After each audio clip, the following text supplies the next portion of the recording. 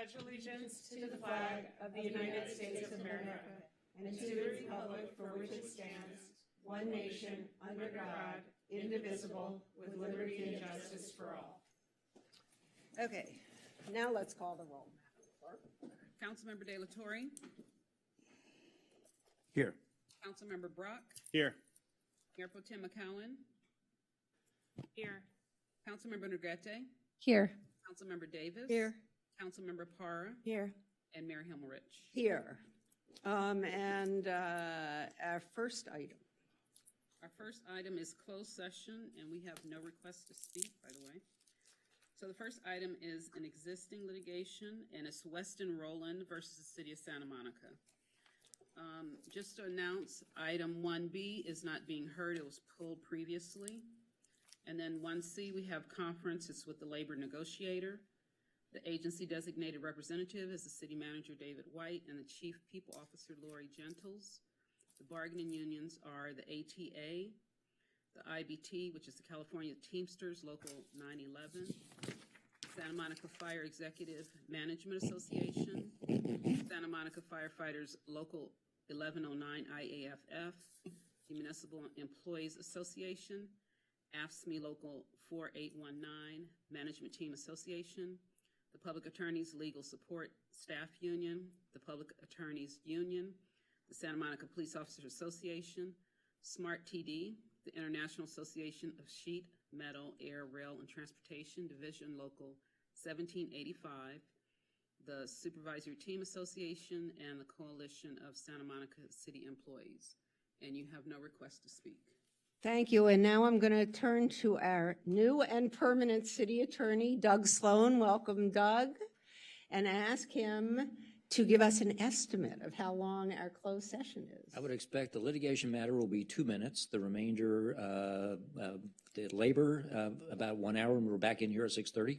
Yes, we need to be back at 6:30 because our agenda is really quite long. Then we may reconvene after the open session items and closed session again on labor items. We may do that, and I think we've had some polling for other dates. But in any case, whatever we need to do to get through tonight, we will do. Thank you. But we will be back from closed session at 6:30 because we are mindful that we have a very long calendar tonight.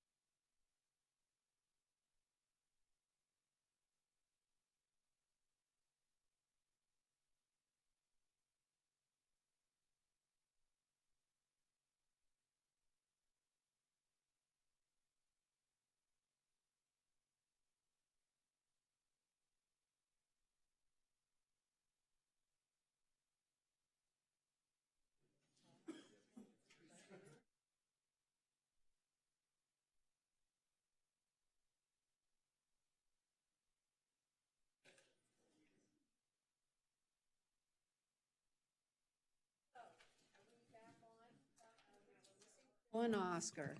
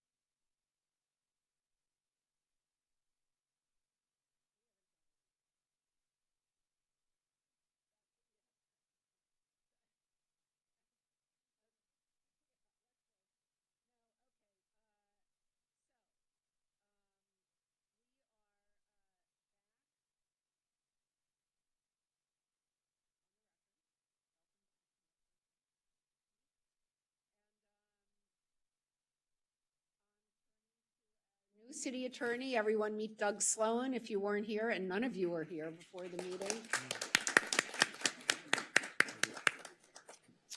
So, Mr. Sloan, can you tell us if we have anything to report out from closed session? There is nothing to report from closed session. Thank you.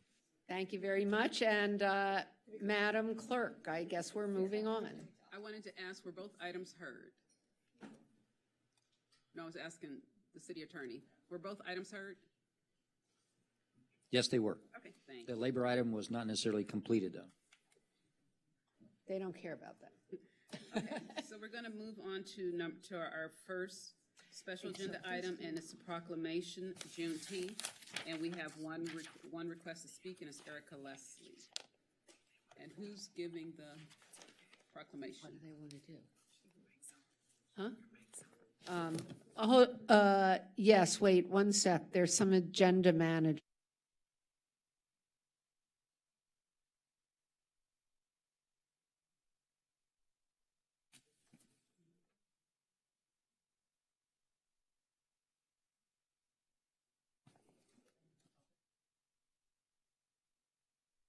Okay, what are we doing here?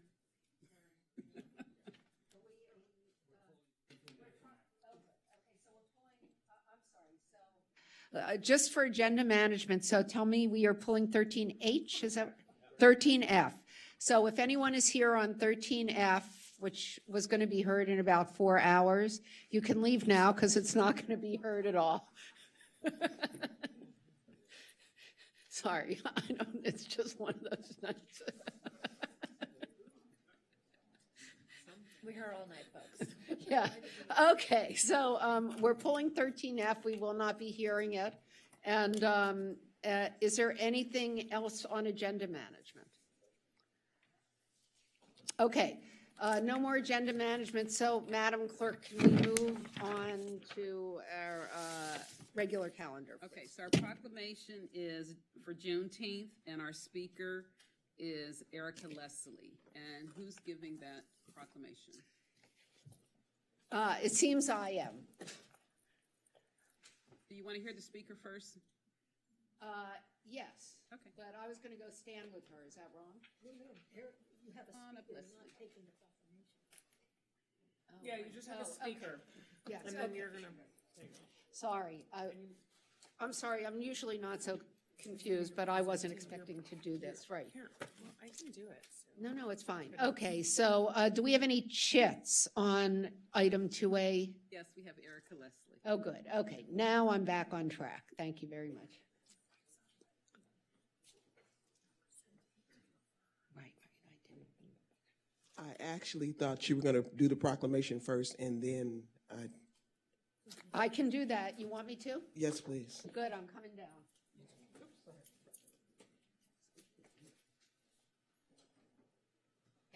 Mrs. Ross, it's so nice to see you. I'm Yes. going to see you again I over know, the I weekend. know. Yeah, no, it'll be really fun. I But know. in the meantime, let me read this proclamation.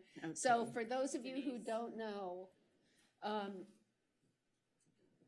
we okay? Presentation behind you. Okay, so this is Mrs. Laverne Ross, who founded Juneteenth in Santa Monica, was it 30 years ago? 30 years ago. 30 years ago, and here we are.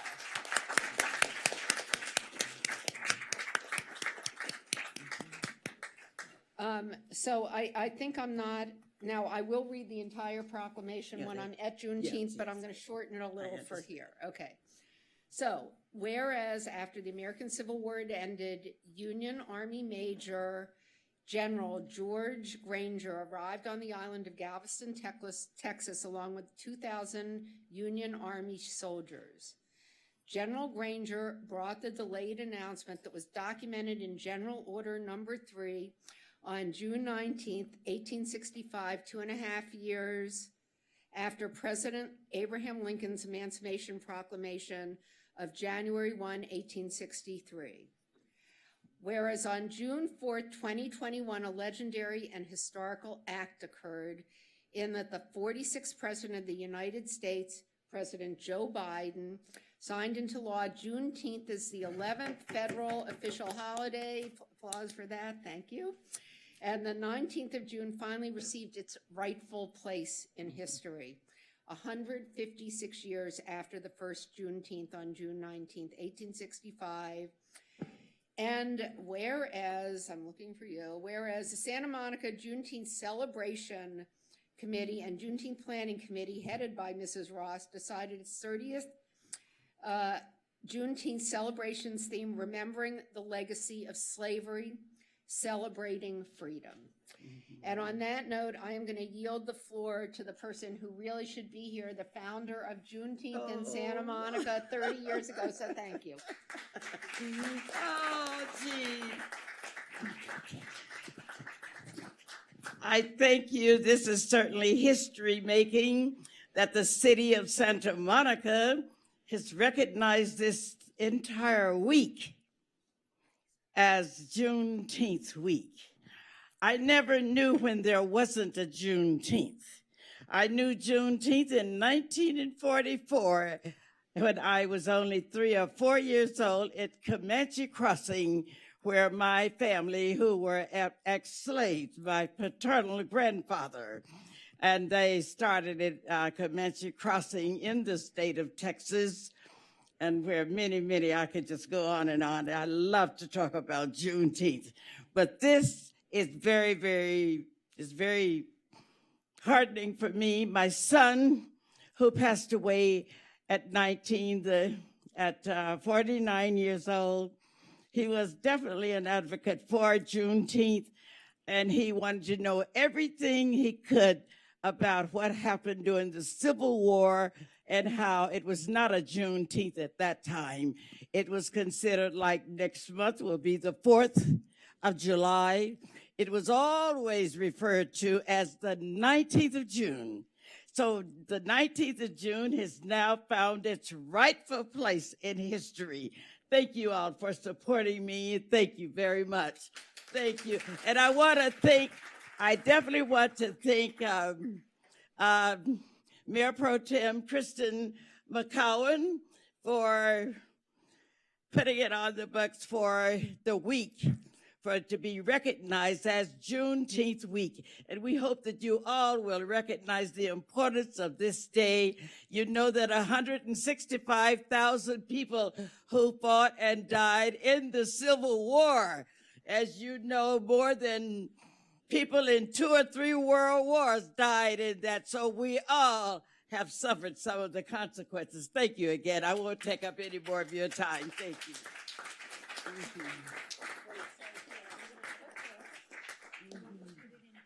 Oh, yes.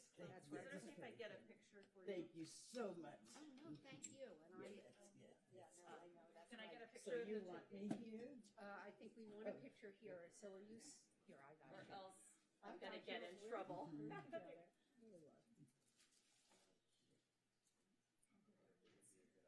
Okay. and I'll see you on the 18th. You will see me on the 18th. Yes, and by the way, the Juneteenth celebration in Santa Monica is on Saturday, the 18th, not on the 19th, at Virginia Avenue Park. Lots and lots of And we'll all be entertaining and there. lots of See dancing everyone and there. shouting, and please be there.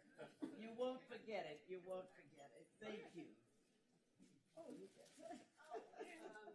So now, yes, we're on to this. Always do this.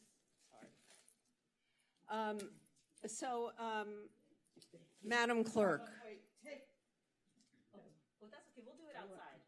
Or Eric, Robbie, take. oh, and there's Kristen. Oh, no, this is good, I'm glad. Kristen, come on, Kristen. No, I, yes, you should. very good. No, I wanted I gotta get back to you too.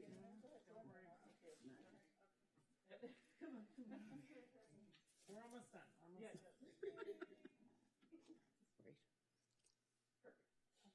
Thank you. Congratulations. Thank you. You're ahead of the curve. Okay. Be careful. And I'll talk, we'll get together. We'll talk. So, Oh, Erica, yes, are you Erica. still, do you want to speak or are you done? Yes? Okay, good. So do we have any other chits, Madam Clerk? No, we just have Ms. Leslie. Okay, good. Oh, thank you. Good evening, City Council members. I just wanted to say thank you to Laverne for carrying on the legacy and the culture of the Black community here in Santa Monica, for her steadfast work for over 30 years to make this come to pass. All the things and the nights that nobody sees till we got to this point. Thank you, City Council, for recognizing her, and thank you for making this week recognize the proclamation. And thank you, Erica, for your kind remarks. And wait, I have something, wait, we should put the proclamation in this so that it doesn't get all messy. So there we go. And I'll see everyone Saturday. Thank you. Great, thank you very much. And thank you, Mrs. Ross, for joining us tonight, and I'll see you on Saturday. And now, we are on to the, unless we have, do we have any questions of staff about that item? No. On to the city manager's report. So we have the city manager report, and we have one request to speak. It's Denise Barton. Ms. Barton?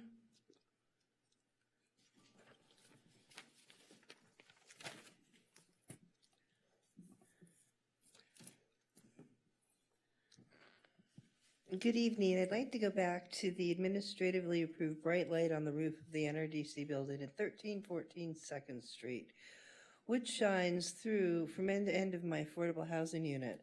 Would that be equal to or in excess of a measurement of 0.5 foot candles of light? We'll get back to that later.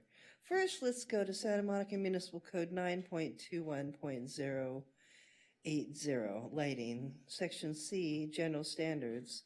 Number 3, shielding. All light fixtures shall be shielded so as not to produce obstructive glare onto public right-of-way or adjacent properties. So it wouldn't seem to comply with that municipal code.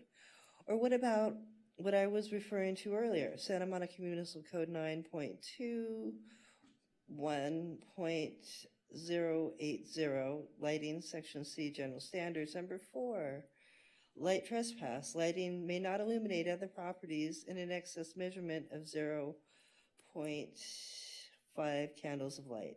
I don't believe the light complies with this either. Although code compliance said it was an acceptable amount of light and that they knew municipal code, which I have a find hard to believe, because half a foot would only go onto my balcony, not through my apartment from end to end. I keep asking for assistance because I'm not the only affordable housing unit that this negatively affects. Actually, if it only negatively affects affordable housing units on the north side of the building my affordable housing is in, and considering how far it strays from the municipal code, one might start to wonder if this is being done purposely. So if I have to do this presentation again, I will have the picture to further make my point. Thank you. Thank you, Ms. Barton.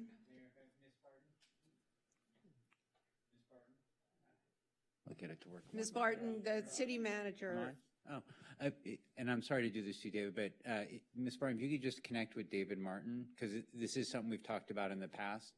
He's familiar with this issue, and so. I've tried to talk to this with him before, and it's gotten nowhere. Okay. So I don't know what doing that again would do, because like I said, if you have the people that have actually did the administrative approval that are the ones you're sending it back to, and they did it wrong in the first place, do you think they're going to admit that they did it wrong? Okay. Okay.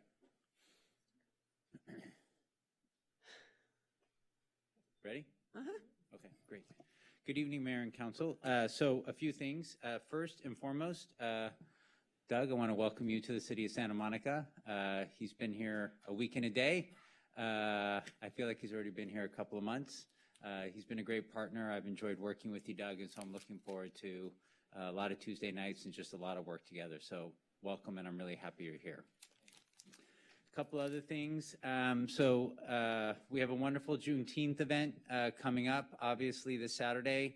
Really looking forward to it, spending the afternoon in Virginia Avenue Park. But there's a lot of other action in the city coming up this weekend, so I just wanted to make sure to point out some of these events and give them their due. I am hopefully going to stop by, because I've never actually seen this before, but our cardboard yacht regatta will be occurring on Saturday. So yeah, I'm looking forward to it. I've heard it's a lot of fun. And then I also... You bring your own cardboard yacht? I don't have one of those. And then I really want to give a big shout out for the library. So we have our Summer Reads program going on. I apologize, I don't remember the title. It's a Joan Didion book. I even cracked it open myself. I'm looking forward to digging into it. And I just really want to encourage the community to join together in this wonderful summer program so that we can all get together and, have some conversation about a great book. So that's my report for this evening. Thank you very much. Thank you, Mr. Manager. And now, Madam Clerk, I guess we're asking for reports on travel. Yes, does any council member have anything to report on travel since the last council meeting? I'm not seeing anybody. Nope. Okay. All right, so next we go on to the consent calendar.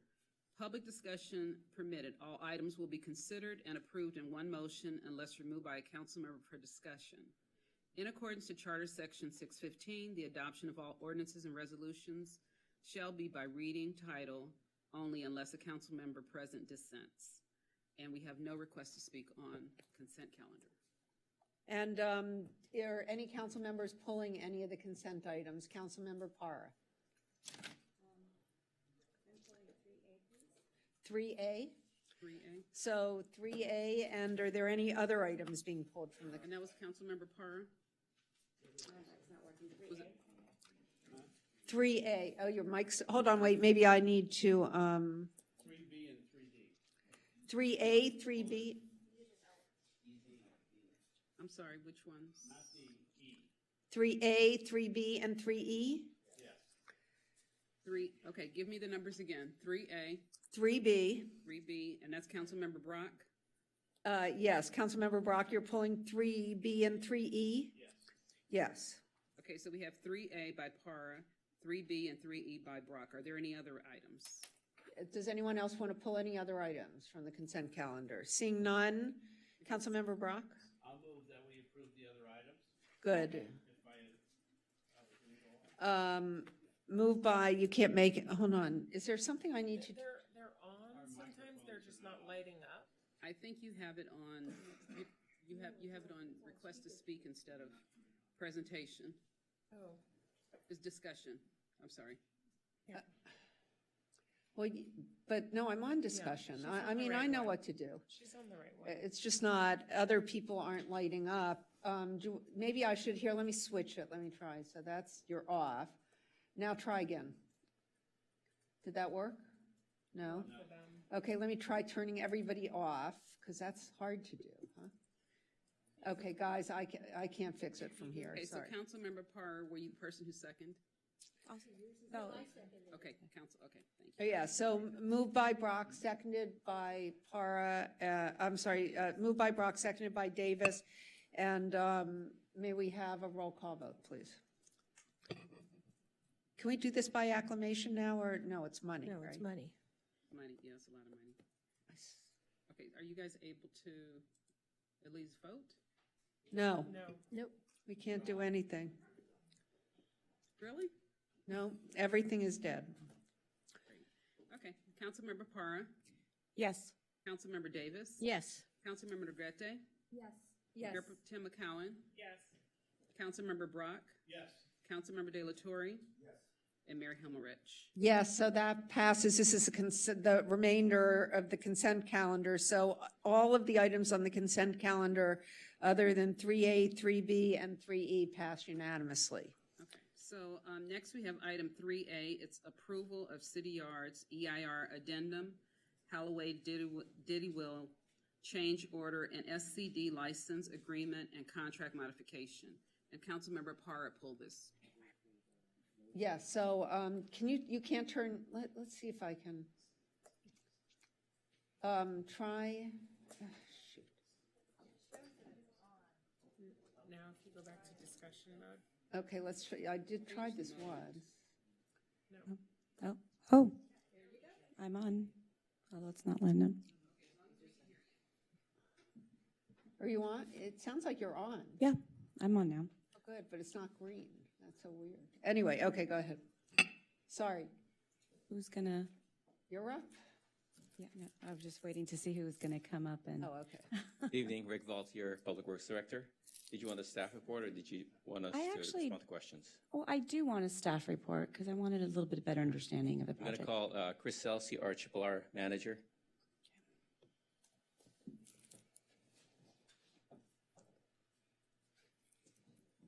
Good evening, council members.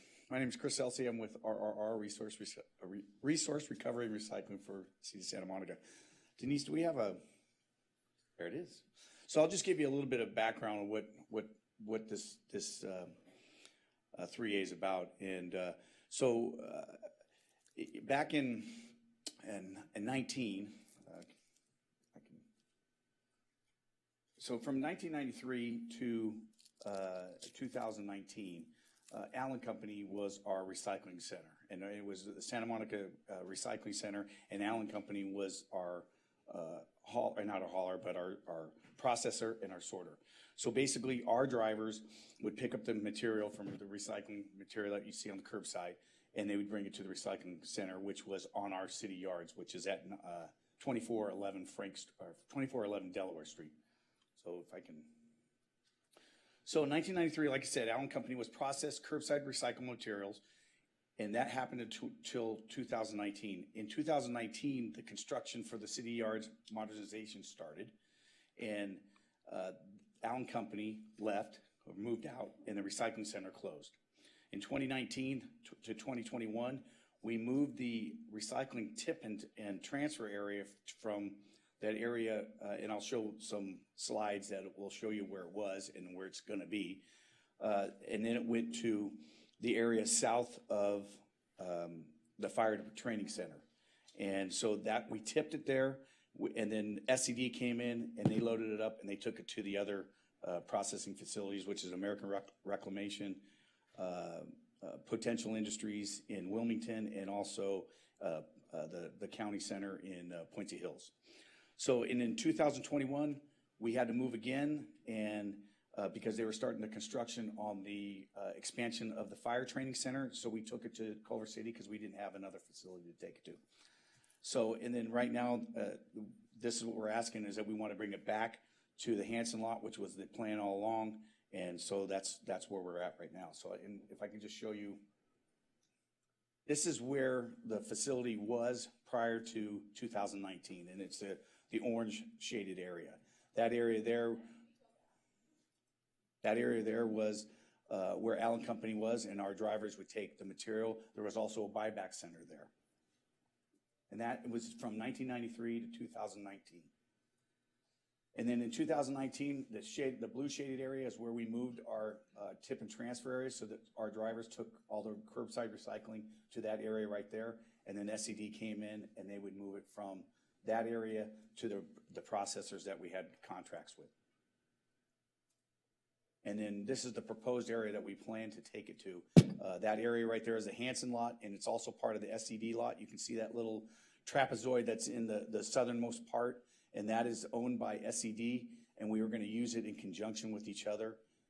And on their site, they were planning to, we plan to tip and load and transfer out. And then on our site, which is the Hanson lot, we are planning to maneuver, queue our trucks, and also store our material, or store our equipment there. This is just kind of an overall look of what the city yards modernization plan looks like. So where we're at is where the purple is down below, down near the mobile home park. And the big purple is where our operations will be. And then the little sliver of purple next to the Gundara Park, that's where our container maintenance would be located. And again, this is just kind of an overview of how the activities will be happening along that area, in that area of Hanson Lot and SCD's property. And that's what I have right now. Thank you. Sure. Can you please go back to one of the maps, the one that, if you go back, I think that's a good one. You can go back to that one. Okay, this one? That pretty much, we can talk about this one. Okay. So walk me through the operation. So let's say once you are up and going, because I understand that this is going to be where the tipping is, the sorting, the idling, the truck. So which way are the trucks going to come in? So walk me through a truck coming in. Okay, do you see the road that is on the south? You can see this little road, okay? The trucks will enter from Michigan, and that's 24th and Delaware right there on the corner. So they'll come in that way, head east.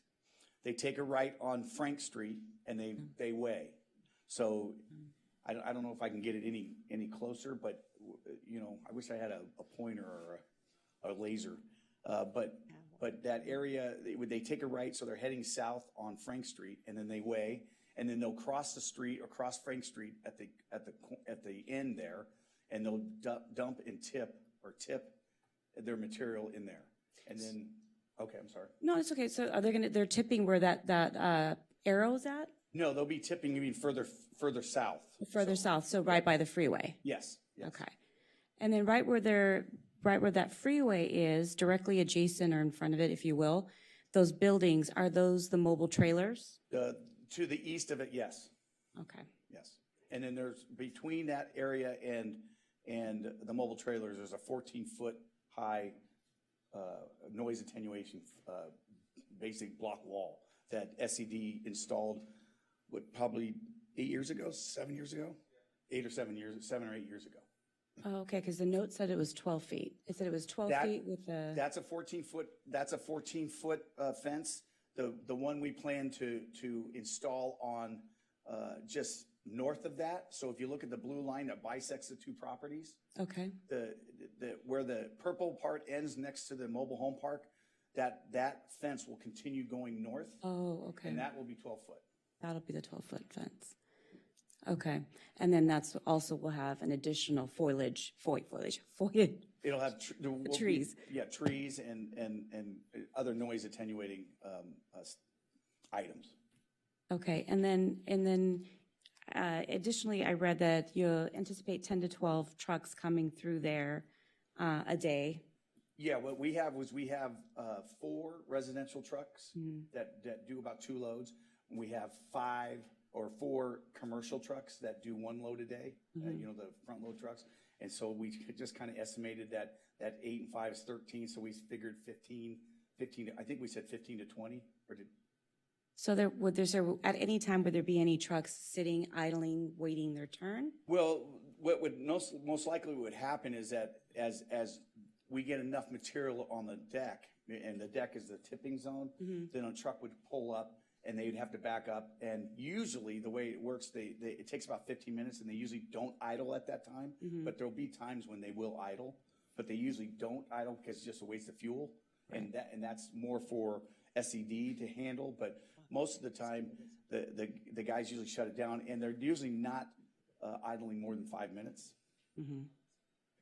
So as you can see, I mean, so I live in this area, and I'm, and I read the entire EIR report, and it, it indicated that, no impact to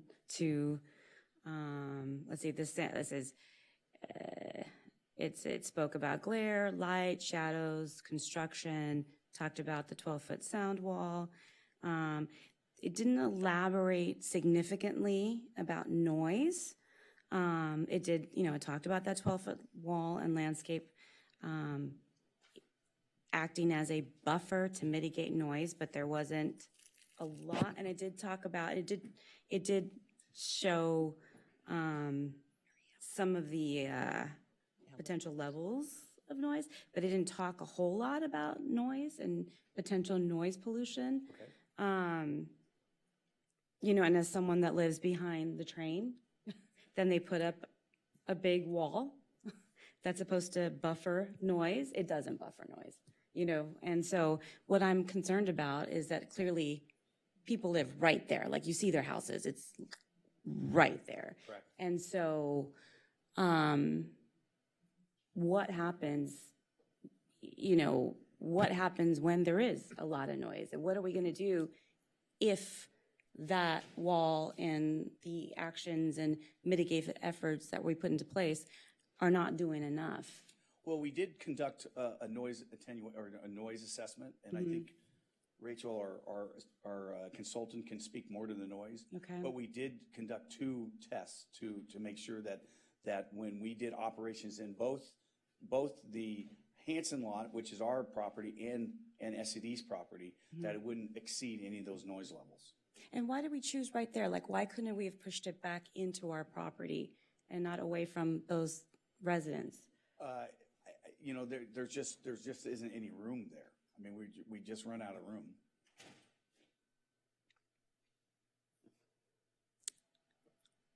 Okay. Would you like to hear any more about the noise? I would, because I'm extremely concerned about this operation abutting up against where people live. Thank you. Hi My there. name is Rachel Strulia, and I represent Dudek, the environmental consulting firm Dudek, and we prepared the original City Yards EIR that was approved in 2019, and then we were engaged by RRR to assist the city with the addendum for this project. And so what we did on noise, because noise is an issue, and we knew that that would be one of the 2 primary issues, I think, of concern, being so proximate to the mobile home park. We did a simulation on June 10th at the SCD property, and we specifically looked at dumping, trash dumping, piling, and loading on just the SCD lot. Okay, and we had the city simulated, brought trucks in, did the dumping of the materials, and we took noise measurements. And we took noise measurements both on the SCD lot and a concurrent or simultaneous noise measurement in the mobile home park. So we could understand exactly what the noise level was on site at the same time in the mobile home park, given that that's the sensitive receptor. We came back and we also did another simulation, and we did it on the Hanson lot, okay? And we did truck driving, dirt dumping, and dirt loading on the Hanson lot. And we did the same thing. We did the site measurement, and then we did a concurrent measurement in the mobile home park. And then we looked at 2 different scenarios of whether there would be tip and transfer at SCD, and then truck queuing, dirt dumping, and dirt loading at Hanson. And then we kind of looked at what I would call maybe a worst case scenario, which is we did tip and transfer, truck queuing, dirt dumping, and dirt loading all at the Hanson lot, right? And what we learned was that 14-foot wall that's at the east side of the SCD lot is extremely effective at mitigating noise, to the point where the noise measurements, and if you want to read more in depth about noise, you really want to look at the noise report in the back of the addendum. I was There's a looking noise at that. memo, okay? I didn't understand it. I was looking at it. But what that will tell you is that the difference in the noise measurements on site and at the mobile home park, the concurrent noise measurements, had a decibel difference of 9 to 14 decibels. And that's pretty significant. So we knew in order, if the activities are going to happen on the Hanson lot, it is critical to have a noise wall, a sound wall. And that's why the city is proposing to build the 12-foot wall that will extend from the 14-foot SCD wall all the way to the northeast corner there, so that it will attenuate noise to the mobile home park. And that is a critical piece of the project. So I certainly understand your concern. It is very close to a sensitive receptor to the mobile home park, but the noise wall should have a very effective mitigating effect on the noise levels from the site. I appreciate that explanation, and I didn't realize the amount of testing that was conducted. So I appreciate that was being done. I think I'm done with my questions, but Yeah, so Mayor Pro Tem McCowan and then Councilmember Brock. Oh, and I just wanted to add one detail. We did not actually measure or model the noise wall, okay? Because that gets kind of complicated in noise analyses.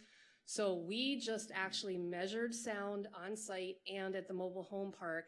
We did not, model a proposed wall. So these are conservative measurements. So I wanted to just add that point as well. So I'm happy to take any additional questions you might have.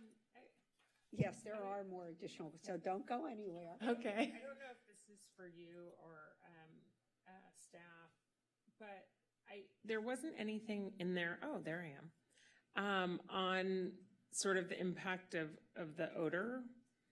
And I'm just curious if that was considered, because I know where the current tipping portion is. It obviously attracts a lot of seagulls. I know you guys have the hawks or whatever in the air for that. So presumably they'll help with that over that site, which raises other concerns as we get a little more residential. But those birds are pretty, yeah, I know, I did find a small dog skull in my yard recently. I'm just, the smell is pretty bad when you're over there and they're tipping. Did any sort of thought go into how that odor will sort of enter the residential area? Yeah, we did look at that. What I understand, and I would turn to the city staff to elaborate, but what I understand is that the materials cannot be wet.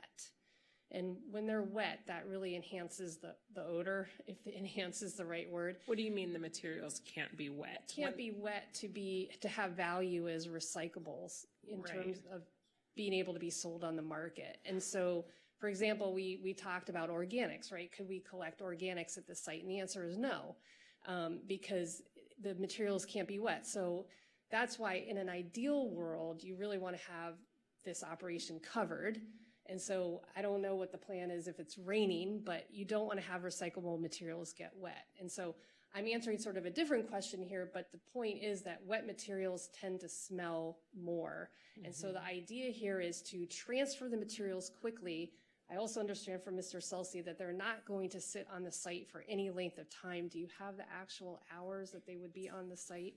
Yeah, we're required to remove it within 24 hours. So we're required, as soon as it gets on the ground, Mike's usually, or SCD is usually pretty good about putting it in a truck, getting ready to take it away. It's got to be cleaned every day. The floor, if you've ever gone out to the transfer station, it gets cleaned every day. Yeah, I guess I've never seen it sort of at the end of the day when it's getting cleaned. I've only seen it sort of in between drop-offs. Yeah, if you come in about 4 o'clock, it's pretty, 4 o'clock, Mike? Yeah, 4 o'clock is usually when it's clear. And, okay. The materials in it. And just to let you know that recycling materials shouldn't, or not technically, but theoretically shouldn't smell. And we know it does, yes. But it's not organic material and it's not putrescible, the regular garbage. And we did that on purpose because we wanted to keep that, that sort of issue to a minimum. Okay. And then this from 8 weeks from council approval is when this will start. Is that correct? No, that's when we wanted to complete it. We wanted it done by the end of the summer. Oh, right. And so the transfer, would be completed 8 weeks from now. Yes. And so when will the trees be installed? And are you installing full-size trees or are these kind of? I don't know when we're installing trees. Sorry for all the questions. Oh, that's quite all right. Hello, Council. I'm Sebastian with Architecture Services. So the plan is currently on that east side, where the sound wall, the new 12-foot sound wall is going to go, we're going to be planting larger size. They are mature, but they're not like, they're 24-inch boxes. And those will be go in at the end, the tail end, so at the end of the 8-week period. And that's just because there's And what kind? Right now, there's 2 species that we're looking at: mesquites, Chilean mesquites, or tipuana tipus. They're the ones with the yellow flowers. Okay. So they both have broad canopies that would assist in, attracting birds and also, catching any sort of debris that would leave the site. So. Okay, great. Thank you. Councilmember Brock? Just talk. I think it may work anyway. Yes, my voice is pretty loud. Hey, there is a microphone. Look at that. It magically came on. So I have a couple of questions. I heard about the sound wall. Is there anything additional to that sound wall that could be done to enhance the potential sound wall to make sure it mitigates sound and noise to the residents directly adjacent? In other words, are we stopping somewhere where we could add more? That's my first question. So yeah, we've looked at adding additional trees if necessary along that purple, kind of the southern edge of the city yards. That's a possibility where we could probably plant some trees. But as the trees mature, obviously they'll get bigger and become more effective, I'm talking even about wherever the sound lady was. She left. Oh, there she is. Sorry. Sebastian hid you. So my question more is that wall the maximum best alternative at that site? Because I know you weren't able to test with the wall there. Right. So my question first for you, is there something that could be done better to enhance protection for the neighbors? And secondly, for Rick and staff, if it doesn't work as well as it should, is Public Works prepared to go back and add to that wall? Right, so I guess I could answer your first question, which is, in an ideal world, it would be in an enclosed building. But that is more expensive, and there are site constraints here.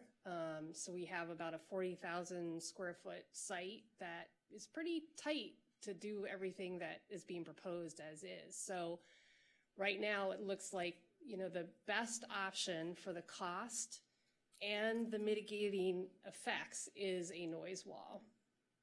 And I guess I'll go back to whoever wants to answer that. Are we doing the maximum with that noise wall we can, or could the noise wall be enhanced even further?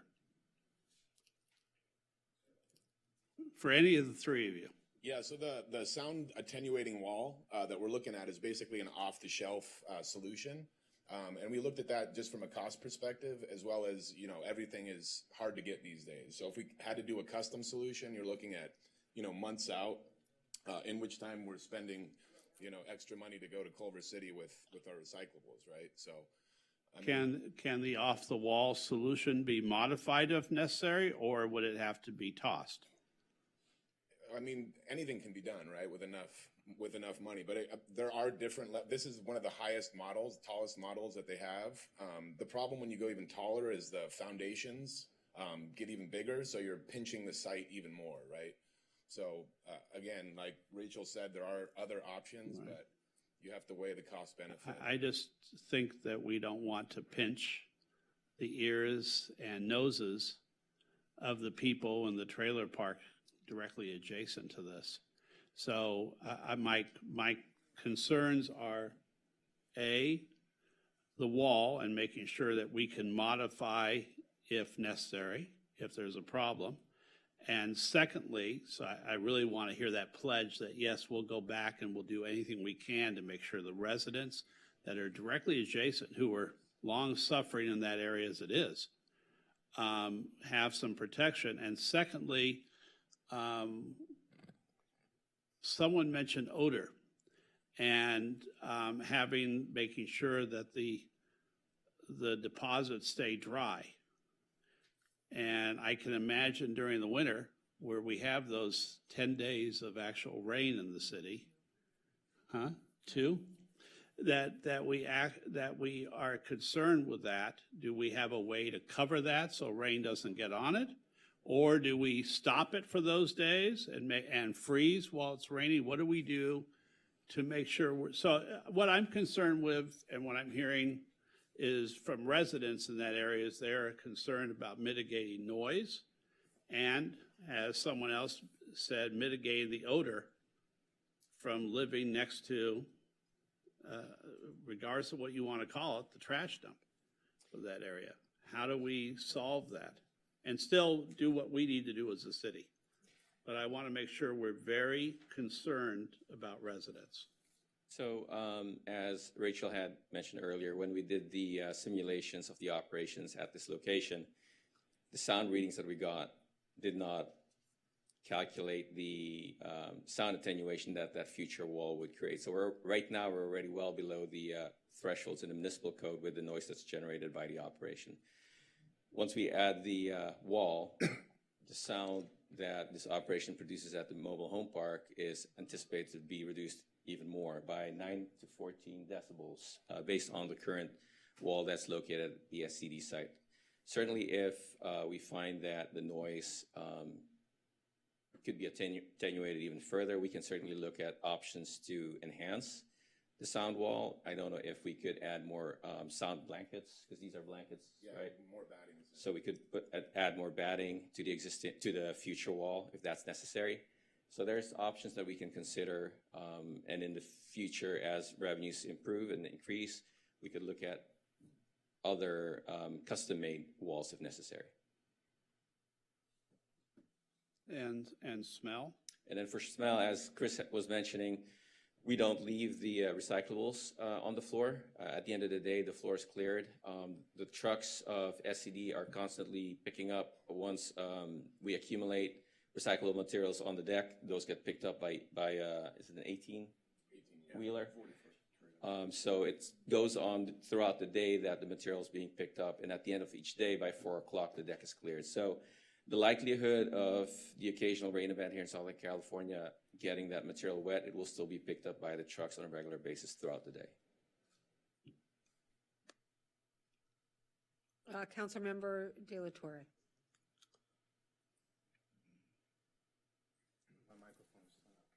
Just start talking. Okay, testing. Yeah, okay, here we go. Isn't that weird? So I appreciate all the questions from my colleagues on this matter.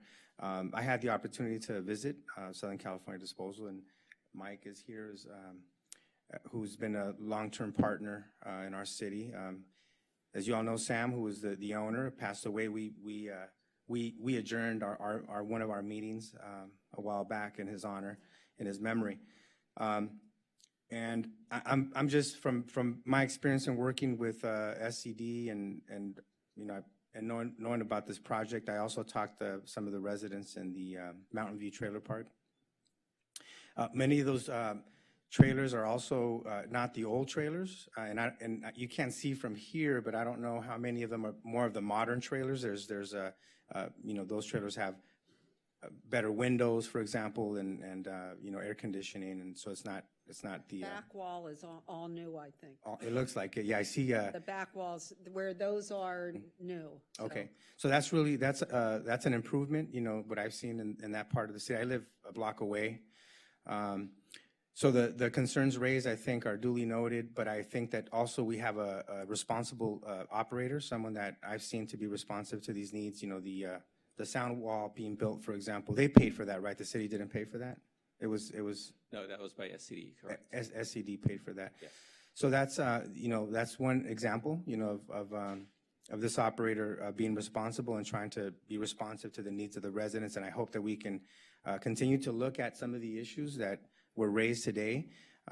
One resident at the trailer park talked a little bit of, said that the sound wall was there, but you know, maybe there can be some modifications to make it more effective, and also to have some type of screen.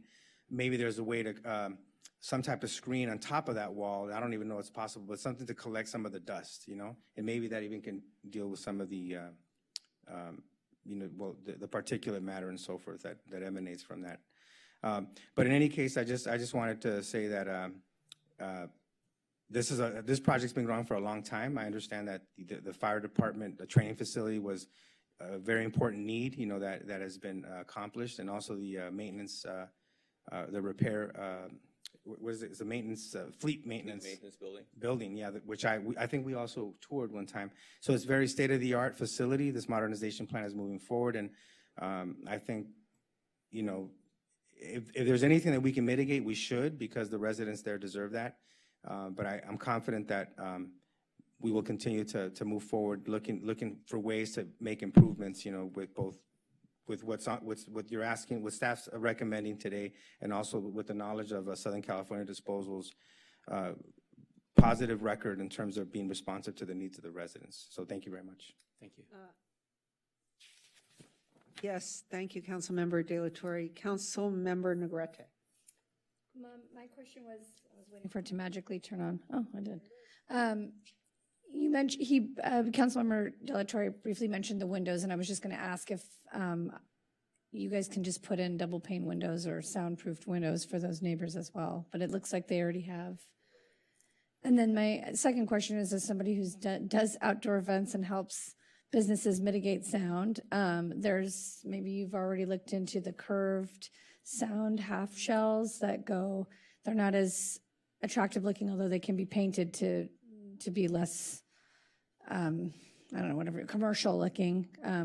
A lot of high-end businesses use them when they have outdoor sound and they've got sound ordinances issues, and it helps entrap the sound in a nice way, and it's much quicker than waiting for a tree to grow as well, because it'll also collect the dust. Is that something you guys are looking into? It's much less expensive because people use them all the time for long-term temporary use.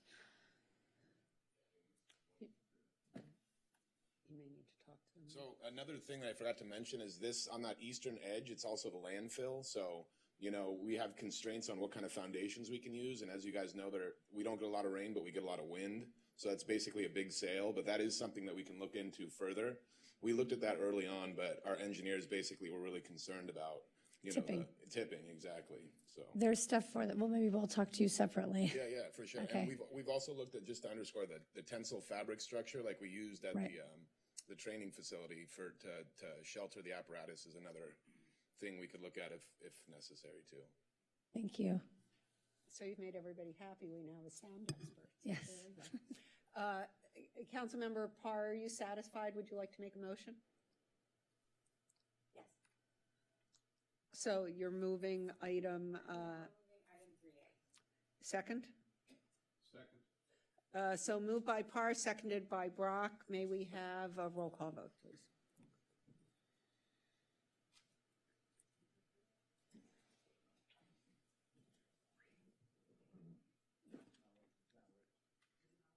No, we can't vote. Oh, no. And there's nothing I can do to help you, right? I'm not I can do it when you guys are done, but it's coming up, doesn't it have the first? Okay, Parr and Brock. Okay, Councilmember De La Torre. Yes. Councilmember Brock. Yes. Mayor Pro Tem McCowen. Yes. Councilmember Negrete. Yes. Councilmember Davis. Yes. Councilmember Parra. Yes. And Mayor Himmelrich. Yes, so that passes 7-0. And now, item 3B, Councilmember Brock. So Oh, I'm Mayor. sorry, right, That's I okay. know you did. 3B is award construction and construction management contracts for the annual water main replacement project. And this was pulled by Councilmember Brock. Rick, did you want me to put up is there a So do you want a presentation? full staff report? I don't want a full staff report. I think either the city manager or Rick can probably answer questions on this. I was concerned that when we look back, there we go. When I look back at the capital budget for fiscal year 21, it seemed like the water main replacement was budgeted at about $2.1 million per mile. This is for 9,000 feet, about 1.7 miles of water main, and other items, and it comes out to 6.53 million. So that implies that the water mains are now 3.7 million, and everything else is 2.8 million. So I can't figure out from looking, if we look back at the budget appropriation and we look ahead to now, are we getting good value? Did something go awry? Are we still in line with the original appropriation in 2021 or 21, 22? Thank you for that question, Council Member. So if you look at the budget from fiscal year 2021, 21, 22, and in the future years, you'll notice that the first 2 years in the 5-year forecast was about $2 million lower than the future years. And that was done intentionally because those were the 2 years right after COVID where we had to do some creative budgeting. We reduced the planned water main replacements for the first 2 years so that we could free up money to maintain our operations and for some of our water self-sufficiency projects that were ongoing at the time. So we intentionally lowered the budget for fiscal year 2021 and for fiscal year 21-22, where we wouldn't be averaging the proposed 2 miles per year replacement schedule. And so that's why there's that discrepancy that you found between the budget for those 2 fiscal years and the contract award that we're recommending tonight. When we're doing these contracts in the 3 items, is there a way to make sure that that comparison is apparent, that there is an increase because of? I believe. In other words, make it more transparent so that if a resident wanted to look, they would be able to say, all right, it was budgeted this, but because of this, we can certainly do a better job in the staff report to explain the fact that while we were projecting to do less in these 2 years, that we are now trying to play catch up and return immediately back to our 100-year replacement schedule sooner than what we were anticipating about 2 years ago. And we could do a better job in explaining that in the staff report. Yeah, I think because it's not only for us up here, it's also for any interested residents in the city. So I think whenever we do staff reports, anytime you can make it easy for the layperson, us, and residents to understand, I think the better it is. Absolutely. Thank you. I'll move approval. Thank you.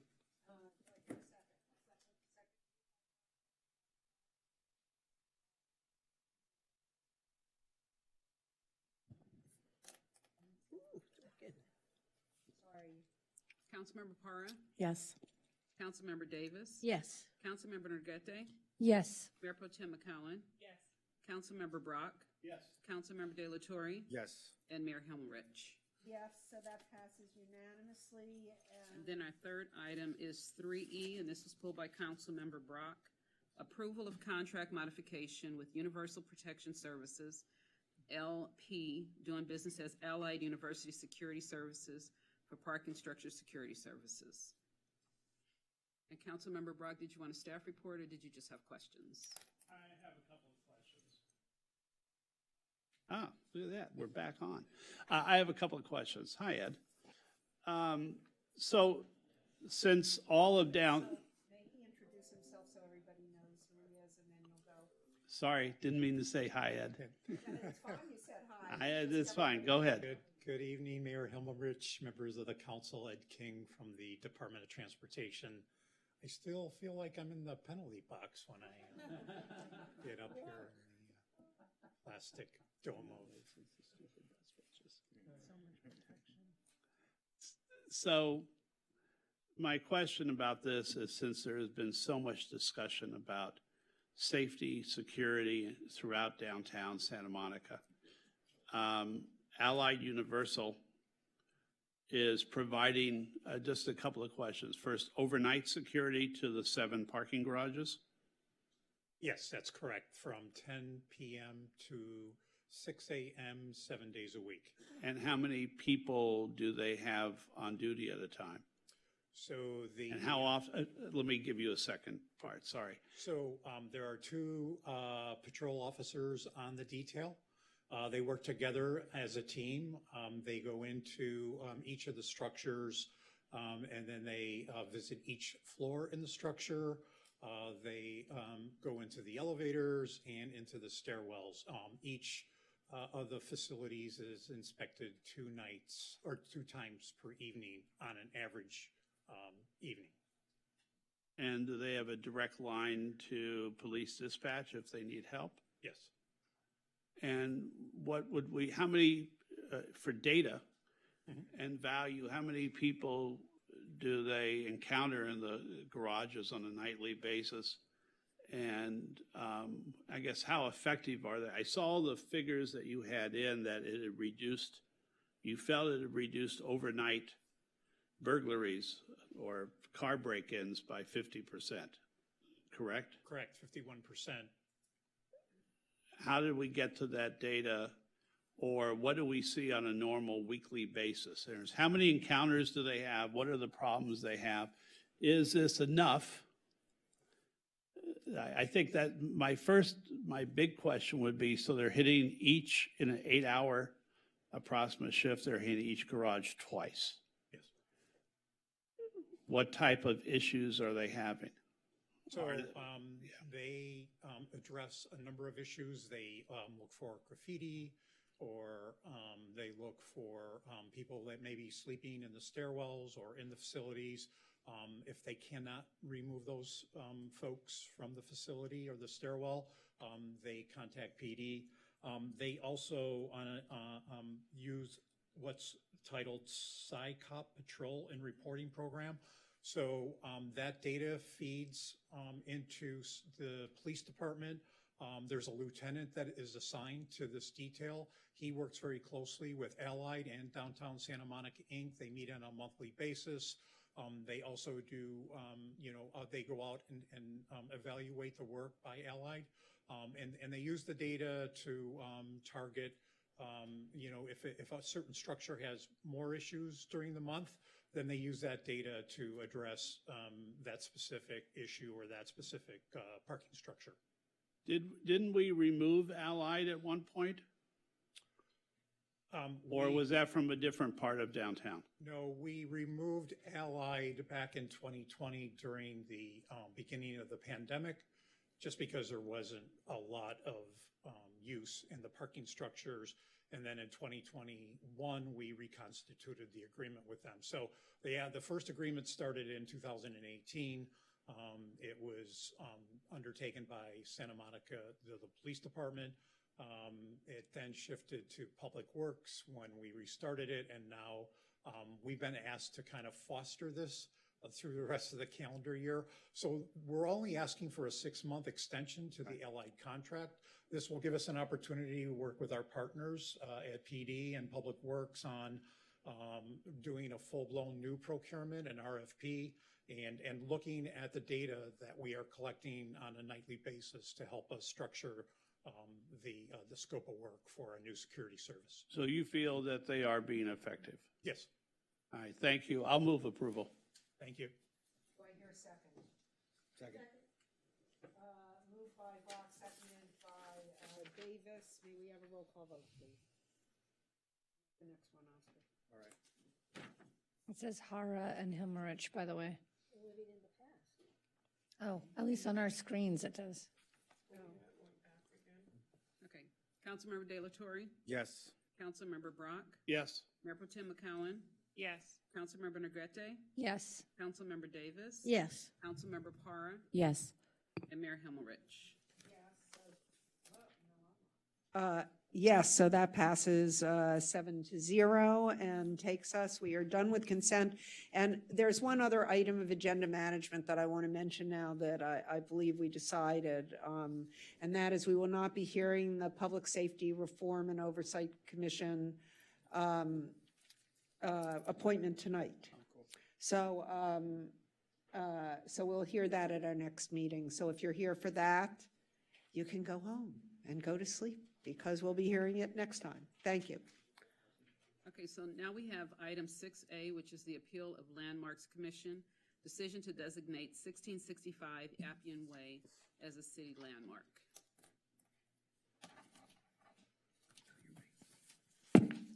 Good evening.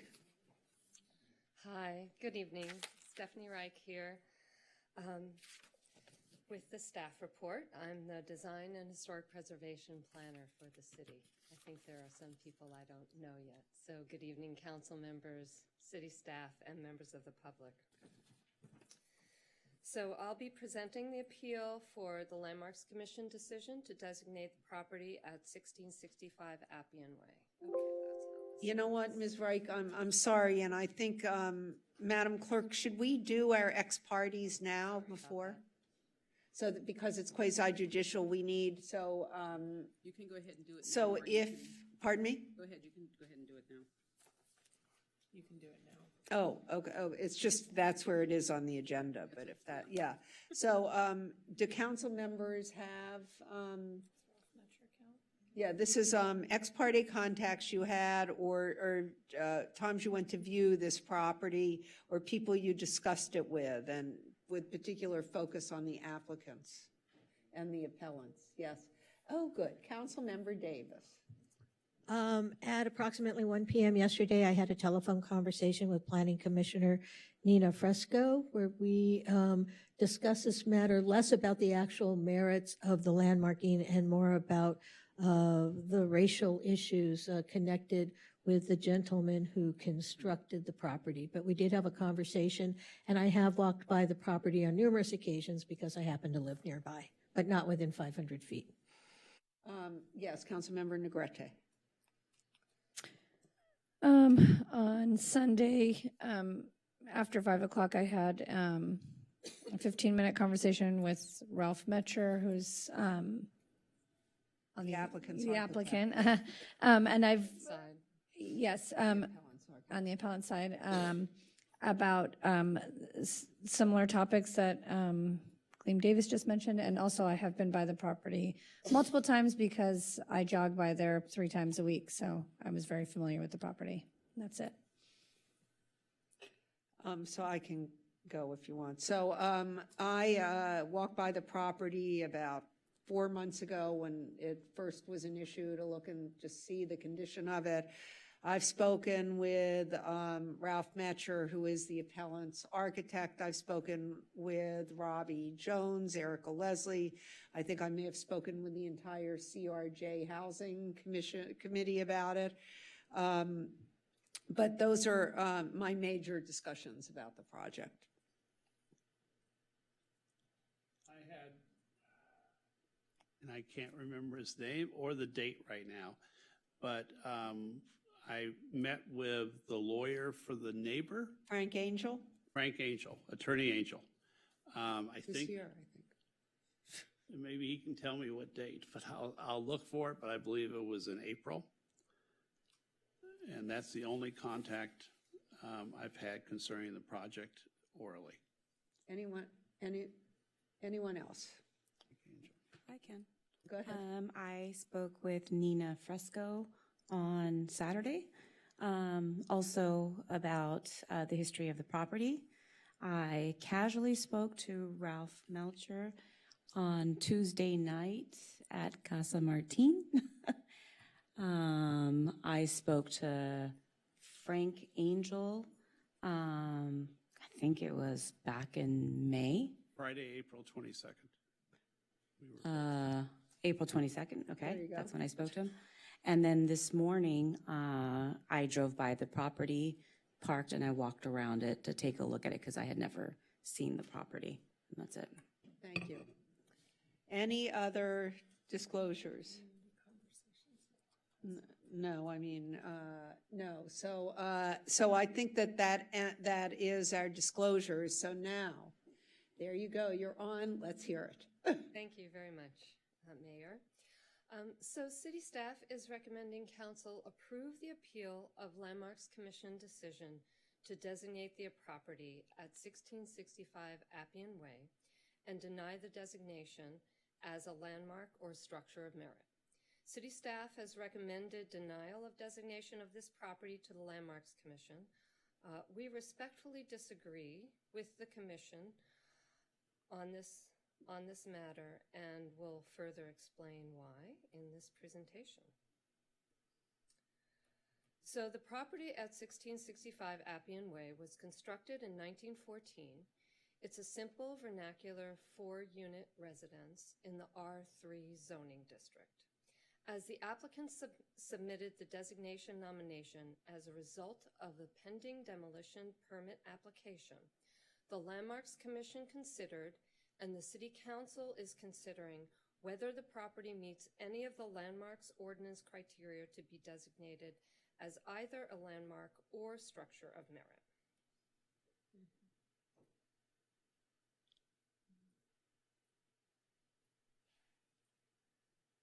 The property is in the area near the beach between downtown and Ocean Park. As part of the process of analysis, the city contracted with Architectural Resources Group, ARG, to do a complete assessment of the property based on landmark and structure of merit criteria. These are the landmark designation criteria. The landmarks designation criteria were adopted by City Council in the 70s when the original landmarks ordinance was adopted. Preservation professionals and others can sometimes disagree about whether or not a property meets the criteria. City staff and other historic preservation professionals rely on guidance from the National Park Service and past practice by the Commission in order to make decisions that are grounded in sound principles and professional practice. The project was heard by the Landmarks Commission on September 13th. At the meeting, a member of the public provided information regarding the documented racist actions of the original building property owner. The item was continued to November 8th, Landmarks Commission meeting, so that the Commission can consider that item. While the racist practices of the property owner were not recognized in the final statement of official action, the Commission struggled with that aspect of history of the property, and as such warrants mention in my presentation. While the City of Santa Monica must recognize and come to terms with the racist practices that were prevalent in the city's history, the Commission, ARG, and staff found that this property was not specifically, identifiably associated with those practices. It is also unclear if and how such practices would properly be recognized by the Landmarks Commission in a designation. Nevertheless, the Commission found the property to be eligible under Criterion 1, that it exemplifies, symbolizes, or manifests elements of the cultural, social, economic, or political, or architectural history of the city. That's the criteria. Primarily based on its rarity and association with original patterns of residential development. The applicant has presented information that the property also qualifies under Criterion 4 due to its rarity as a double bungalow type.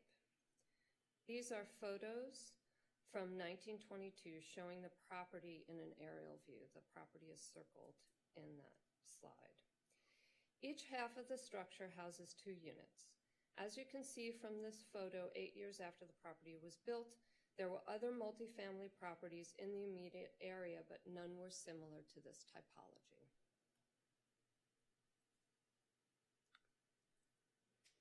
Staff has reviewed all the evidence presented at the Landmarks Commission meeting. We respect the process of the Commission deliberation and the level of expertise represented by the Commission. However, we continue to recommend that the property does not appear to meet any of the designation criteria in accordance with accepted professional practice. We found that the property does not meet Criteria 1 because it's a simple vernacular building. Other multifamily buildings exist throughout nearby neighborhoods and the city. The particular typology was never prevalent and it was never influential.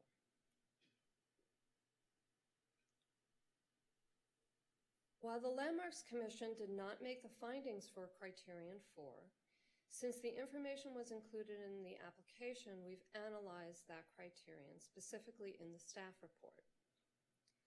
The property is simple vernacular, as I mentioned, lacking any distinctive characteristics of an architectural style. The double bungalow is not a recognized typology, and it was not prevalent in the area. We have found no examples of it being repeated. These are the grounds stated in the appeal. While the Commission found that the property meets Criteria 1, the appeal points out that The staff and GPA, the owner's preservation consultant, who we also sometimes use, I know the three-letter acronyms for every preservation consultant can be confusing to us too, find that the property does not meet the criteria for landmark or structure of merit. The city's consultant found the property was rare enough to meet the criteria one, as did the commission. The appeal statement speculates that because the area of study was very narrow, the property appears to be rare. As explained in the staff report and touched on here, staff and GPA, the historic preservation consultant, agreed that the findings for landmark and structure of merit designation could not be met. The consultant the city hired, ARG, found the property to be a rare example, as did the Landmarks Commission. There has been much discussion over the years regarding rarity, and in this case, staff agrees with the appellant that the property type is not rare or significant. Staff agrees that the property is not a rare example that is now rare, or was never a rare example that is now rare, because there are many remaining multifamily properties that have been built in the 1910s and 20s in nearby neighborhoods and throughout the city. Santa Monica has always had a diversity of building types and styles because it was not developed by a single developer at a single time. There may be a few tracts where this has occurred, particularly in the post-war era, but by and large, the built fabric, particularly in this area, is beautifully diverse. The building is simple, unremarkable, and its specific configuration and typology was never prevalent. Here are abbreviated findings for Criterion 4 to provide more detail why the property does not meet Criterion 4.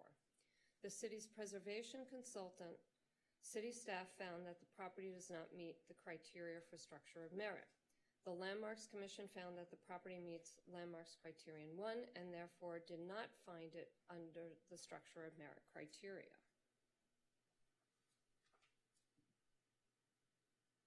So staff recommends City Council approve the appeal of the Landmarks Commission decision to designate the property located at 1665 Appian Way as a city landmark and deny the designation to designate the property as a landmark or structure of merit based on all the evidence in the record.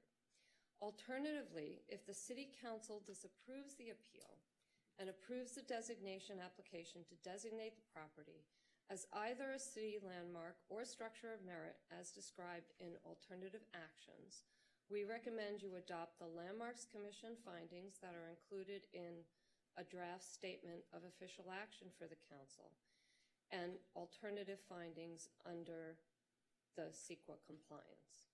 That concludes my presentation, and I'm here for any questions. So council, I have some questions too. Yeah, so you can go first, Councilmember De La Torre. What would be the anticipated project that would go there? By right, what would the owner be able to build?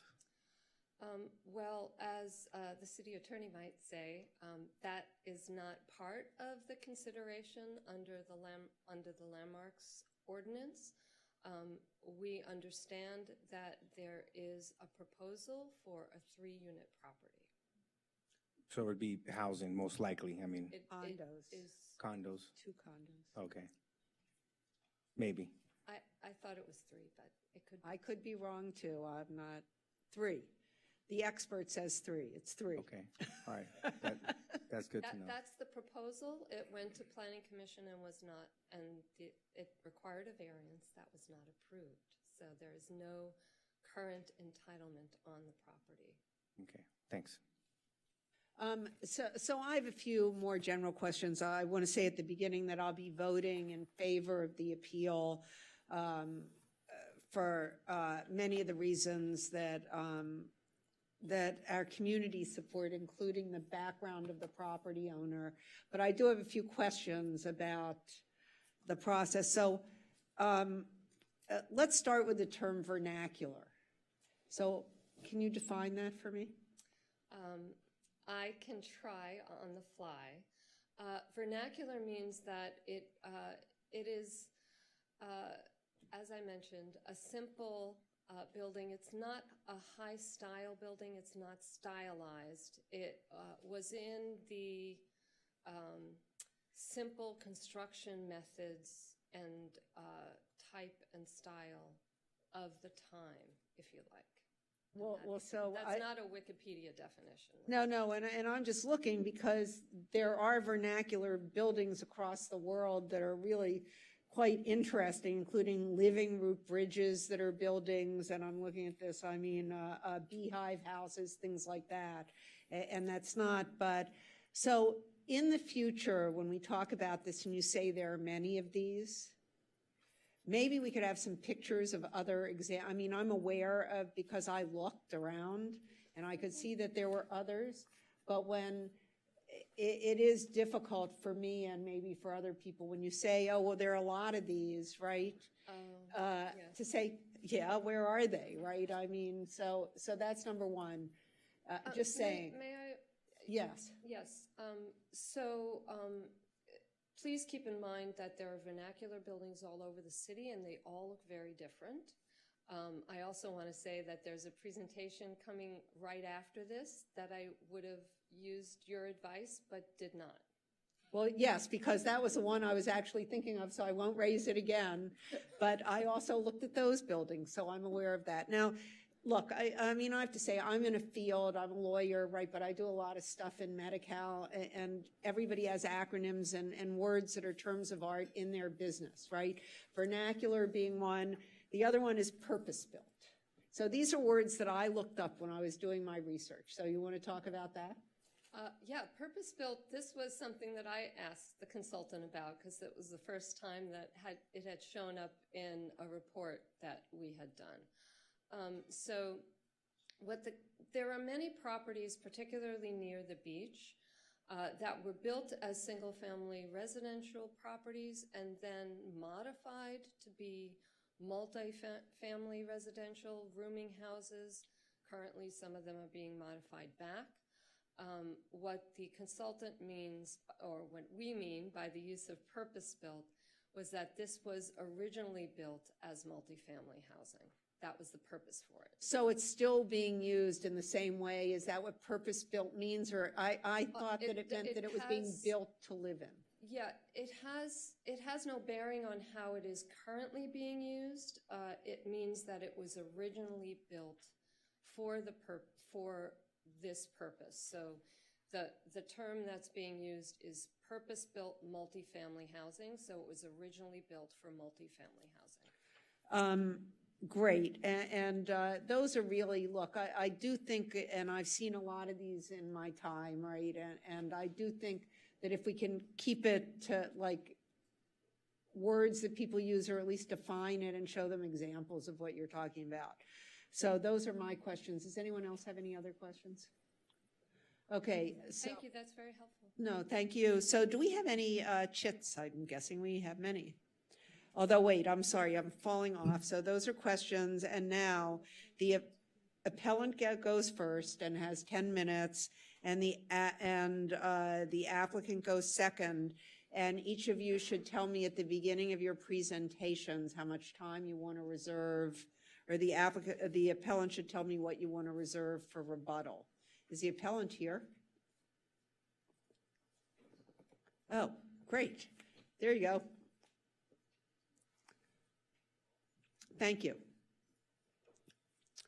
So if you could introduce yourself, thank you, and how much time are you reserving? And I'm going to tell the clerk who will keep track of it. Good evening. My name is Michael Rahimi, and I won't take that much time, maybe a couple of minutes right now. Okay, why don't you take 5 now and 5 later? How about that? And whatever you have left, you can use later. Okay, that's fair enough. Okay, good. I made that up. Over there. It's already up. I just need it to be on slideshow. I'm having a difficult time. Hi, thanks.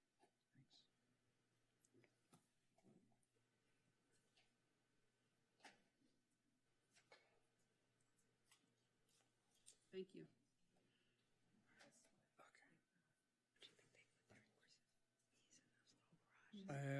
Unfortunately, my architect got COVID, so he can't present the case. So I just got the news a few hours ago. So I would just make a very quick presentation of what is in my mind. The Landmark Commission voted 4-3 to designate 1665 Appian a landmark, but elected not to disclose in their written decision the primary focus of their discussion about John Stotler. Mr. Stotler constructed the existing building in the early 1900s and lived there for several years. Around that time, he co-founded the Santa Monica Bay Protective League with the explicit charge of preventing Black people from owning property in Santa Monica or allowing access to Santa Monica Bay. I'm a long-time Santa Monica resident, over 40 years, and I'm fully aware of our city's racist past. I'm shocked at the idea of my property being a landmark, symbol of white supremacy that pervaded Santa Monica for decades. This property should be demolished and not praised. Unlike the few people in our community who are advocating for this property to be landmarked, our professional consultants are disputing this, along with the city's respected principal historic preservation planner. This landmark designation has brought extremely negative attention to the building and will continue until eventually it is demolished by the authority and power you have. I trust you will make that right decision and not leave it to the future generation. Thanks. Thank you, sir. And I'm sorry, I know you're at a terrible disadvantage, and we will give you the time you need, okay? Thank you. Thank you. Now, may we please hear from the applicant?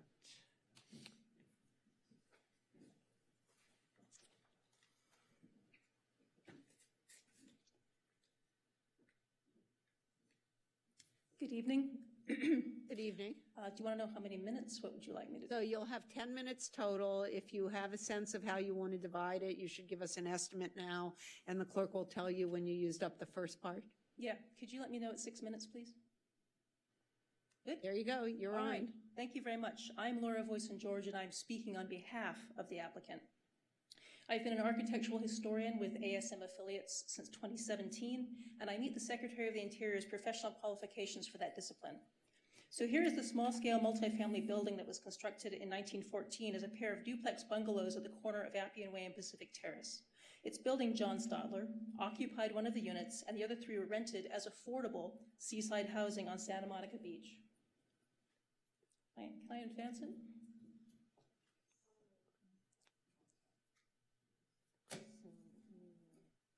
Can you hold my minutes, please?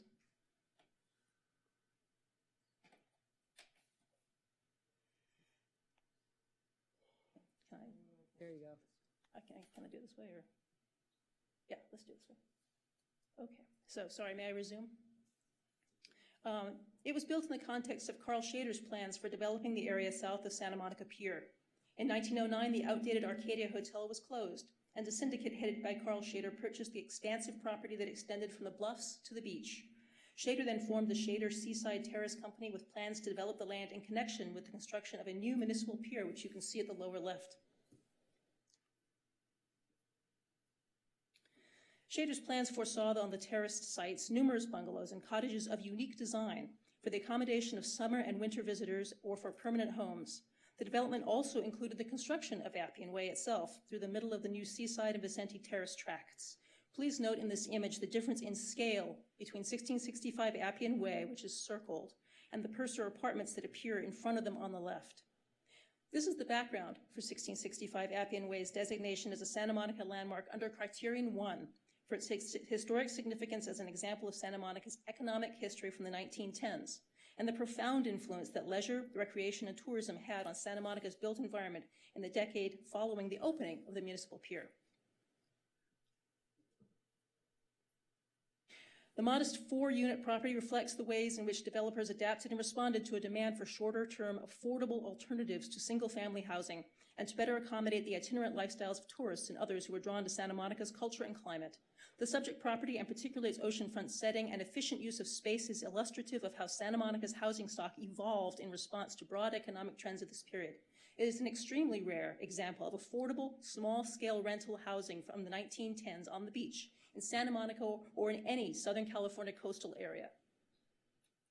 So there's been some discussion about how rare it is. From the 2018 Citywide Historic Resources Inventory Update, here are all of the comparable examples in the city, 11 in total, that the city's historic preservation consultant ARG identified. As you can see, most are not of the small scale of 1665 Appian Way. Number 2. Number 3. Number 4. The two that most closely resemble it, 215 Bay Street and 2524 4th Street, do not share Appian Way's beachfront location, which, as I stated a few minutes ago, makes this building unique in Santa Monica and among the increasingly rare number in Southern California beach cities.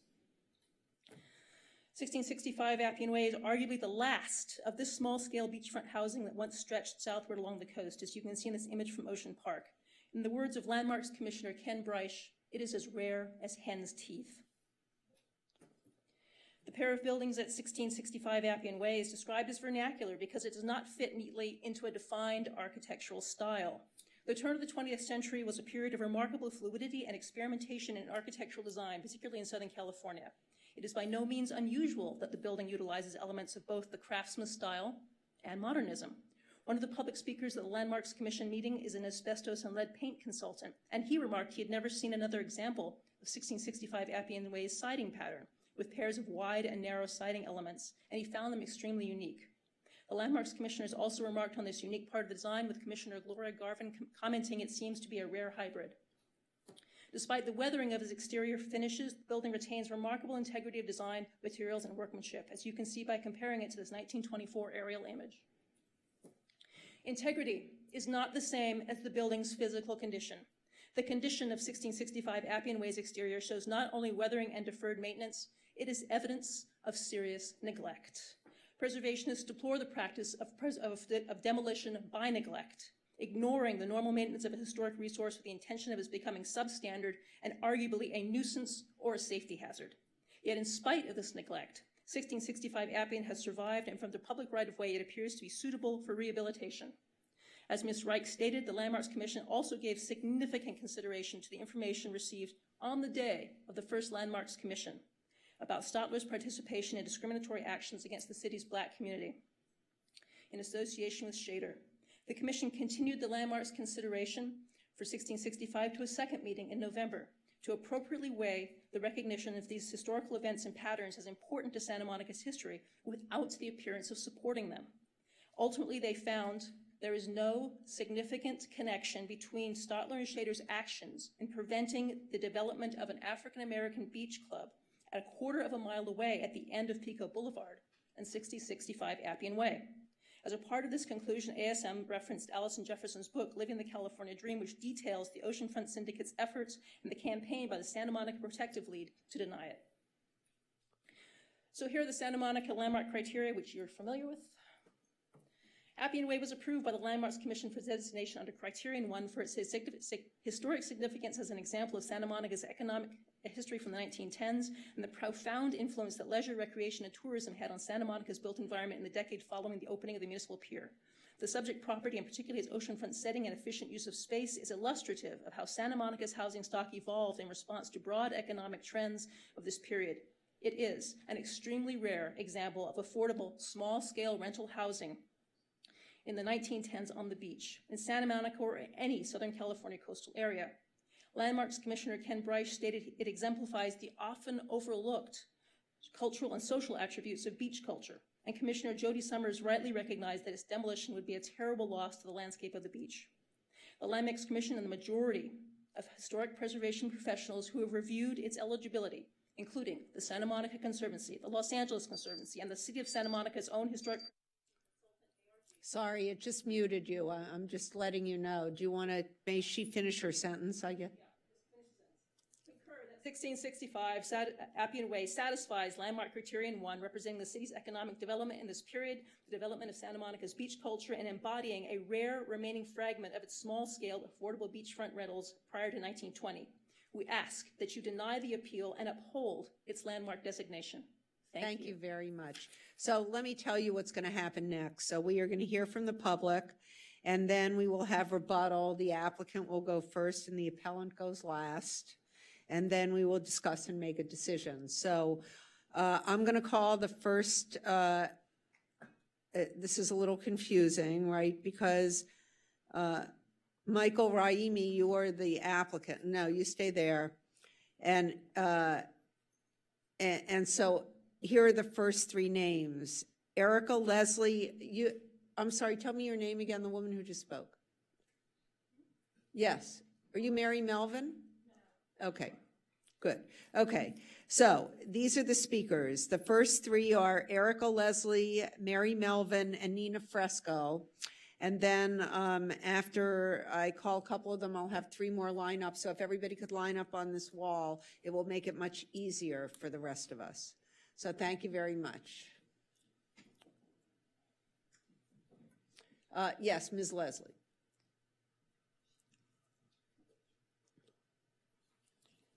Hello again. First, let me say this. This is a representation of why our boards and commission need to be diversified. I waited literally 2 hours to speak and was not allowed to. But this is not about me. This is about our community and what this represents. This is not a good representation of our city, first off. Second of all, this is a shining beacon of the former history of the political, economic, and social exclusion of Black people in the Black community. This house, this property, will probably be demolished by just one good earthquake, as pieces of it are falling off on a daily basis. There's no reason to preserve something that is this much in a shambles. Thank you. Thank you, Ms. Leslie. And you know what? I'm going to get a microphone extension for you if you're going to. So Mary, Melvin, Nina Fresco, and then we have, now this says, I assume this is Frank Angel. Your name is a little misspelled. Eugene Alger and Tova Kitron. But here, let's hear from Mary Melvin, and if you could just line the rest of you against the wall, and you can go. Thank you so much. Thank you. I don't need the microphone extension, so that's a good thing. It makes it easy. Neither do I. Right? Get it. All right, then. As many of you mentioned earlier, I too run in front of the property, and that's when it first came to my attention that I thought something must be going on. Why is it in such a state? There's a number you can call, an 800 number, and so I reached out to find out that it was now being designated as a historic landmark. So as an educator, I went down the rabbit hole as to looking into why and what. I was delighted by the city council report. I highlighted it, I marked it. It was fabulous. Because it doesn't make sense. You know, here's this beautiful beachfront and here's this property that it doesn't have any of the merits of a craftsman bungalow. It's got this frightening historic background especially with the wonderful recognition of Juneteenth. Oh my goodness, what a way to, begin our celebrations. So I really think that it's time to move on with this property. You look through the merits of the city council report and it really doesn't hold true to be a historic landmark, in my opinion, or in the city council opinion. Thank you so much for your time this evening. And thank you for your contribution to our meeting. And I see Nina Fresco. Thank you very much. And now let's, just so we know, Mr. Angel, Eugene Alger, and Tova Kitron, will you please line up against the wall if you wish to speak? Because we'll hear you next. That's the order. And Nina. Hello, I'm Nina Fresco. I'm the member of the public who brought up this terrible story, and I will continue to bring up all kinds of stories of all sorts that are hidden in our history. Tonight you're hearing two cases where stories related to Santa Monica's people of color emerged during landmark designation. One is about an aggressive racist perpetrator, and the other is of a highly effective and beloved African-American community leader. The Landmarks Commission must rely on our ordinance to determine significance, but these two narratives are treated in the same way under those criteria. In these times of heightened civil rights awareness, we have a fantastic opportunity to leverage the educational objectives of Santa Monica's Historic Preservation Program to also further racial justice educational goals. Discussions involving race can be emotional and contentious even when points of view are just a hair apart. They easily slip into ugly personal characterizations of those who want to handle sensitive information differently. Deliberations would benefit from a framework that uses the principles of racial justice education to get to the heart of which narratives serve to educate, enlighten, inspire, or ferret out systemic racism, and which narratives are just ugly, violent, and painful. Recent discussions of these issues brought a Santa Monica Conservancy partnership with the Committee for Racial Justice Housing Committee. We would like to develop a framework for guiding discussions of race-related narratives in the context of landmark designation. We suggest the City Council direct the Landmarks Commission to agendize discussions of where social justice goals align with those of historic preservation and to appoint 2 of its members to join our effort and report back to the Commission as a whole for further discussion. I'm happy to tell you more about the draft framework so far if you think it'll help your discussion today. Thanks, Nina. Mr. Angel. Good evening, Mayor. I have one donation. I'm sorry. I have. You have a time donation, and who donated your time? Mr. Alger, he's here. Oh, Mr. Alger, will you raise your hand, please? Clerk, is that right? If he says, I don't have it, I don't show it, but. I see both Mr. Alger and Mr. Angel, so. Okay, go ahead. Okay, go ahead. You have 4 minutes. Thank you, Mayor. Good evening, council members. Frank Angel, counsel for Jean Alger. It has been indisputably established by your commission, the city's own independent historic preservation experts, the applicants' experts, as well as the comments from the Santa Monica Conservancy and the Los Angeles Conservancy, that the Appian Way property clearly meets criterion 1 for landmark status. That is the issue before you, and there is no substantial evidence to the contrary. It is the last remaining example of purpose-built multifamily housing from the early 20th century anywhere along San Monica's shore. Dr. Ellison Jefferson, the consulting historian for Historic Belmar Park, reaches the same conclusion. If anyone has the credentials to recognize historic resources, coastal resources, in the context of reckoning with the rip currents of racial violence, the legalization of segregation, and harm to people of color, it is her. She has written about it profusively. Because the Appian Way building has been proven eligible for landmark status, the building owner, Mr. Rahimi, has thought no better than to exploit the racist views held by the individual who happened to construct it and lived there before his death, Stotler. For what? To make amends to a community that has been wronged by the cabal of boosters of exclusion? No. To get to build a multi-million-dollar condominium project, by the way, which has 2 unions, a project designed in violation of your zoning laws at that, which forced him to pull it from the Planning Commission's consideration last year. The Landmarks Commission continued its discussion of this item to a second meeting to be sure it had fully considered the connection between this historic resource and Stotler's participation in discriminatory actions in other parts of the city. The Commission recognized that this is an important part of Santa Monica's history, but there is insufficient or no evidence that Stotler made any significant contribution to this city, none. The property owner could have a display panel installed adjacent to the building, like those at historic Belmar Park, as part of the city's effort to acknowledge past racial injustices and interpret them in terms of our present-day recognition of what they meant to its victims and the whole community. And that's just one example of reckoning, not to mention the powerful promise of innovative rehabilitation put forth by Dr. Jefferson.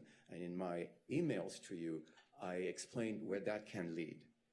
Erasing the past by razing one of the last remaining buildings representing the earliest period of San Monica's development of leisure, recreation, and tourism for an unaffordable condominium project is not a path toward reparative justice, nor does it heal the wounds of racial trauma. I can understand these wounds, and I have reached out to members of the Committee for Racial Justice, and if the council in a majority is inclined to uphold this appeal, I would urge the council to then, in the alternative, go for a continuance so that we can have a dialogue.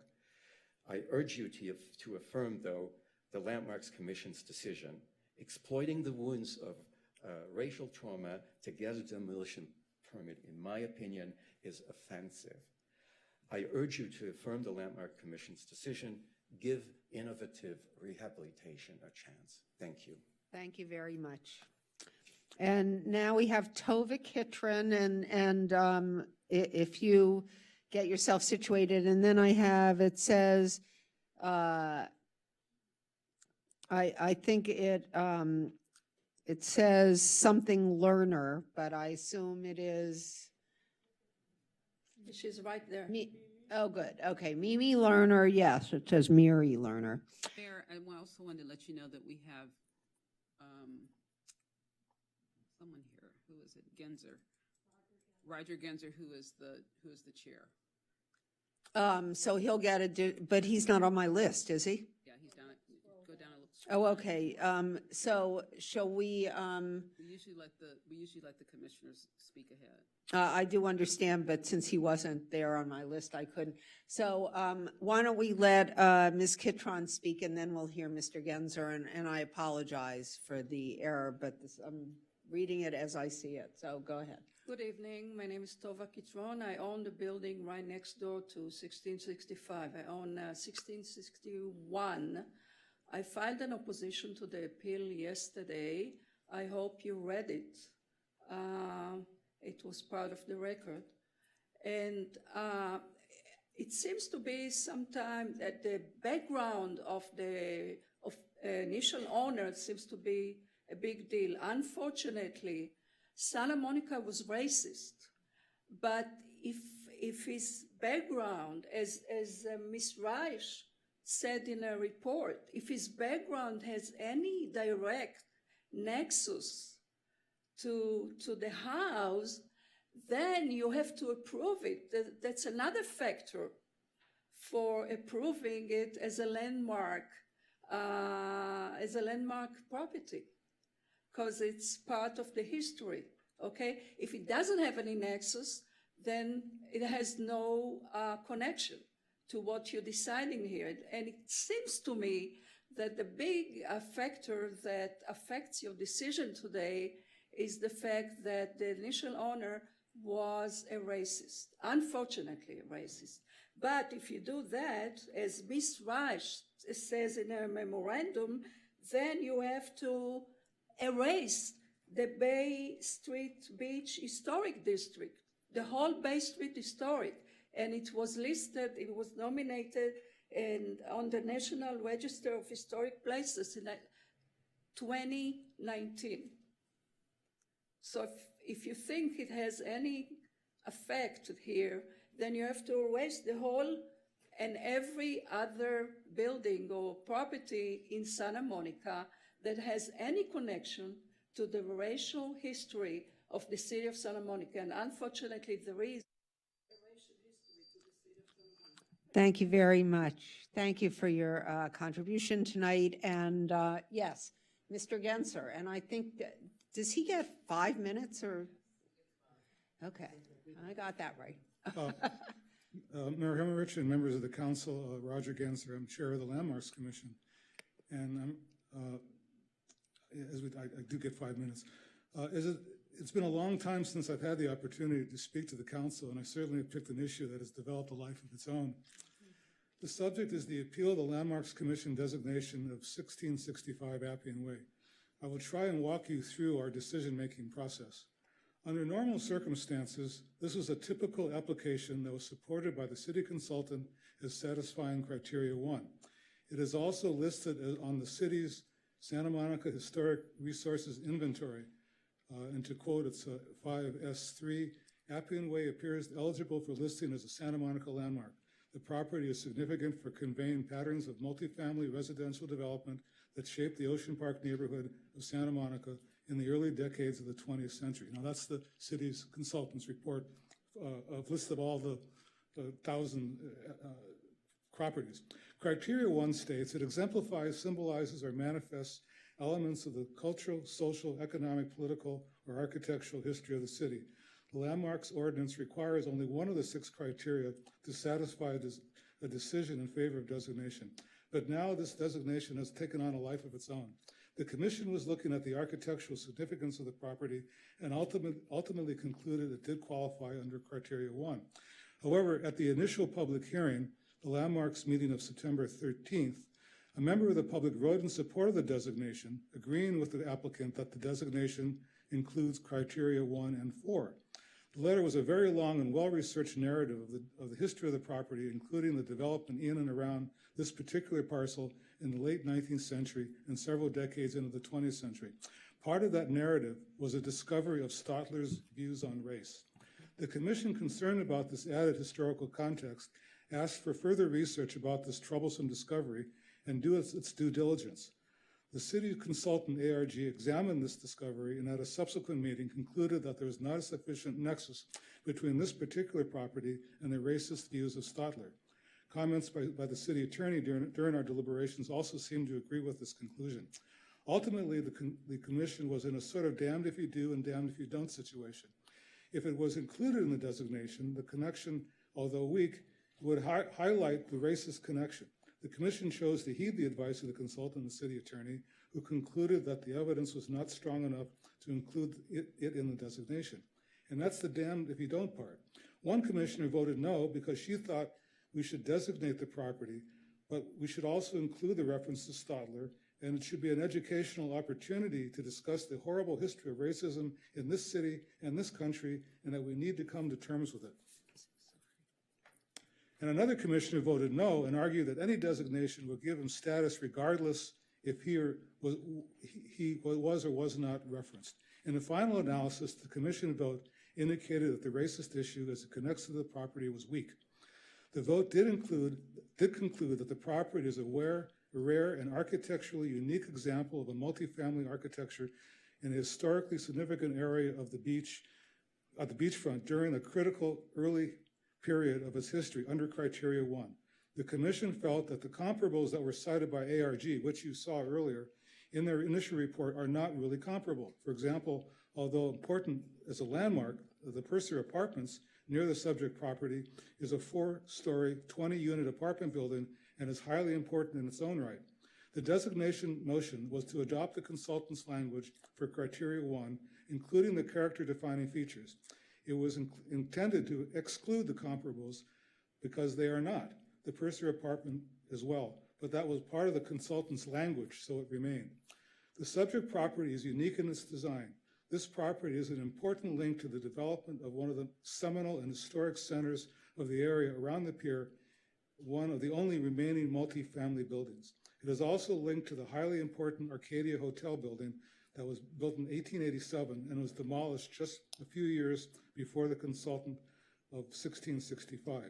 And I also want to point out some of the character-defining features at the end of the stoa.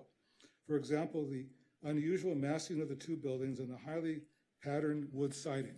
And in particular, the component to the entry to the Arcadia Terrace, partially situated on the subject property.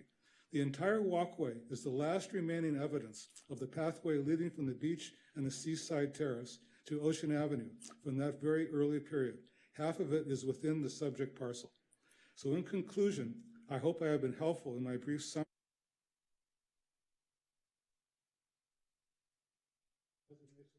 of this important resource. Thank you. Yeah, Mr. Genser, you're always very helpful, and thank you very much. Yes, and I was 1 minute, I was like 10 seconds You were over. great. You were right on. There you go. Right at the end.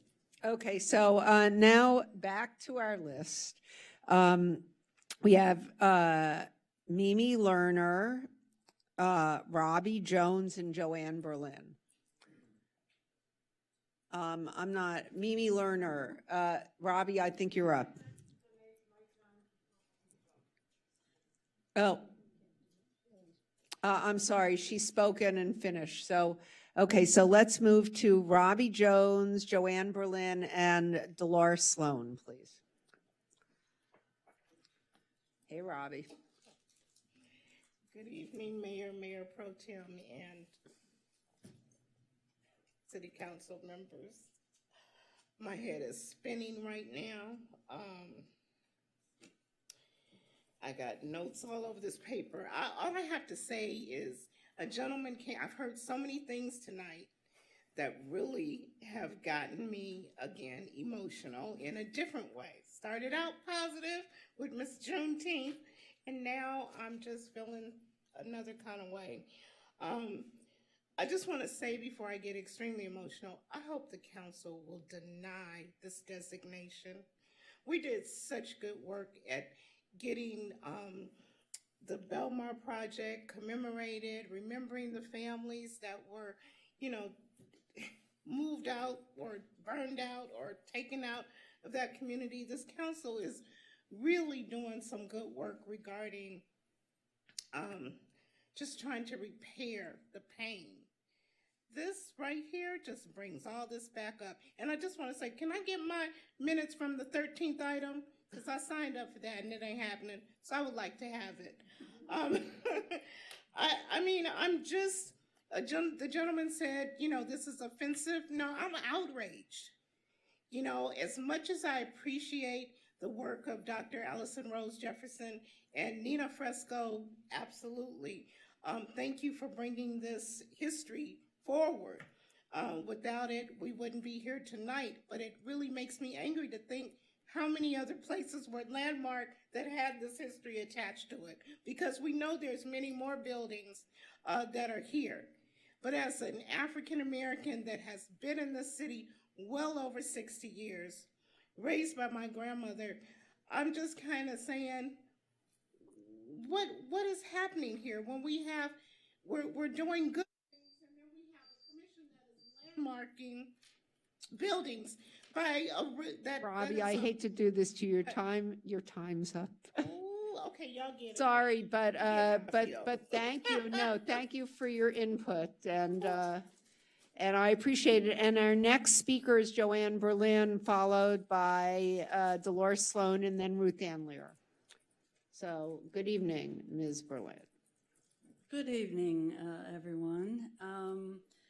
I am the coordinator, volunteer coordinator for the Committee for Racial Justice. So, of course, this has been on our radar since we heard about these connections with the man who owned or built this building.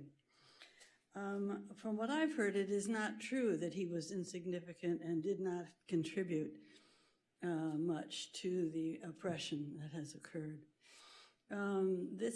This is a man who is easy to, maybe not easy, but a good historian, a good researcher like Nina Fresco can find information about him and about his house being used, telling people to go there. That's where the petitions were. They could sign the petitions at his house to prevent Black folks from being able to live in or own businesses in the beach area. This is a man who helped found this Santa Monica Bay Protective League, protective against Black folks, as near as I can figure. And this house is, there's controversy. You've heard it tonight. There's a difference of opinion as to the value of it in terms of the architectural situation. So the thing that struck me from the beginning and still strikes me is that the landmark folks heard in that first meeting about this connection to a person who had to be a leader in the community in order to survive history and have his name still be around. And they just discounted it in one important sense. You may finish your sentence, sorry. Out in any way that I know of to members of the Black community, who many of whom have said to me this is very painful to them, and they don't want to hear this man's name. Thank you. And we appreciate those comments. And Laura Sloan, good evening. I hope this doesn't count in my 2 minutes, but I'm delighted to be back in City Hall again. And I just want you all to know it. Okay. I am not here representing the commission, but as a resident of Santa Monica. However, I do request that the council approve the appeal to deny Landmarks designation for 1665 Appian Way and deny the designation of the said landmark. Please also instruct staff to include in the final language of your decision information about the racist activities of John Stotler, and you've heard all about him, so I won't go into detail on him. But as a commissioner, I voted no to designate the property, and Mr. Genser quoted me, because the maker of the final motion refused my request to include this in the statement of official action. Now, we all know from our own experience that we take our work home with us. To say that Mr. Stotler in his home never mentioned or never worked on or never spoke with people about the league and its goals, and particularly the effort to put redlining into the city zoning and in realty, there is no way that we can think that he never brought this home with him. So to say that that property is untainted by his racism is a fiction. And whether I'm asking you to agree with me and with others and with the Committee for Social Justice, the executive board of the Santa Monica Democratic Club and others to accept the designation. And now what do we do with the information? Well, that's up to debate, whether you have a discussion. Well, if you have any questions, I can answer them. Thank you very much.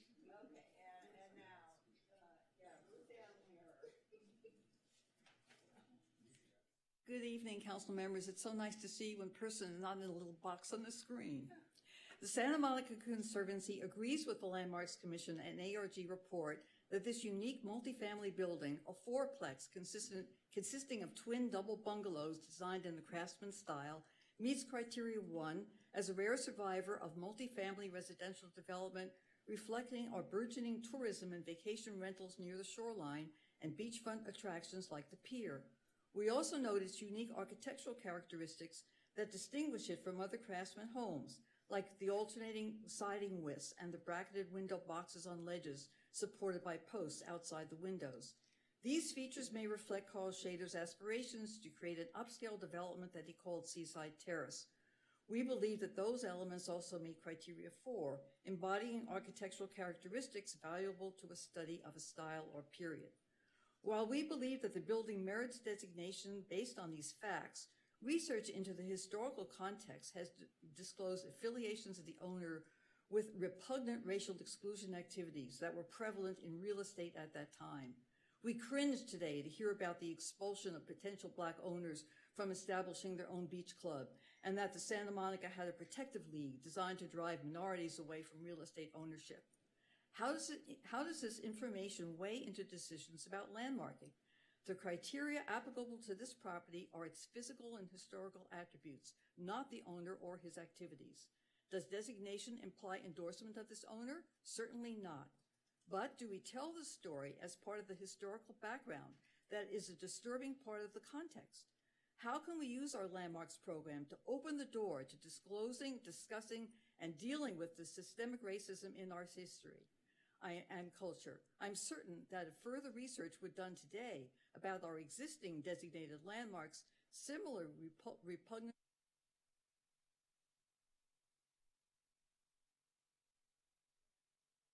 Yeah. That ends, that ends our public comment. And now we move back, so we're going to start with the applicant, Mr. Raimi. So you go first, and you can make your closing remarks, and then we will turn to the appellant to rebut, and then we... I'm showing applicant first, appellant last. Oh, I'm sorry, you're right, I'm sorry. Yes, I'm sorry. Applicant first, I'm getting confused here, but yeah, let's hear from the applicant and then the appellant.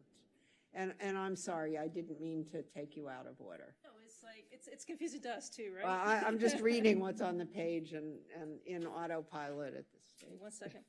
Thank you. Of course. And you have time. Your time has not started. And you have 4 minutes. Sorry. I was using the backs of my pages to take notes. I do too. That's always a bad thing. Well, it leads to this, so Well, sorry. it's just hard to All remember. right. Great. Shall we start? Okay, you go. Thank you. All right, so the comments presented here today recognize the city's progress in acknowledging and reframing aspects of its history that have been erased and intentionally forgotten. And they offer directions for a richer understanding of Santa Monica's identity and its heritage. The interpretive panels in historic Belmar Park, which have been referred to already, present the history of the Belmar Triangle, which was erased in the 1950s for new city development, as were other multi-ethnic neighborhoods across the country in this period. Today, Santa Monica, our state, and our country are still reckoning with appropriate ways to recognize and acknowledge these parts of our history. No one-size-fits-all answer has been found. Whatever it will be, the erasure of even more of Santa Monica's historic built environment will not make amends for the past. In a sense, it is a denial of this sometimes messy history, and demolishing resources whose past is now understood to be repressive loses the opportunity to use them as teachable moments. Approving this appeal to reverse 1665 Appian Way's landmark status will result in this resource and all that it represents to Santa Monica's history being lost to demolition, and another layer of violence and erasure will be added to the city's history.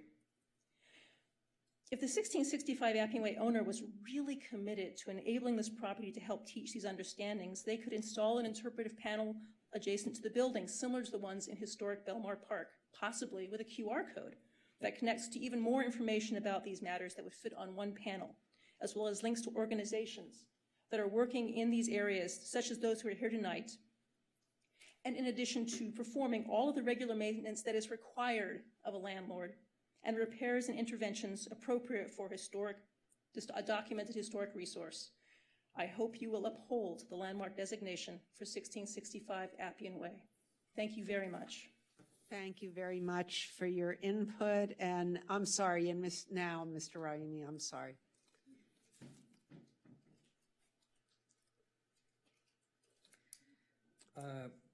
There were some comments about the shape of the building, that how it's been preserved. I purchased the property in a point of time, well, maybe 14 years, something like that, that it was for the purpose of building a new, having a new project, a new building, because the building looked like that is falling apart. And I remember I checked when I was purchasing it, it was not in the inventory of the landmark. So it sounded like it's a right purchase. So when we started dealing with it over the last few years, we went to Planning Commission, and over there we were facing during the COVID that in the Zoom meetings that they brought up that maybe you want to go check for the landmark. And that was the first time this property was faced the issue of the landmark and the history of and all those. And during this period, we understood and we learned that there is a history behind it because of the racism and all that. And we did not bring that up. Nina Frisco brought that to Landmark Commission's attention when she found out that this is not a landmark designated property in the staff report. So I feel like this building is being targeted by my neighbor right behind me, that if I erect a new building, is going to block his view. So he's here with his attorneys and all the people that he can bring here for his purpose, that his property preserve the value that he wants, and it has nothing to do with it. So it's a property that if it gets designated as a landmark, I believe that it would be, I would be inheriting a shameful building that everyone is going to look at it as a racist building. There's going to be a plaque on it or whatever it's going to say on it. So it's not something that I would like to have the ownership on it. So that's my view. Thank you very much. Sure. And thank you for your comments. And council, it's now in front of us. I know there's at least one more question. And do you want Ms. Wright? Could you? Yeah. Just when you were getting comfortable, right? Hi. My question was just looking at this building and also in reference to all buildings, when was this building designated? After the permit was pulled to do something else at that property or before that? Okay, so that's a very good question. We have revised the process so that when an application is submitted, we require a demolition permit application and the 75-day waiting period to go first. The particular entitlement that was applied for in advance of that requirement. So this property owner proceeded with their development application. It went to Planning Commission, and then it went for a demolition permit application, upon which time it was nominated during the 75-day waiting period for the demolition permit application. And so this entire time, this building, I mean, I've ran by it so many times and wondered what was happening to it. It looked dilapidated, and I wondered why nothing was being done with the property. And this entire time, nobody noticed it or decided it needed to be preserved until somebody decided they were going to build something there? We did not receive a demolition permit application until it went to Planning Commission, and we did not receive the nomination application until we received that demolition permit application. And to clarify something that you heard and may understand from the previous testimony is the inventory was updated in 2018. And in that 2018 update, this property was captured. The property was not included on the inventory, in the original inventory and in the update that we did in 2010, 2011. It was initially captured in 2018. When you say included in the inventory, what do you mean? So the Historic Resources Inventory is a survey of all of the city properties that is essentially a drive-by survey by a historic preservation consultant or team of consultants that identify, that have a very superficial review of the property because they're driving by each and every property. And they identify properties that may be potential resources. And then the landmarks designation process is the process for that additional research to occur to ascertain whether or not the property meets the findings in the landmarks ordinance to be designated a landmark or a structure of merit. Okay, but there was no application for it to be, There was no nomination application before this designation process, and I believe we received that nomination application in March of 2021. I think that's the part that's confusing to me. Like, I think so many people who've lived here, if you've been around the beach, you've noticed that building because it's somewhat of an eyesore and nothing's been done with it. And it's just strange to me that all of a sudden it became of interest after the fact, and all of a sudden there's all of this talk about the history behind it, and now we find out that there's a lot of negative history behind it. I don't understand. I'm trying to understand those that applied for it to be considered, why this wasn't brought up before if it was this important, and why all of a sudden now it's. Well, I would just be speculating. I don't know if that last part is a question for me. I don't know if I'm allowed to ask that Well, question. so I'm trying, well, no, you're asking who didn't bring it up before. Well, I mean, it just seems like landmarks people. the Landmarks Commission, like why all of a sudden now it became a point So of interest. if I could answer, and maybe the Assistant City Attorney can also help answer that question. There is a process that the Landmarks Commission did previously engage in years ago that was called proactive, a process of proactive designation that wasn't simply reactive to the entitlement process. The Landmarks Commission does not engage in that process anymore because of various legal ramifications of that. And so the city relies on members of the public, historic preservation advocates, and activists to do that proactive work. Going around looking for properties. I could go on about that, but I think that is a sort of brief answer to your question. Okay. So I think that what happens now is there's a demolition notice, and when a property is under threat of demolition, then preservation activists step in to prevent a truly historic property from being demolished. And that's what happened here. He filed the application, didn't file a separate demolition permit. After the Planning Commission filed the demolition permit, and even though he already had the application, but it was only then on the demolition permit that the historic preservation people did the work that they do when they get a demolition permit, and looked at the history of this and discovered who had owned it and what the history of the property was, looked at the format of the property, et cetera. And that's how it goes here,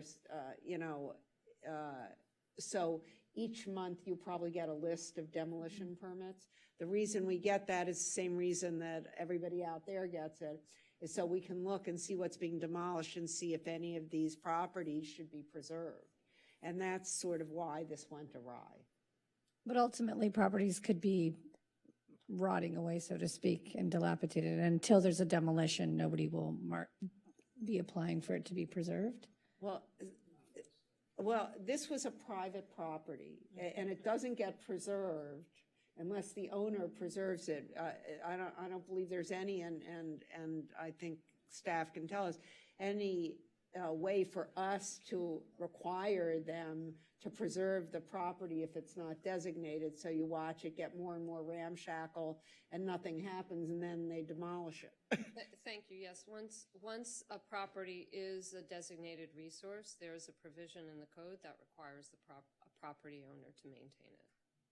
And then there's funds that's given to the property owner to, no, they have to maintain it, but there's tax breaks. Well, there are tax breaks if they apply for a Mills Act contract. Yeah. Okay, thank you. Any other questions?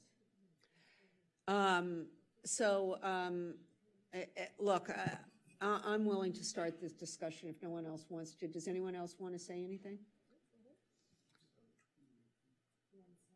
You want to say anything before I start the discussion? Good. Councilmember De La, I asked if there were any other questions. Where were you? My satellite was not working, but it's working now. Obviously.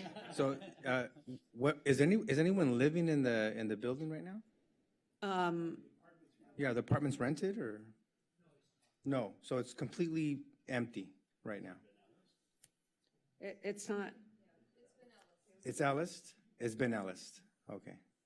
So we're talking about an empty building that, and look, I'm going to tell you what did it for me. I mean, you know, when Robbie Jones said to me that walking by that building makes her cry, that did it for me. So, look, and it may not with a different bill. I just have to say that I continue to believe that people are more important than buildings, but I say that in the context of this building.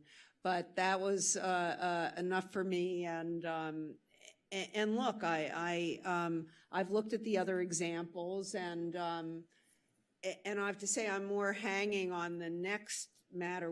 But on this one, I have.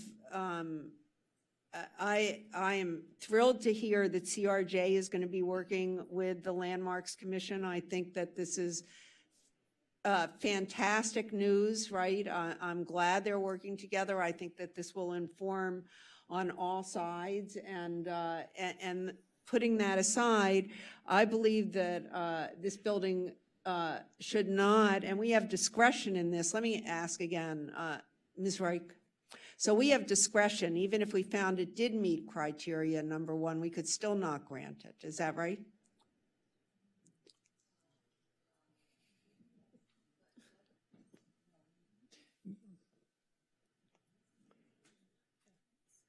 I'm pretty sure that we have discretion. Yeah, the discretion should be based upon substantial evidence in the records to support that decision.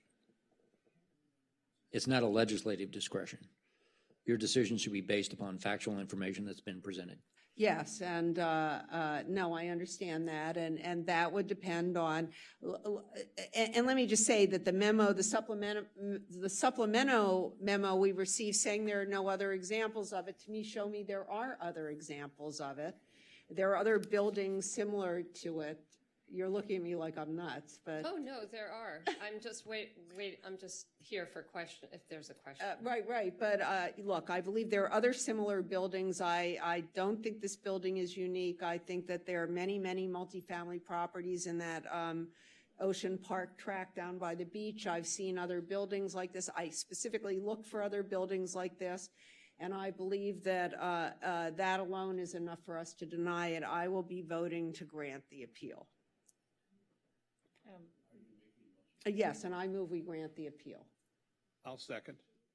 But I also had to, I was trying to. Yes, okay. Councilmember Brock and then Councilmember Davis. Okay. So we have a motion on the floor. And it's we been do. Seconded. Okay. A couple of really simple things. This seems not like a landmarks potential designation. It seems like a property dispute between two owners that shouldn't have come to the Landmarks Commission to begin with. Secondly, all through the South, since Charlottesville, since all the other things that have happened in the nation with racial relations, with comes the reckoning in Raleigh, in Alabama, all over the nation, they have stripped Stonewall Jackson's statue. They've stripped Robert E. Lee's statue. All through the nation, people have looked and said, it's time not to glorify the racist that inhabited the nation. But we also have that here. Ms. Jones mentioned houses being burned. The single most shameful thing that ever happened in Santa Monica. Absolutely shameful that we'll never recover from. I don't want to glorify this gentleman. I don't see the value of this ramshackle vacated apartment house.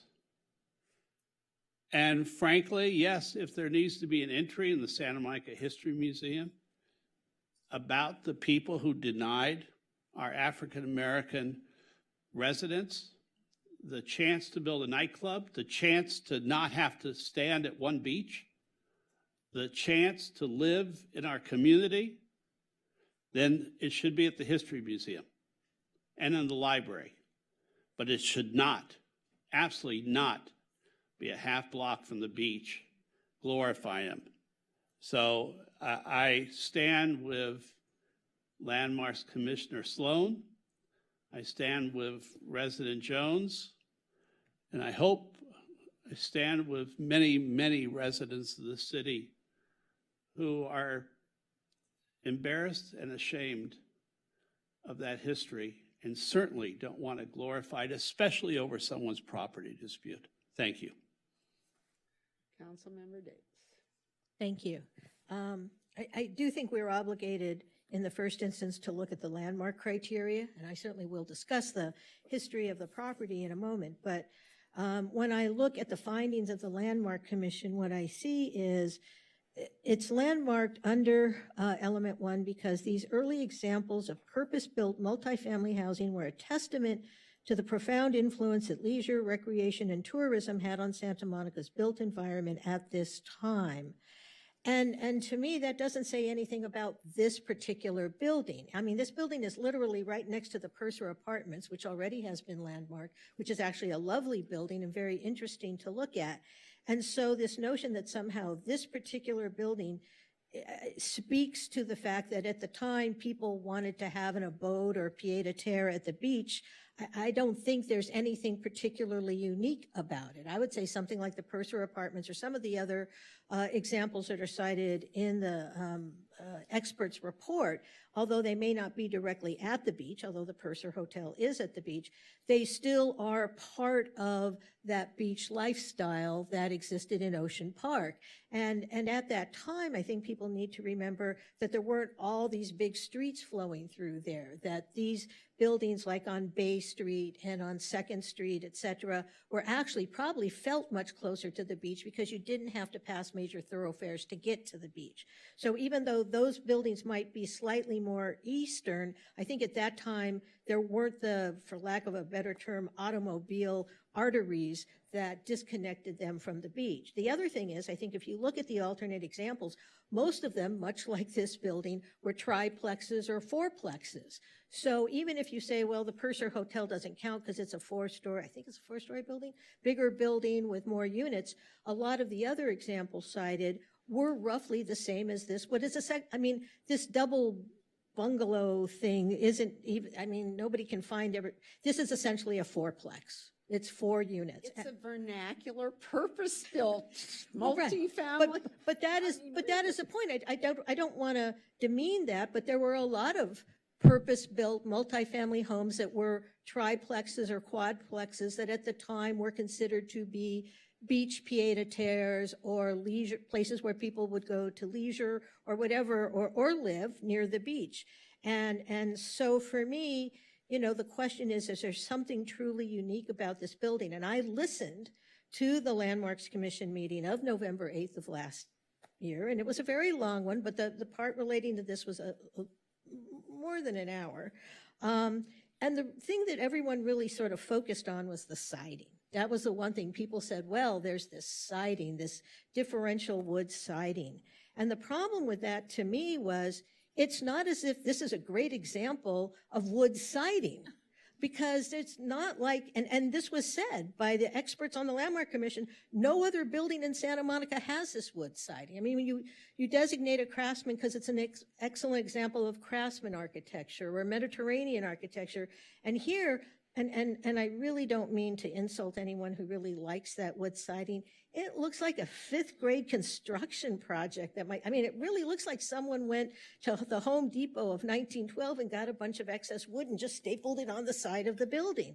And yes, it's different, and nobody thought it was so wonderful that they copied it. So I don't even find this as an example of some unique architectural thing that people in the neighborhood said, wow, that's really beautiful, nor does it really reflect the beach. We do have a lot of buildings with mansards in Santa Monica, which is that sort of beach tiki style which actually get filled with rats. I used to live in a building with one of those. But this doesn't even do that. If you were to take the picture of that building and just put it where with no context, I don't think there's many people who would go, oh, yes, that's beach leisure architecture to me. And I'm not trying to be demeaning, but I do think we do have to recognize that, you know, while it may be a unique building, unique is not enough to landmark. It has to have some meaning within the context of the community. And I just don't think this building rises to that. So I really want to focus on the fact that I don't think it meets criteria 1 for a landmark designation for all the reasons I've just said. And if I've insulted anyone, I apologize. But I do think, you know, and we do need to wrestle with this issue of the history. And there was some suggestion, well, you can landmark it and you can put an acknowledgement on it about. And to me, and this was also discussed at the Landmarks Commission, even putting an acknowledgement on it elevates this gentleman's profile. I mean, he should be as dead and buried as any human being. And instead, if you put, you know, oh, here's a plaque and a racist built this building, then all of a sudden everyone knows the racist name. And, oh, Mr. Stotler, the racist, built this building, and it'll become known as the Stotler property. And whether you mean to glorify him or condemn him, he will, in effect, be lifted up by even making that kind of public acknowledgement. So for me, you can't even say, well, let's landmark it and then have some sort of reference point to it, because I don't think we should provide a reference point for this gentleman. But I do want to emphasize that I honestly think this might not meet criteria 1 for landmarking, and I think that is what we need to focus on as the council, because as we've been instructed, that is the record we have in front of us. I think there is obviously dispute about whether or not this meets criteria 1. The dispute, I think, is intense enough to show that it's a close call, and in my mind, it's a close call where I find this building should not be landmarked. Thank you, Councilmember Davis. Anyone? Yes, Councilmember, I'm sorry, Mayor Pro Tem McCowan, and anyone else? Nope, you're it.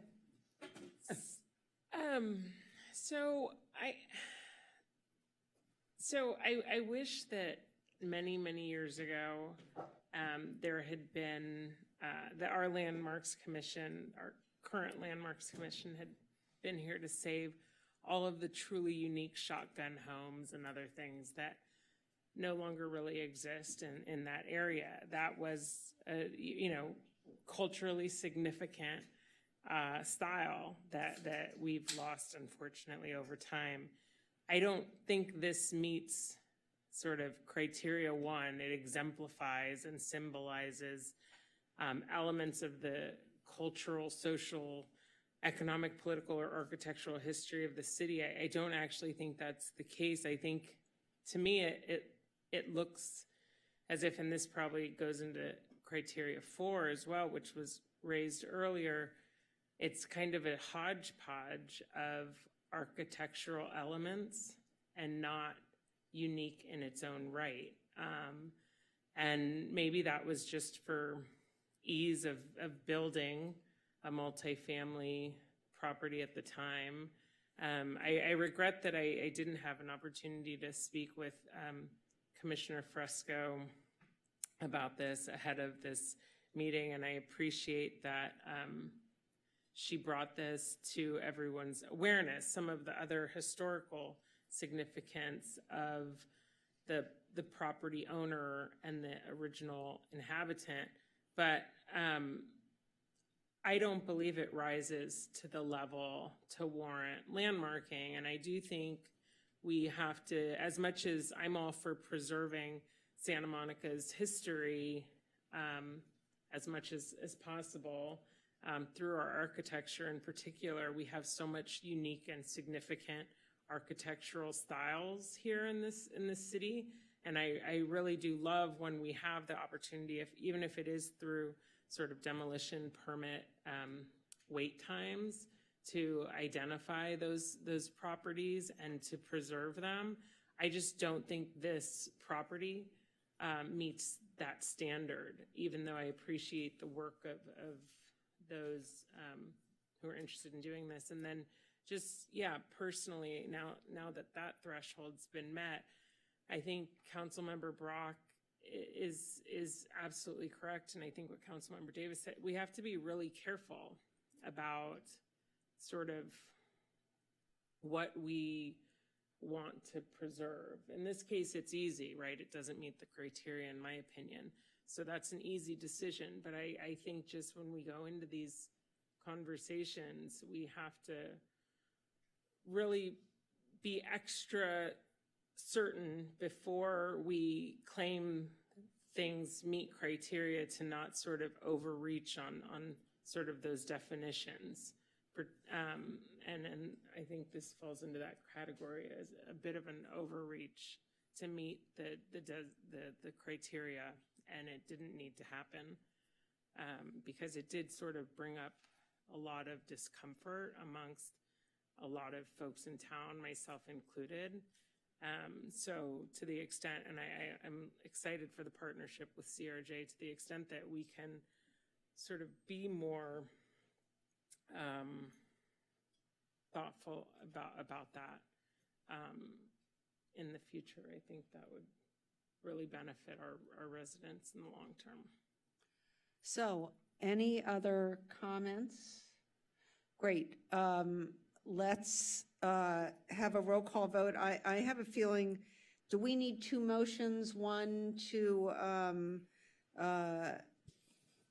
grant the appeal and the other to deny the designation, or is that all one? There could be one motion encompassing both. Okay, good. So the motion is to deny the, to grant the appeal 21ENT0253 of the Landmark Commission's decision to designate the property located at 1665 Appian Way as a city landmark and deny designation application 21ENT0067 to designate the property located at 1665 Appian Way. And that was a motion made by me, seconded by Councilmember Brock. And so let's have a roll call vote, please.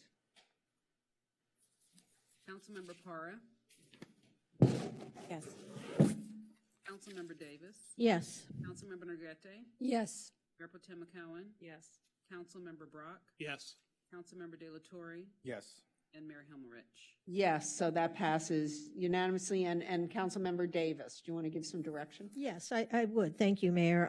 I would like to make a motion that we direct our Landmarks Commission to work with the Committee for Racial Justice and other groups within town to try and come up with some criteria and framework for addressing these kinds of issues when they arise in the future, so that we do have a standardized way of dealing with these unfortunate situations. And I would hope that the direction would include having the Landmarks Commission perhaps appoint one or two liaisons to the Committee for Racial Justice. And again, there are other groups in town as well as them, but I know they've been working on this and they have a housing subcommittee, so I'd like to give that direction if the council approves. And I'll second, I guess we don't need that for the direction, right? So, but I can second it. Let's take a vote. So that's, I'm going to second that, and let's take a vote on it so that it becomes actually something the council wants to do. And I, for one, would love to be invited to your first meeting, guys. So, you can do this by voice vote. Oh, we can? So let's have, yes. I just want to make sure that we're being inclusive. Is the motion looking at other groups that have also experienced racial discrimination in the city? So it's not exclusive to one group, but to all groups that have.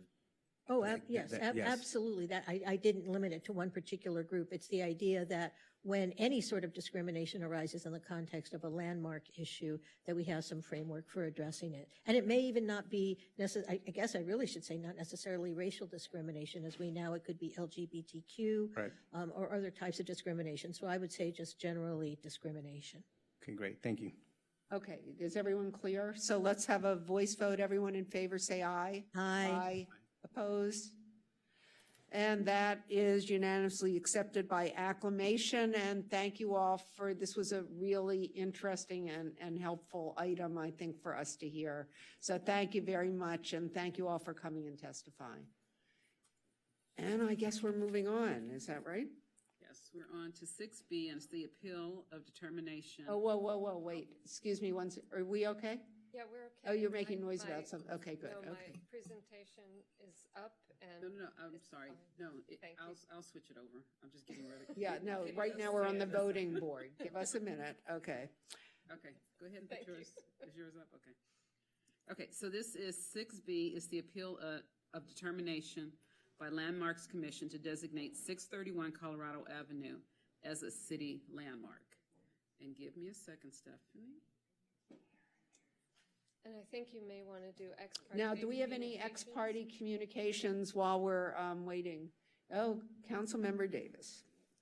As I said yesterday at approximately 1 p.m., I spoke with Nina Fresco of our Planning Commission, and we also discussed the racial history relating to this particular parcel of land. It doesn't really relate to the building, but to the parcel of land. And she informed me about the history there. Thank you. Anybody else have an ex parte? Yes, Councilmember Parra. I also spoke to Nina Fresco on Saturday. I drove by the property on Friday. I had an email correspondence with Ken Kutcher. It was a brief correspondence about potentially being able to go to the property, but I couldn't go to the property, and that was it. Thank you, and I think we're waiting for oh, good, okay. Mayor Pro Tem McCowan. I did not end up talking to Commissioner Fresco, which I regret. But I did happen to bump into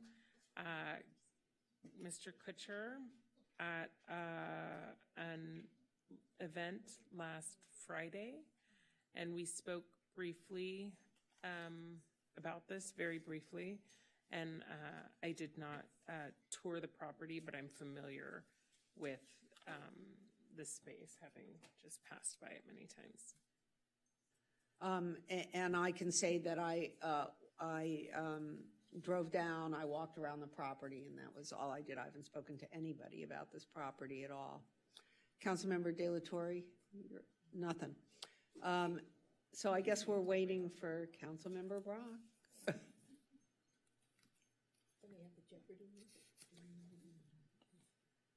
Anybody have any announcements? It's a beautiful day.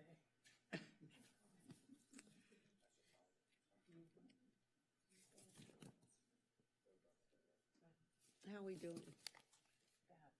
Oh, yeah. We're only an hour and a half off.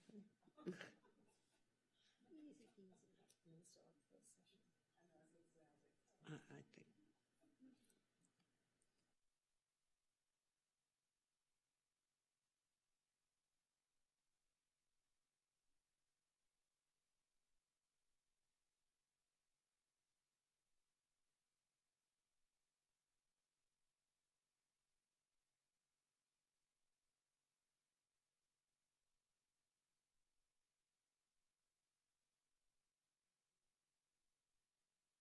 Mayor, should we go ahead and start, and then he can give his when he comes back?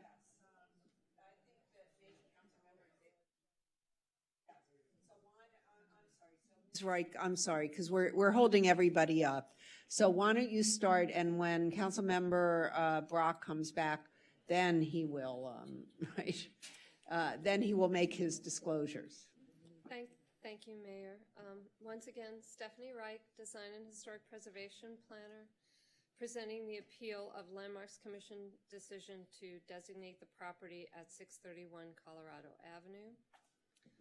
Staff is recommending that council approve the appeal.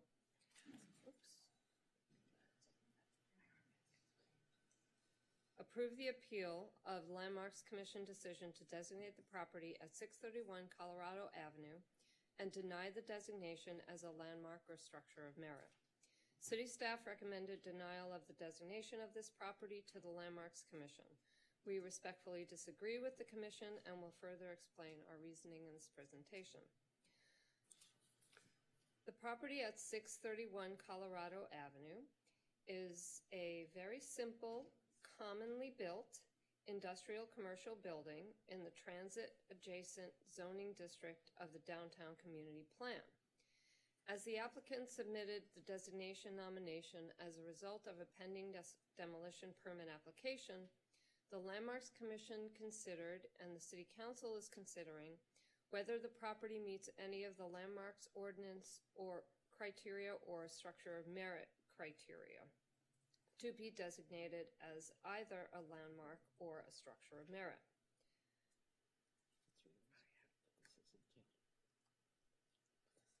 The property is at the southeastern portion of the downtown community plan area. As part of the process of analysis, the city contracted with GPA Consulting Group to do a complete assessment of the property based on landmark and structure of merit criteria. GPA found that the property does not meet any of the criteria for a landmark or structure of merit designation, and staff agrees with that determination. These are the landmark designation criteria. The landmarks designation criteria were adopted by City Council in the 1970s when the original landmarks ordinance was adopted. Preservation professionals and others can sometimes disagree about whether or not the property meets the criteria. I apologize, some of this is repetitive to get it into the record for this item also. City staff and other historic preservation professionals rely on guidance from the National Park Service, past practice by the Commission, in order to make decisions that are grounded in sound principles and professional practice. The project was heard by the Landmarks Commission on January 10th, 2022. The Commission found the property to be eligible under Criterion 1, that it exemplifies, symbolizes, or manifests elements of the cultural, social, economic, or political or architectural history of the city. These points were included in the Statement of Official Action. The Commission also found that the property qualifies under Criterion 4, in particular because of its use of grout block developed after the Long Beach earthquake in 1933. The Commission also included mention of the characteristics of the styling of the front facade.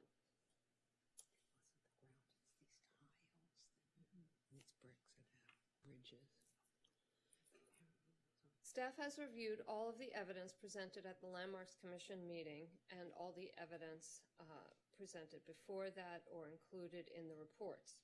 We respect the process of the Landmarks Commission deliberation and the high level of expertise that is represented. However, we continue to determine that the property does not appear to meet any of the designation criteria in accordance with accepted professional practice. We found the property does not meet Criterion 1 because it does not appear to be a rare example, as there are other examples east on Colorado and in other areas of the city. Next time I'll have more photographs. But it's in my brain. But really, if you drive just east on Colorado, there are many unreinforced, well, hopefully they're reinforced now, masonry buildings that were built for industrial uses. There are also in the other light industrial areas of the city. There are many buildings like this. In addition, the uses of the building over time do not appear to be an example of the economic history of the city, as this was originally used as a beer distributor and was also not their headquarters. We found that the property also had diminished integrity due to sandblasting that happened decades ago and other changes that were done prior to the property showing up on, I actually don't think the property is on the inventory. I'm sorry, I don't have that information in front of me, but I'm sure someone else does. The Landmarks Commission also included in their findings an association with Etta Moxley, who was important, things just happened on my computer.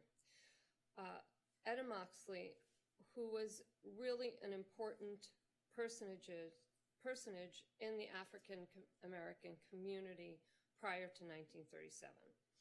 Prior to the construction date, this area was part of a thriving African American neighborhood, and Etta Moxley and her family owned and occupied residential buildings on the site. So they resided on the site. The Moxleys sold the property, and the buildings currently on the site were subsequently built. There is no trace of that previous development. Therefore, the association no longer exists. But we do respect the history of the property and are grateful that that history has been illuminated as part of this process.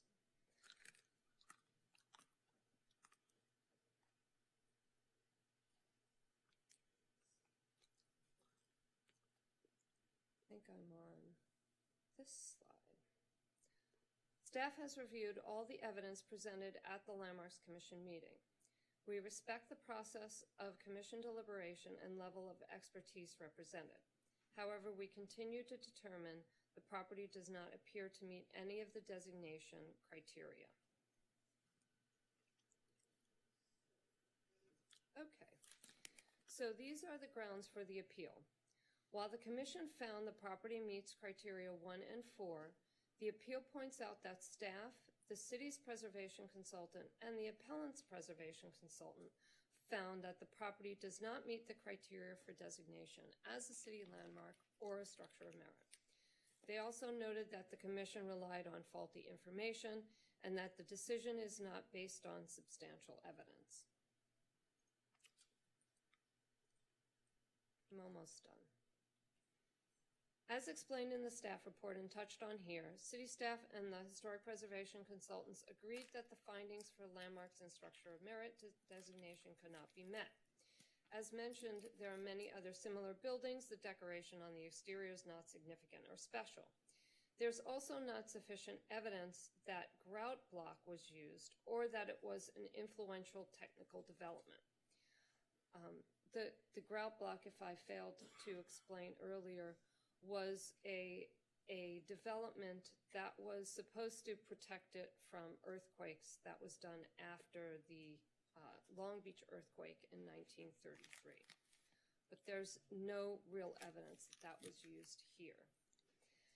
And as I explained, there's no trace of the development that was on the site when Etta Moxley lived there, and so therefore there is no association.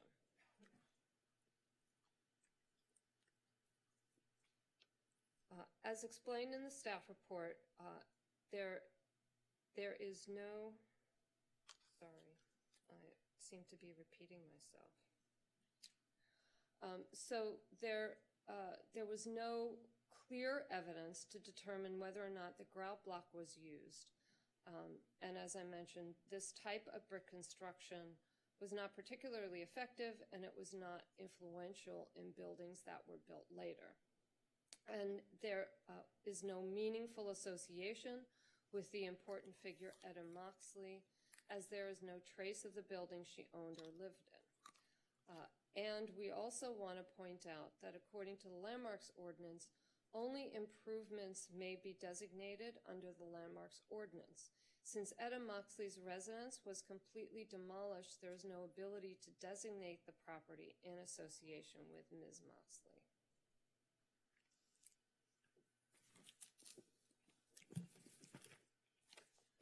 So these are the points that we believe would support the appeal in relation to criterion 1, that they are not, the building is not and parcel is not associated with African American neighborhood. It may be an early example of industrial development in this area of downtown, but downtown was not typically developed in this way, and there is other similar industrial buildings, as I mentioned, east on Colorado and in other areas of the city. And it was not especially representative of the economic history of the city, because if it was originally a site for the Aztec Brewing Company's operations, and that was not a typical use in the city. As I mentioned, it also does not meet criterion 4, because industrial buildings were not intended to attract pedestrians. Front facades of very simple buildings were often decorated. We have examples of that throughout the city. Brick industrial buildings are not rare in the city, and we don't really even know if it's an example of this grout lop brick, and that wasn't a very important technology in any case. So staff is recommending that the council approve the appeal and deny the designation of the property. Thank you very much. I have a question. Does anyone else have any questions? Looking around the room. So here's my question. So you say that because all trace of Ms. Moxley has been removed from the property, then it no longer has any historic significance. And the thing it made me think about was Bruce's Beach, because certainly all evidence that the Bruces ever occupied Bruce's Beach was totally eliminated from that property, and yet the county decided to give it back to them. And I wonder if this isn't an example of how the African Americans in the city were wiped out of the city by industrial and other uses that forced them to move elsewhere. And I haven't thought about it enough, and I could probably profit from some conversations with some people who know more about this than I do. But it does seem to me that what did happen in our city, whether it be Belmar or in this area, I'm asking you this question. So is this not an example of how businesses came in and drove African Americans who lived in the city, and particularly in this area near the beach on the south side, out of the area and created businesses and moved in themselves and displaced them?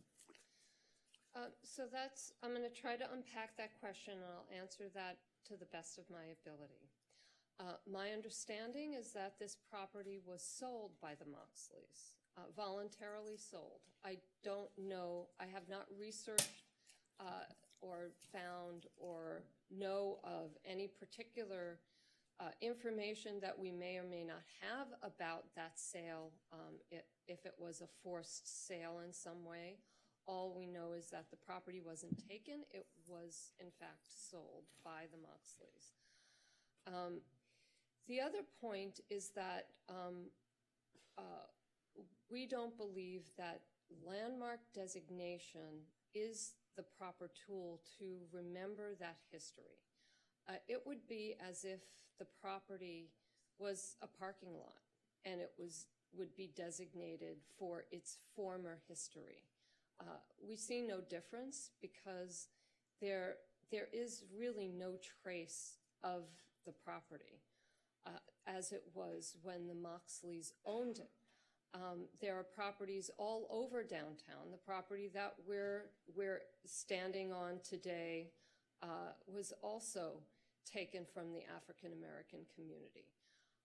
So I think, the city, and this is my personal opinion, not the planning division's opinion, the city has a lot of work to do in this area.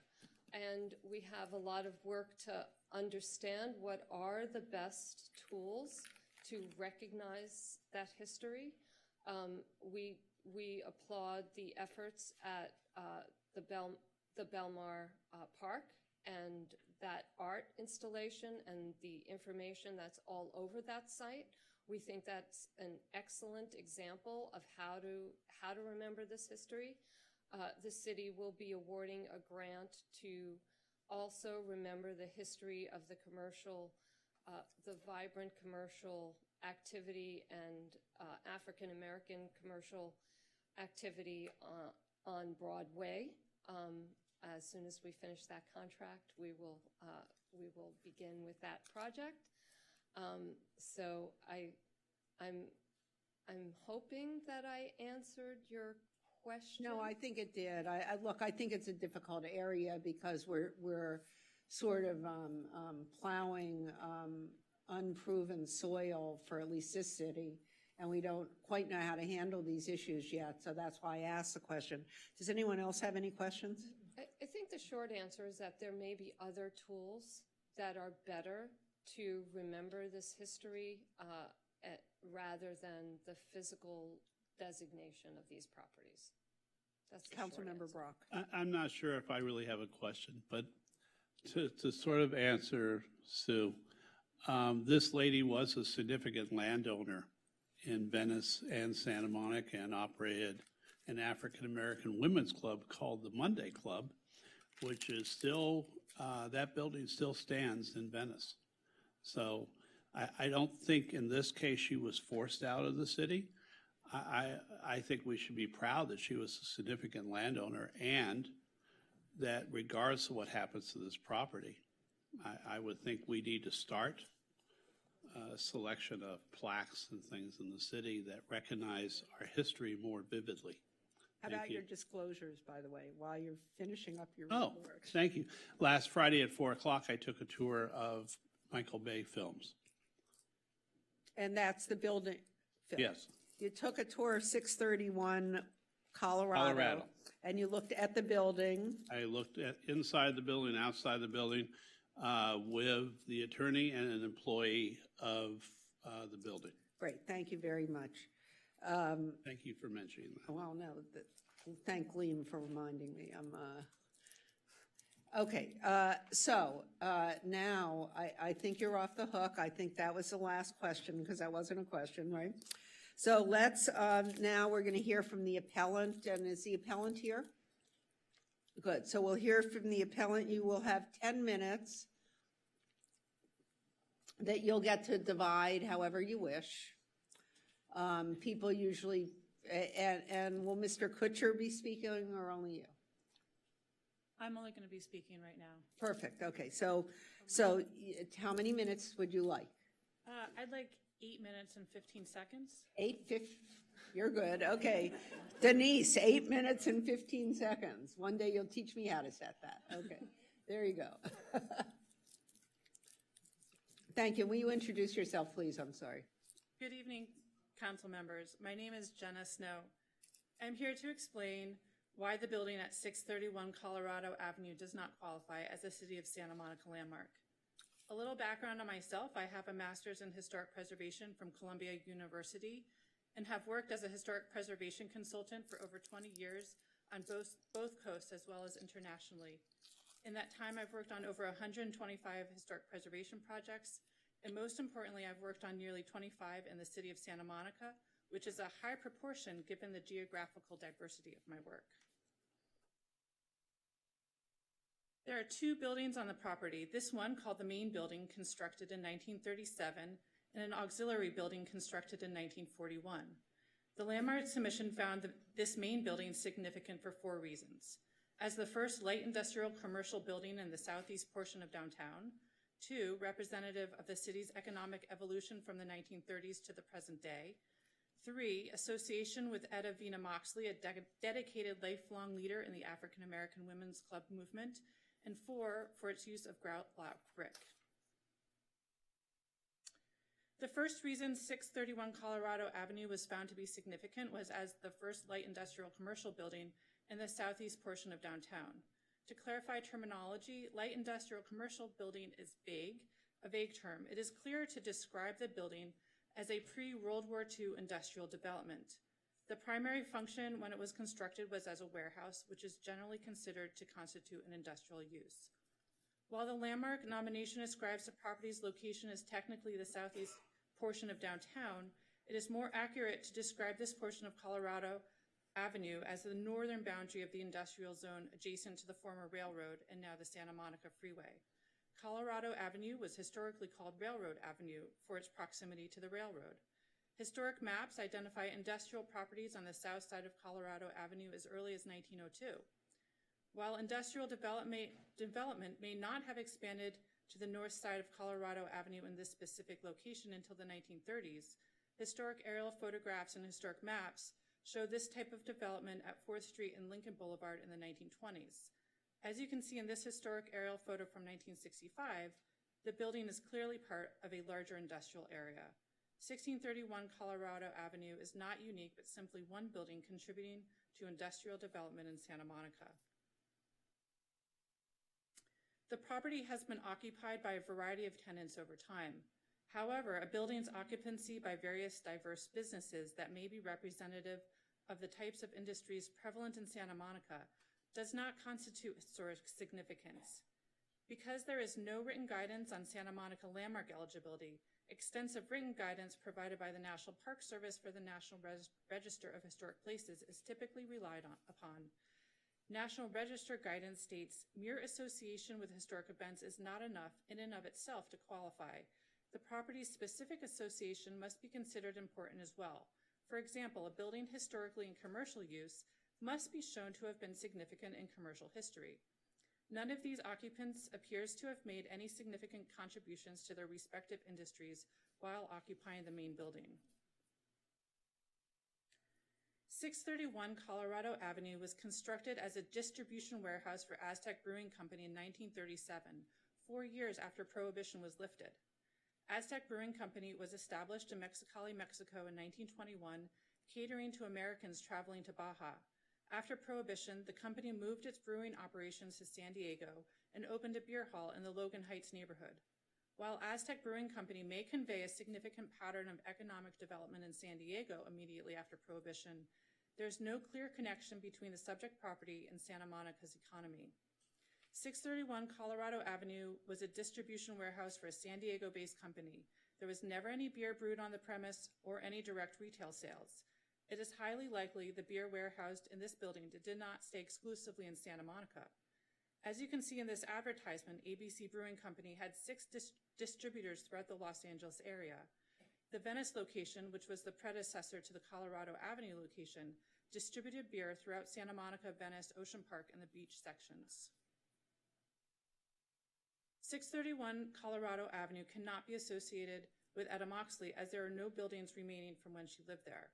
Etta Moxley was a leader in the African American Women's Club movement and lived in a house at the property from around the turn of the 20th century through circa 1928, although she owned the property until 1937. During this period, there were 4 residential cottages and a small commercial building. All but one of these buildings were demolished in 1937 to allow for construction of the existing buildings at 631 Colorado Avenue. The last building was demolished by 1965. The building in this image is the Monday Women's Club in the Oakwood neighborhood of Venice, for which I did the initial evaluation that a historic cultural monument nomination was based. It was designated by the City of Los Angeles in 2020. Etta Moxley was one of the founding members of the Monday Women's Club and was one of the women who held the property as a trustee of the club. Etta Moxley is indeed an important individual whose accomplishments should be brought to wide public attention. However, the main building at 631 Colorado Avenue is not the correct venue to commemorate her life and work, as there is nothing tangible left from the period of her residency. The City of Santa Monica should strive to communicate the significance of Etta Moxley in a wide variety of meaningful ways, but not through landmarking a building that is not connected with her. Groutlock Brick was a brand of reinforced brick masonry produced by the Simons Brick Company for a relatively short period of time between 1932 until approximately 1942. While Simons Brick Company had a brickyard in Santa Monica, they had ceased making bricks there long before the main building was constructed. Reinforced brick masonry is a type of building material that incorporates steel reinforcement embedded in mortar or grout. As you can see in the brick that's being passed around, Simons Groutlock Brick retains typical dimensions along the visible elevations with a slight angle at the rear that allows for a horizontal reinforcing rebar. While reinforced masonry was used beginning in the 19th century, the 1933 Long Beach earthquake initiated substantial changes in the building code that took nearly a decade to put into practice. After World War II, use of reinforced brick masonry became common, typically utilizing a hollow within the brick to vertically install reinforcing steel, as seen in the image on the right. With regards to evaluating the significance of a property for its method of construction, National Register guidance states for properties that represent the variation, evolution, or transition of construction types, it must be demonstrated that the variation was an important phase of the architectural development in that it had an impact as evidenced by later buildings. Although the main building at the subject property may have used a reinforced groutlock brick, this method of construction is not historically significant. 631 Colorado Boulevard has undergone substantial changes since it was constructed in 1937 and does not look like it did when it was constructed. In more technical terms, it does not retain integrity. Primary alterations include replacement of all window and door openings, including replacement of window sash, relocating the primary entrance from the south elevation to the west elevation, in addition to the north elevation, and sandblasting all visible elevations both inside and out at least twice, significantly degrading the quality and appearance of the brick. The main building at 631 Colorado Avenue is not significant under any of the Santa Monica landmarks criteria, nor does it retain integrity from when it was constructed. It is not a special building in Santa Monica, but a common example of a pre-World War II industrial building.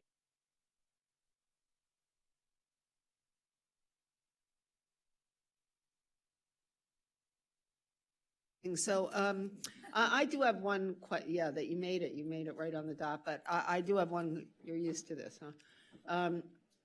I have a question for you. If we decided to grant the appeal and not designate this as a landmark, would you be willing to commemorate Etta Moxley somewhere on the building in a prominent place to make it clear that this was once owned by an important person in Santa Monica?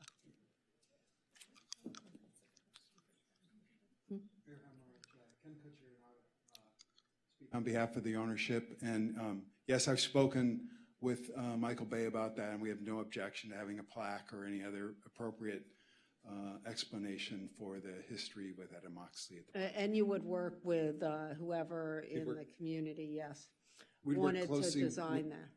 We'd work closely with the Conservancy, the Landmarks Commission, any other appropriate agency. Great, thank you. Thank you very much. Yes, Councilmember De La Torre. I was getting thirsty. What do you But say? the Aztec Brewing Company, Yes. do we know the owners? I mean, who are the owners? Any? Yeah, and is the beer still around? Is it in the building? That's what they want to know. Is it right here, I don't right have now? any of the beer tonight. She had a sample of the brick. Where's the sample of the beer? Yeah. The brick was nice, but the beer would have been nicer. It goes good with the popcorn. But no history on the ownership of the Aztec Brewing Company? It's been revived. Yeah? Yeah, it's now, it's so in it 2009. You can get it today. Oh, wow. But I mean, it's odd to me. I mean, there was a thriving Mexican-American community here, a lot of Mexican immigrants, and I'm interested to know that history, which is great. Everything I've learned in terms of African-American history, you know, someone asked me the other day, what are the three sort of most important Latino, Mexican, you know, whatever landmarks? And I couldn't really come up with too many, like historic landmarks. There's some that are more recent, but so it just made me think about, you know, how do we, and I'm glad the Landmarks Commission and others are talking about how do we sort of really bring this, you know, history to the forefront, you know, to really know, you know, how our city has developed over time. But it just made me think in terms of this Aztec Brewing Company. They're from Mexicali, I heard, right? That they were in Mexicali at one point during Prohibition, maybe, and then now they're in Santa Monica, which is fascinating to me. But no, there's no history. You don't have any information on the owners, or was it a Mexican or Latino-owned business? Nothing like that. We don't know anything about that. My understanding, it was owned by two Americans who started it in Mexicali, Mexico during Prohibition. At the end of Prohibition, they moved their brewing headquarters to San Diego and had distributors throughout Southern California and I believe other areas of the Southwest. No, they weren't Mexican. I'm looking now at the Wikipedia. They were not Mexican, but later on worked with Alberto Aldretti Sr. to found the Tecate Brewery. I've been there. It's a Wikipedia. You can find it. But none of the beer was brewed here or directly. There was no direct beer sales as well. It was a wholesale distributor. Thank you very much. You'll come back for your final 3 minutes. You did a great job. And now we are looking for the applicant. I'm sorry. So who is, right, who is also, wait. Oh, right. Oh, here. So Nina and Ruth Ann.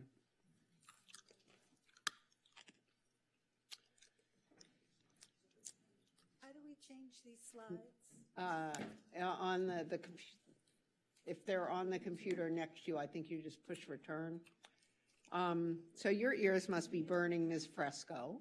I know the answers to your questions, and if you want to ask. Your name has been mentioned more than any other name, perhaps, Been tonight. very busy today. We don't know how to advance the slides. We need help. We need your slides, right? Well, oh yeah, I need my slideshow. There you go. Yes, thank you. Great, so you too have 10 minutes. I will use 7 minutes and 39 seconds. Oh, now it's a contest. Let's see if you do as well. I'll probably come in short because I'm nervous. Are we ready? Okay. 631 Colorado is significant to Santa Monica history as the first and also the last example of a single-story industrial-style commercial building that began the transformation of one of the earliest residential sections of the city, home to working-class whites and people of color since the first lots were sold here. The significance of this resource is enhanced by the range of uses it saw, which were emblematic of trends in the city during the periods of occupancy. The structure's construction was influenced by many major historic events of its time, reflected in its style and method of construction, and it reflects city planning and zoning history. Please deny the appeal and uphold the Landmarks Commission's findings. The appellant's analysis repeatedly falls back on National Register guidance as if this had been a National Register application, glossing over local history for its lack of national significance. Its 5S3 status code on our HRI means that it appears to qualify for local designation. National Register eligible codes begin with a 3. Santa Monica's program is ruled by this city's adopted landmarks ordinance, which has codified criteria designed to capture resources that narrate Santa Monica history. The National Park Service, sensitive to unique preservation goals within local communities, encourages establishment of customized local ordinances like ours. Santa Monica's registry represents the range of lifestyles, property types, and cultural influences that make up the city's complete history. Not only the stories of rich white men who attract attention with dazzling accomplishments and glamorous architecture. Nonetheless, literature guiding interpretation of national criteria is weaponized by the appellant against our local preservation program to avoid designation. The appellant dismissed the all-important historical context for this property provided in the application as too detailed. They failed to provide credible alternate documentation for conjectures they asserted and came to an inaccurate conclusion. The buildings in the 1960 aerial you saw earlier were many of them were apartments and commercial buildings, not industrial. They incorrectly stated that this part of town had been industrial zone to support a baseless point about comparable industrial buildings that never were, and citing others that exist in an unrelated context. Context is everything. The subject property was in a factually residential area in both zoning and use until 1922 when commercial zoning was applied. It wasn't until 1937 that the first commercial structure, the subject property, was built in the still residential outskirts of downtown. Slide 3. The ABC Distributing Company, on the strength of its post-prohibition success, constructed their warehouse with a popular Art Deco streamlined modern detailing. They were the first beer distributor in Santa Monica after Prohibition was repealed, and the only one to invest in a new brick building using the latest trends in brick technology, along with a light flourish of popular architectural detailing. Neither Groutlock nor Portacosta bricks changed the world. The bricks are important because they convey a historical narrative that took place when the Great Depression collided with the 1933 Long Beach earthquake, two epic disasters. The appellant lost sight of the confluence of style, method of construction, uses, zoning, and major economic, political, and natural events that converge on the site, exemplifying how we lived, worked, and in the case of these bricks, solved problems in 1937. In answer to your question, the Moxleys sold the property around the time when slum clearance discussions were beginning in the city, and they were smart and sold early. In the 1950s, this still residential part of town, like most of the city's neighborhood of color, were marked as blighted. Old homes were ordered demolished and land became available for redevelopment. By the 1960s, the entire residential neighborhood had been erased. Ordinary single-story brick industrial-style commercial buildings similar to, but not as narrative-rich as the subject property, now dominated.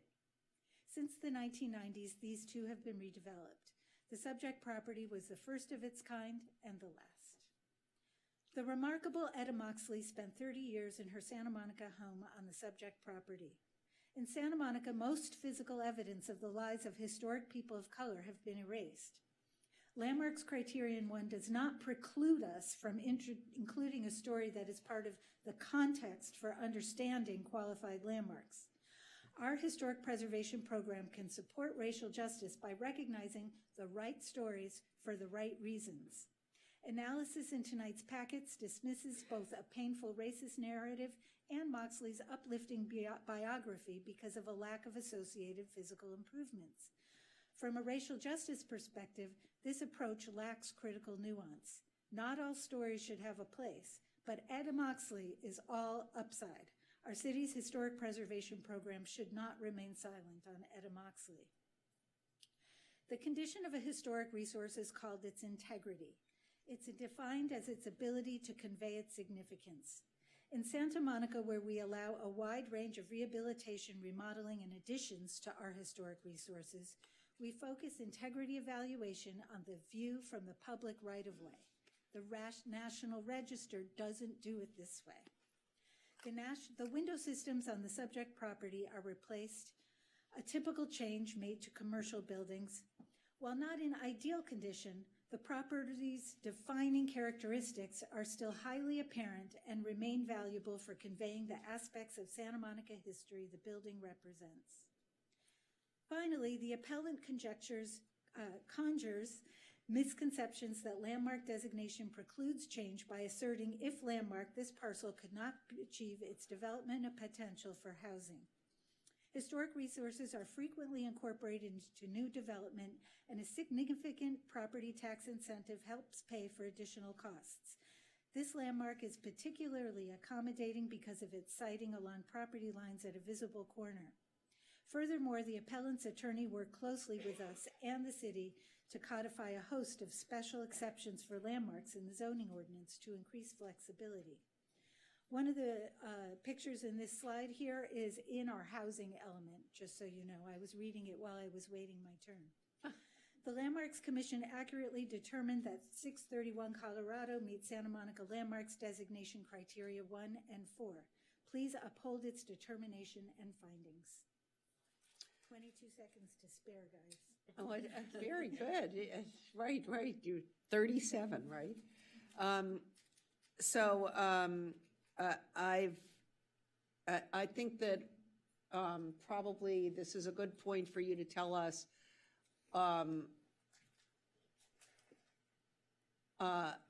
what specific. I mean, I understand, but you've seen what is the criticism of the appeal.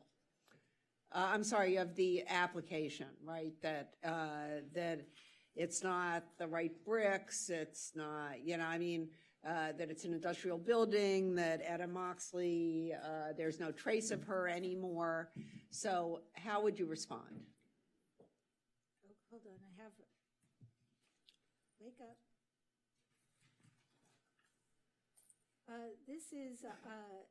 This comes down to this whole idea of using the National Register guidelines as the rule for how we interpret our. I'm asking you to use our rules and tell us why we conflict with the National Register guidelines and we should ignore what they're saying. I'm trying to tell you that. Okay, good. Okay. Okay.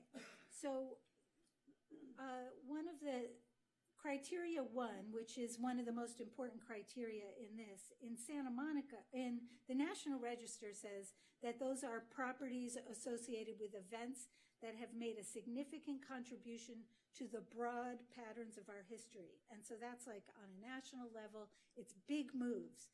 And the comparable criteria in Santa Monica, which we have customized to our local history, is that it exemplifies, symbolizes, or manifests elements of the cultural, social, economic, political, or architectural history of the city. So that's a much more fine-grained thing, because in Santa Monica, we're not really known for a ton of really big, fancy, famous buildings. We don't usually, we were very working class kind of a city. Vernacular. We were very vernacular. Vernacular, by the way, is a commonplace domestic, often domestic, but generally commonplace utilitarian structure. That's what vernacular structures are. So when we look at the history of this building, we're not looking at this particular building as one that defines the best Art Deco streamlined modern building, the best. What we're looking at is, does it tell a Santa Monica narrative? And what we found by looking at the confluence of stories that it represents, the styles it represents, the brick, the moment of 1937 when the city started its designated this area as a slum and soon began telling people they had to tear down their buildings, which finally opened them up for redevelopment. It was a moment, and it was beginning with this building, and lots of things about this building represent that transition of this part of downtown, which had been residential, into a commercial district. So let me ask you, Nina, as we move down Colorado, et cetera, right, and move more towards Bergamot and stuff, are you going to be saying that all those buildings that look just like this one should be landmarked? Because that part of Santa Monica has a completely different background, a completely different history. It was zoned differently. When you get east of Lincoln Boulevard, the industrial zone went to the other side of Colorado and included those buildings. They were always industrial. They were part of the industrial district. It was a different kind of neighborhood. It was much less developed in that part of town. There was nothing there for a really long time. It was farms and barley fields and.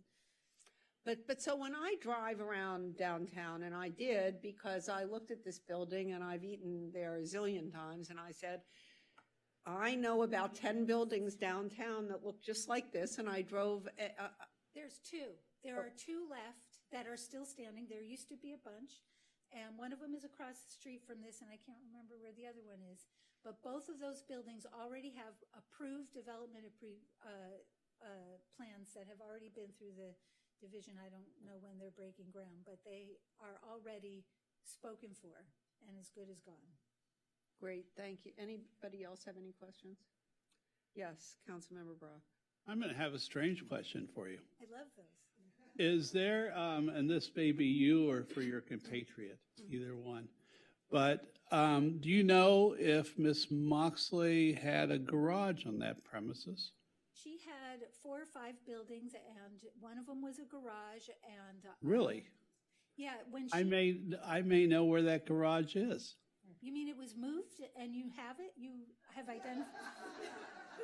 I get excited. Well, we're putting the sign there, and we're putting. Oh, wait. No, I don't know where it is. Yeah, really, there you go. Oh, yeah, that may be a problem, Gleam. My grandfather bought what was sort of a double garage shed on 7th down by Colorado in about 1936-37 and moved it to 12th Street. If you tell me the address, I can probably find out. I'm not going to tell you the address now because Gleam just told me I shouldn't. But it's really interesting because my grandfather then took that garage, put it in the back of a residential lot. There was a house in the middle, and he took it, got out the hammer, the saws, and built it into a very small 2-bedroom himself, anchored the foundation to the bricks below. And my mother went to Madison, Jefferson, Madison and Lincoln and Samuel living there. And I'm not sure if it is the same one, but it might be really interesting. So we'll talk later. We will. That is just, it came to me a minute ago. That's crazy. Okay, so any other questions? No, it's been altered too much. Okay, thank you very much, and you have your 2 minutes and however many, That's really 21 trip. seconds left. Thank you. Seriously? Okay, and now we're ready for, I guess, public comment, right? And since Ms. Fresco already spoke, we have Jody Summers and Laura, and I'm going to butcher your name, Voisin?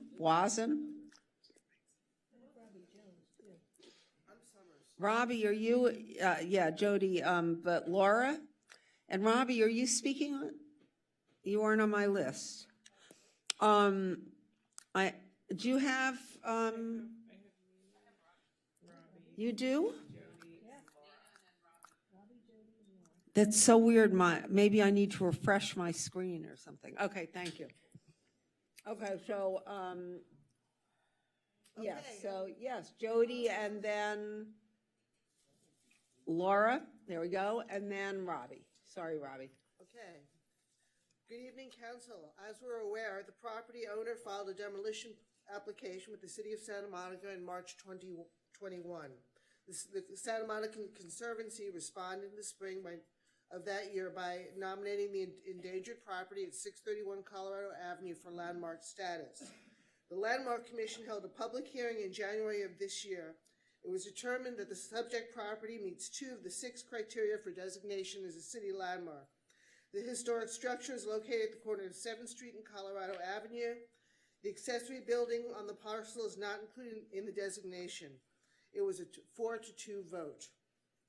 The property, visible from the light rail train as it rolls into 4th Street terminus, meets several aspects of Criterion 1. It exemplifies, symbolizes, or manifests elements of the cultural, social, economic, political, or architectural history of the city. Erected in 1937 as ABC Distributing Company, the Art Deco streamlined modern style structure was a pioneering light industrial commercial building in the southeast portion of Santa Monica's downtown. Heralding in a commercial phase of development, the primary structure on the parcel reflects classic architectural elements of that style and is now the only remaining light industrial building in that area. From an economic standpoint, the sequence of businesses that have been on the site are representative of Santa Monica's economic evolution from the 1930s to the present day. Built as a beer outlet, the subject property satisfied a need in a post-prohibition era where tourism was a main industry. The warehouse ornamentation reflects the elevated status of the liquor business during the post-prohibition pre-war era. The historic property has evolved as Santa Monica has evolved. With the success of Douglas Aircraft and the city's emphasis on aerospace, the property was converted to an aerophysics use in the mid-1950s. As the California car culture raced into popularity, the building met the demands by transforming into the Keystone Auto Body Shop. And since the 1990s, the property has served the needs of Hollywood and the entertainment industry. Since the town's founding in 1875, the area surrounding 631 Colorado has served as a working-class neighborhood. It was one of the few areas allowed to be occupied by people of color in the early days of the city. African-American Etta Moxley spent her adult life securing the rights of people of color. A lifelong leader of the Black rights groups throughout the state's city and county, Moxley lived at 631 Colorado Avenue for nearly 30 years and owned the property through 1937. While no physical improvements associated with her remain in the site, the Commission felt that a reference to her inspiring life is a noteworthy part of the context of this qualified landmark. The Landmark Commission also found the subject property to be significant under Criterion 4. It embodies distinguishing architectural characteristics valuable to a study, style, and method of construction, and it has used indigenous materials and it is a unique and or rare example of an architectural design, and it is of a historical type that is valuable to the city in such a study. The ABC Distributing Company built the only known example of transitional post-earthquake brick technology in the city. Developed in response to the 1933 Long Beach earthquake, brick types such as Groutlock and Porta Costa Key were engineered to ensure seismic integrity for brick and mortar structures. This unique building serves as a record of that period-specific engineering approach. The Art Deco streamlined modern style of this historic property is rare in commercial light industrial buildings in the city of Santa Monica.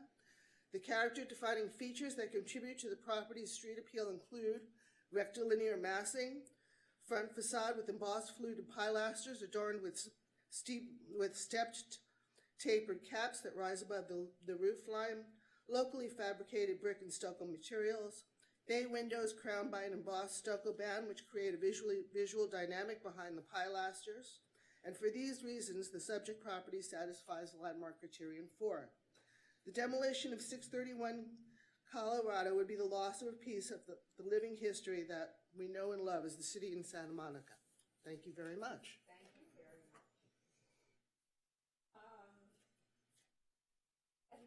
And please tell me how to pronounce your name, because I know I butchered it, so say it again. You actually did it correctly both ways. In French, it's voisin, but my family fled France 400 years ago, so it's voisin. Yeah. So you did it right both ways. Okay, guys ready? All right. My name is Laura Voisin George. I live in Pasadena, and in addition to being an architectural historian, I'm also in the UCSB PhD program in history. I'd like to speak to the research that supports the landmark nomination for 631 Colorado Avenue. As an architectural historians, we're trained to identify, analyze, and assess the integrity of buildings, structures, and objects in our historic built environment, and we make recommendations of eligibility based on specific criteria and particular contexts. However, as an architectural historian working in the private sector, there's a limited amount of hours that I can commit to the research for one project. Being university trained does not convey an exclusive ability to conduct research about history, about significant events and movements, and the people associated with them. In addition to histories by major publishers and historical societies and data from newspapers, I have found invaluable the work of local historians, some of whom have not had historical training at the university level.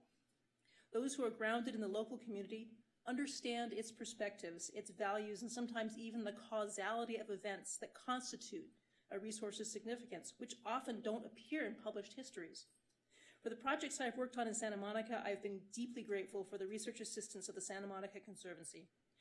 Their deeply researched work, such as that conducted for 631 Colorado Avenue nomination, often provides the why for the course of history, set within the appropriate local context that we can find nowhere else.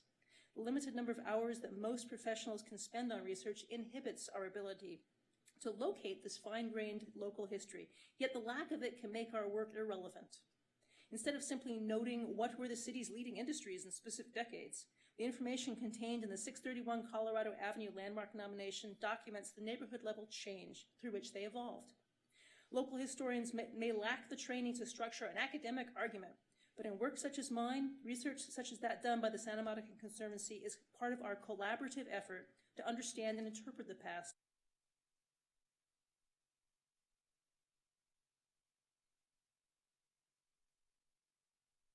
And now we move to Ms. Robbie Jones. Okay,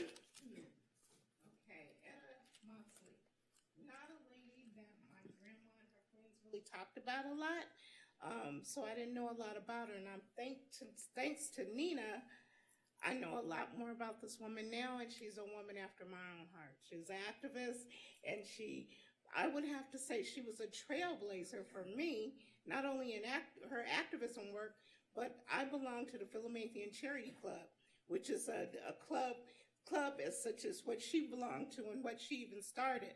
So I'm grateful for that, grateful for her. I don't feel that this building represents her. I would love to see an interpretive panel, historical panel, at all of these places, but particularly at her site. I would love for my grandchildren and all the other children to learn about her. You know, interpretive panel with a QR code is the best thing that we've ever thought of for Santa Monica. And so that's what I would like to see for Etta Moxley. I can't agree with landmarking the building because it doesn't really represent her. But the history is here, and she was here. She definitely was here. And I just want to say thank you to the historians, and the message is in the people. When I found out about Etta Moxley, I went to people that I knew and their mothers and grandmothers that knew about her, and now they're inviting me over the house to show me stuff that they know about her and show me articles. So that's so message, great. You get it from the people. Thank you very much. It's not all in the books. Thank you. Thank you. And so now, oh, I'm sorry, I was going to forget you guys, but okay, I'm ready to go back first to the, see if I can get it right, the applicant first. So here we go, and then the appellant.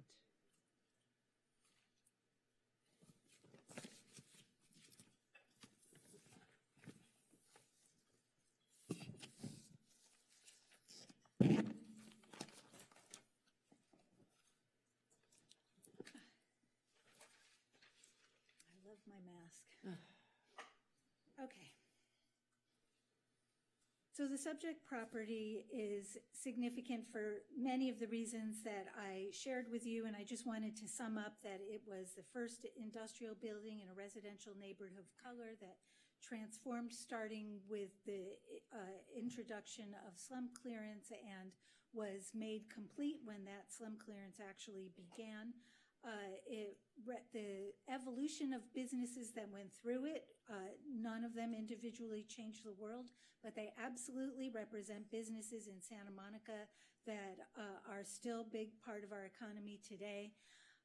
They were constructed of bricks that are not, they didn't invent reinforced concrete construction or brick construction with those bricks, but they were very special kind of unique brick that was directly related to the Long Beach earthquake, which was a monumental, huge event in our history. And the fact that they had just started to build bigger buildings and not just small sheds and things out of brick again around this time, and that they used that brick, which gave them added confidence, was a moment that in history, and we're not just trying to represent all history, there are moments, each one is interpreted differently. As for Etta Moxley, there's not too much you cannot do too much to recognize Etta Moxley is what I was going to say. And, you know, wherever she fits in, I believe she's part of the context of this site and led up to it, but she's a really important person. I just want to say that based on my deep, broad and understanding of Santa Monica history overall, I think the themes of this building relative to its style, construction, zoning, and uses represent an important time in our city's history. Yes, landmarks should be reserved for special buildings, as Ken Kutcher said in his paper, in his letter. But this building is a lot more than just cute. It tells a uniquely Santa Monica story. It tells a bunch of them, in fact, and now we know what they are. And I really recommend that you uphold the designation that the Landmarks Commission made for this building. Thank you, Ms. Fresco.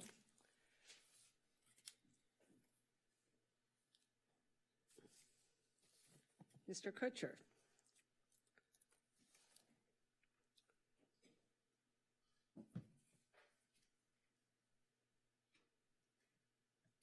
I'd like to begin by saying it's been more than 2 years since I've been in this building also, and it's nice to be back.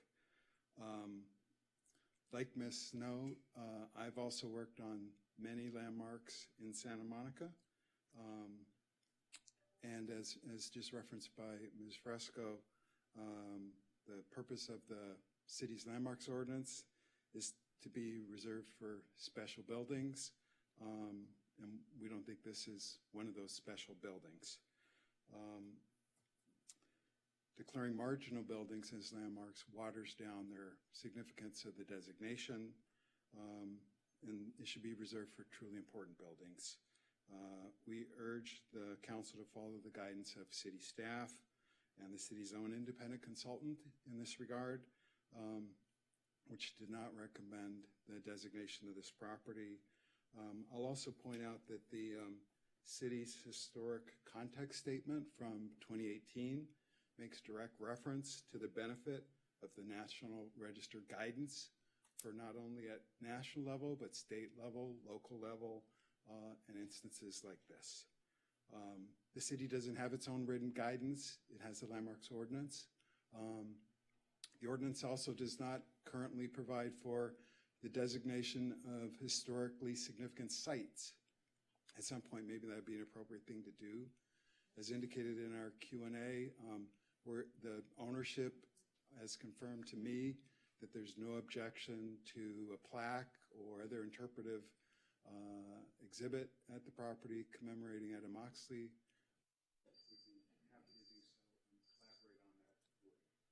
Thank you very much. So council, the matter is before us. Does anyone have any questions or comments?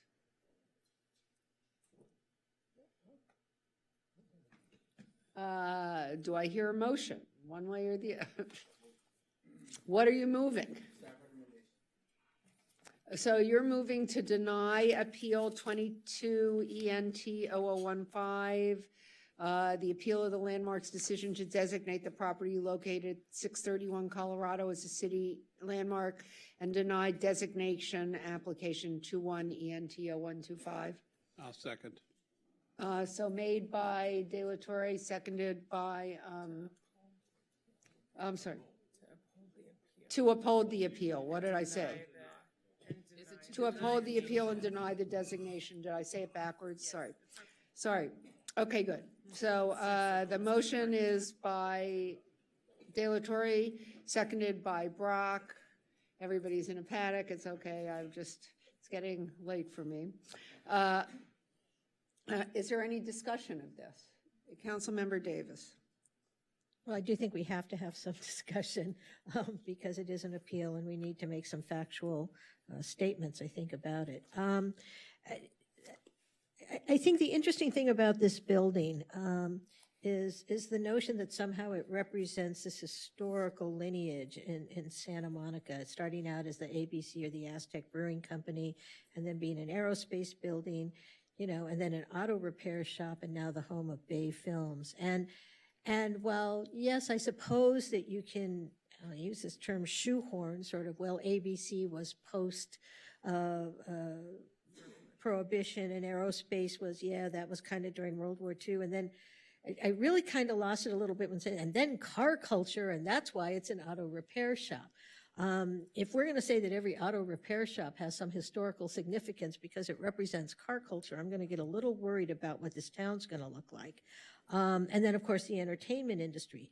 There are numerous buildings throughout town that started out as industrial buildings and have changed their uses. You know, I mean, everything from the pen factory at 26 and Olympic, which was a pen factory and now is an office building. And are we going to say that somehow represents the transition on the east side of town from industrial to an office? Or I get the sense, and with all due respect to the applicants here, that there's a little bit of an attempt to sort of shoehorn this building into historical significance. And it's not working for me. I just have to be absolutely honest about that. I understand that it is the first industrial building on that side of Colorado.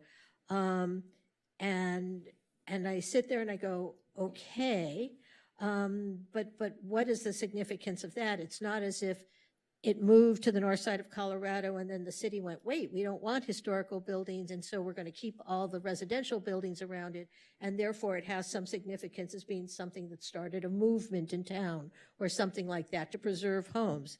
And in fact, as has been pointed out, numerous buildings around it, whether they're set to be demolished or due to redevelopment or not, numerous buildings around it started to crop up. And so to me, it doesn't represent in any particular way the history of the city, nor does it represent some great movement. I mean, to me, the buildings that are probably more worthy of being preserved would be the residences that survived the industrial movement. All cities are organic and they undergo changes.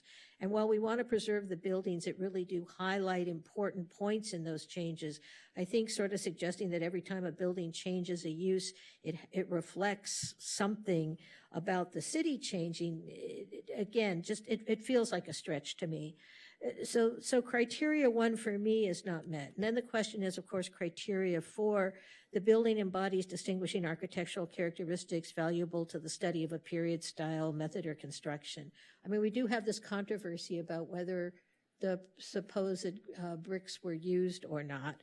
And in a way, it feels a little bit like a red herring, because for me, I look at it maybe more holistically than is this particular brick here or is that particular brick there.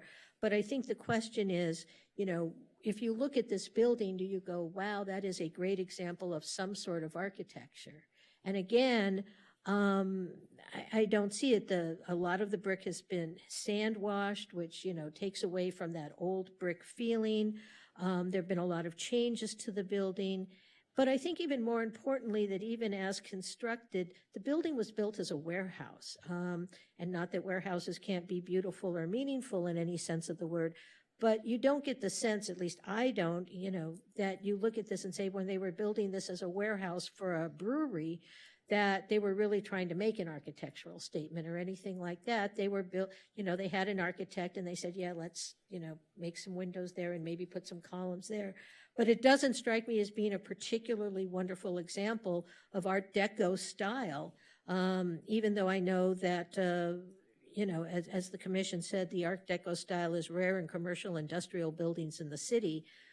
That to me isn't enough. It really, I don't even look at it and see Art Deco. I see, yes, some elements of Art Deco. So I don't think the presence or absence of grout lock bricks or the style of the building really elevates it to the level where it's worthy of being landmarked. I do think, as someone indicated, we do need to be careful about not trying to shoehorn everything into a how do we make this a landmark, because I think it does to some extent minimize the importance of things that truly are landmarked. And I also think that it in a bit tries to impose a preciousness on the city, that we need to preserve our history. We need to preserve the infrastructure, the buildings, certainly remember the people like Miss Moxley, who are obviously important to the history of our community. But I think when we overreach to identify landmarks, what we really do is in some respects diminish the real landmarks in our city. And so I want to have some integrity to the process, and not that I'm not accusing the Landmarks Commission of not having integrity, but I think we need to make sure that the standard for something being landmarked is sufficiently high so that when we do it, it's meaningful. So I will be supporting the motion. And I'm going to go next because I'm going to disagree, and then I think you probably will agree. But I do believe, and having grown up in a place where most buildings are significantly older, because I grew up back east, so I'm used to seeing different buildings of different ages, all in, you know, and used to older buildings, which obviously are different. So moving here, and this is in Santa Monica, is pretty new. I think you find your history where it is, and I do think that this represents, as I said before, a transition of our community from when we had a lot of people of color living near the coast, right, living near the beach, living on the south side, and then being wiped out by basically redevelopment, community development, et cetera, et cetera. So when I look at that neighborhood now, I think that this building may be, and I understand that there are more buildings further east, but I think that this may be representative of the beginning of the transition where that neighborhood was wiped out, and we have commemorated it with Belmar. But I buy the argument, frankly, that this does satisfy criteria number one because it represents a point in time in 1936, 1937, where we were switching to industrial in that part of town. And frankly, I think it's I mean, Mr. Kutcher called it cute. I think it's an attractive building that has a certain style, and I think that the brickwork is significant. As somebody who lost a bunch of bricks in the 1994 earthquake, right? I lost a fireplace. But look, I believe that it's a distinctive building that marks a particular period and does it in a unique way. And so I will be voting against the appeal. And now, Councilmember Brock, your turn.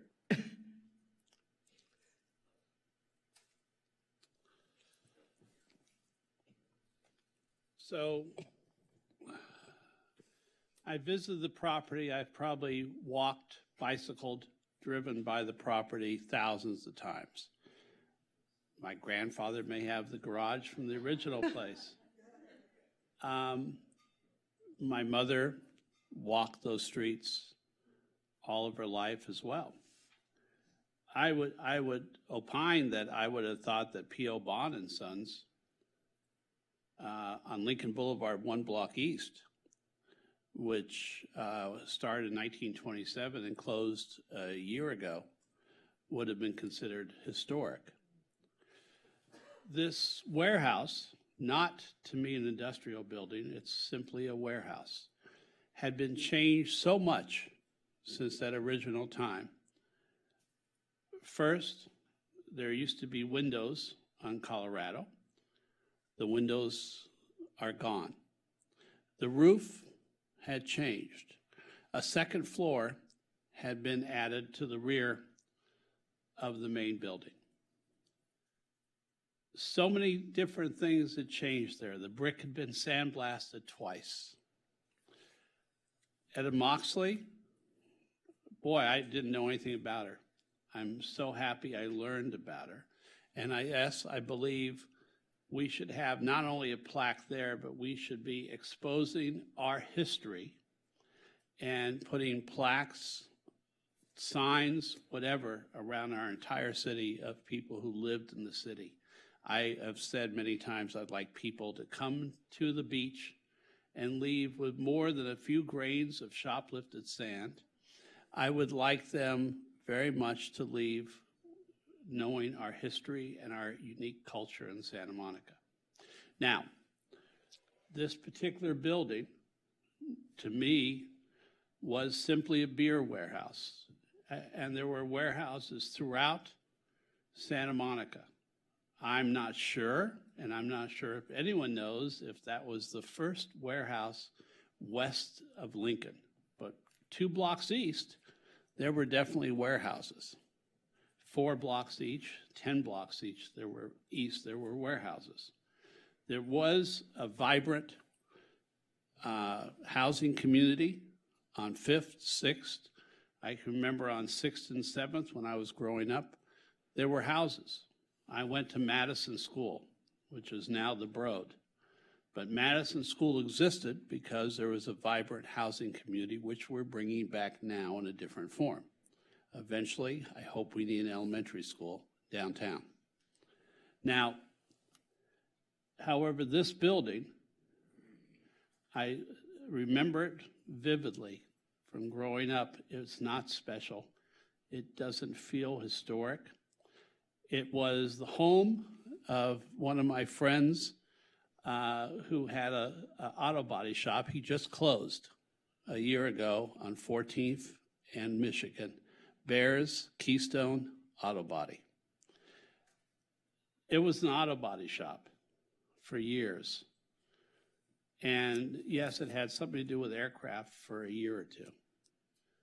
But honestly, it was a warehouse. The bricks were not made in Santa Monica. One of the questions when I went there were did the bricks come from the Santa Monica Brickworks? The answer was no.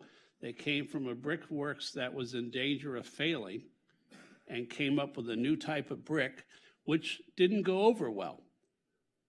because the brickworks went out of business anyway. And my question was, why didn't they just build it? It was a one-story building. Why didn't they build it of wood and cement? Because I asked if the beer was refrigerated on premises. It wasn't. So to me, it was a standard warehouse. Yes, it got made of brick, but it was never a retail store. It never really had anything to do with the culture of this city whatsoever. So I will support the staff recommendation fully. And yes, I appreciate that Bay Films will make sure they add a long-lasting monument, if you will, to this lady. And I look forward to I look forward to having the historian give me the address of the Monday Club in Venice, which she founded, because I think that part is extraordinary. Thank you. Any other comments? Madam Clerk, may we have a roll call vote? Oh, wait, yes, we have a motion, we have a second. Yep. Let's have a roll call vote to uphold the appeal. So if you vote yes, you're voting to uphold the appeal and deny the application. Right. Councilmember Parra? No. Councilmember Davis? Yes. Councilmember Negrete? Yes. Mayor Pro Tem McCowan? Yes. Councilmember Brock? Yes. Councilmember De La Torre? Yes. And Mayor Himmelrich? No. So that passes 5-2. And do you want to give direction, Councilmember Brock or Councilmember Davis or Councilman about the plaque? Should they consult with Robbie? I asked that we asked that the owner of the property consult with the Santa Monica Conservancy, any other relevant organizations, to make sure that the history of Miss Moxley is fully exposed and a suitable plaque or sign is permanently added to the premises or just west of the premises. And we can. And can I Yes, add to please. that, because since there may be some redevelopment there and the That's why I property said may in west. fact be sold, that it In we can't, perpetuity? we can't add that it conveys with the land, but that requirement of the council be conveyed to any subsequent owner of the property. We can't deed restrict it? Okay. Okay, and we can do this by a voice vote, so by acclamation, aye? Aye. Okay, so that's accepted. And thank you all very much. Thank you. It was super interesting discussion. I look forward to the first meeting of the Landmarks Commission and Committee for Racial Justice. And now, Madam Clerk. So now we're moving on to item 7A, which is introduction, and I'm going totally off of memory. This is introduction and adoption of an emergency ordinance to amend Santa Monica Municipal Code 7.16.020, water conservation requirements. And it's the star of our water department. I always see you at 11 o'clock. What's that about? Every neighborhood meeting, you're always at, yeah, right. Good evening, Mayor Pro Tem, council members. Tonight, I'm here to present the emergency. My name is Sonny White, Water Resources Manager. Tonight, I'm here to present the emergency ordinance amending Santa Monica Municipal Code 7.16.020 for water conservation. I also heard somebody was thirsty earlier tonight, so just want to make sure we have water for everyone. Just want to begin by giving a background to council and also the community on why the emergency ordinance. As we all know, climate change has impacted the reliability and resiliency of our water supply. And what that has resulted in is higher average temperatures, more intense heat waves, wildfires. What that means for our water supply is how we used to capture and store our water supply across the state has changed. From the snowpack of the Sierras, because the higher average temperatures, they melt faster, they evaporate more. and less of that water is making it into the rivers and into the dams where we store that water.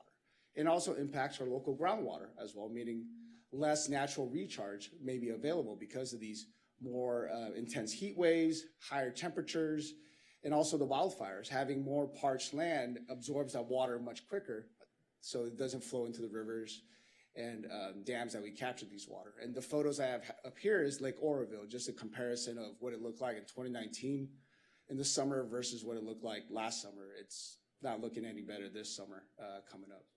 And persistent and worsening drought conditions is not just locally, it's across the California and Southwest United States.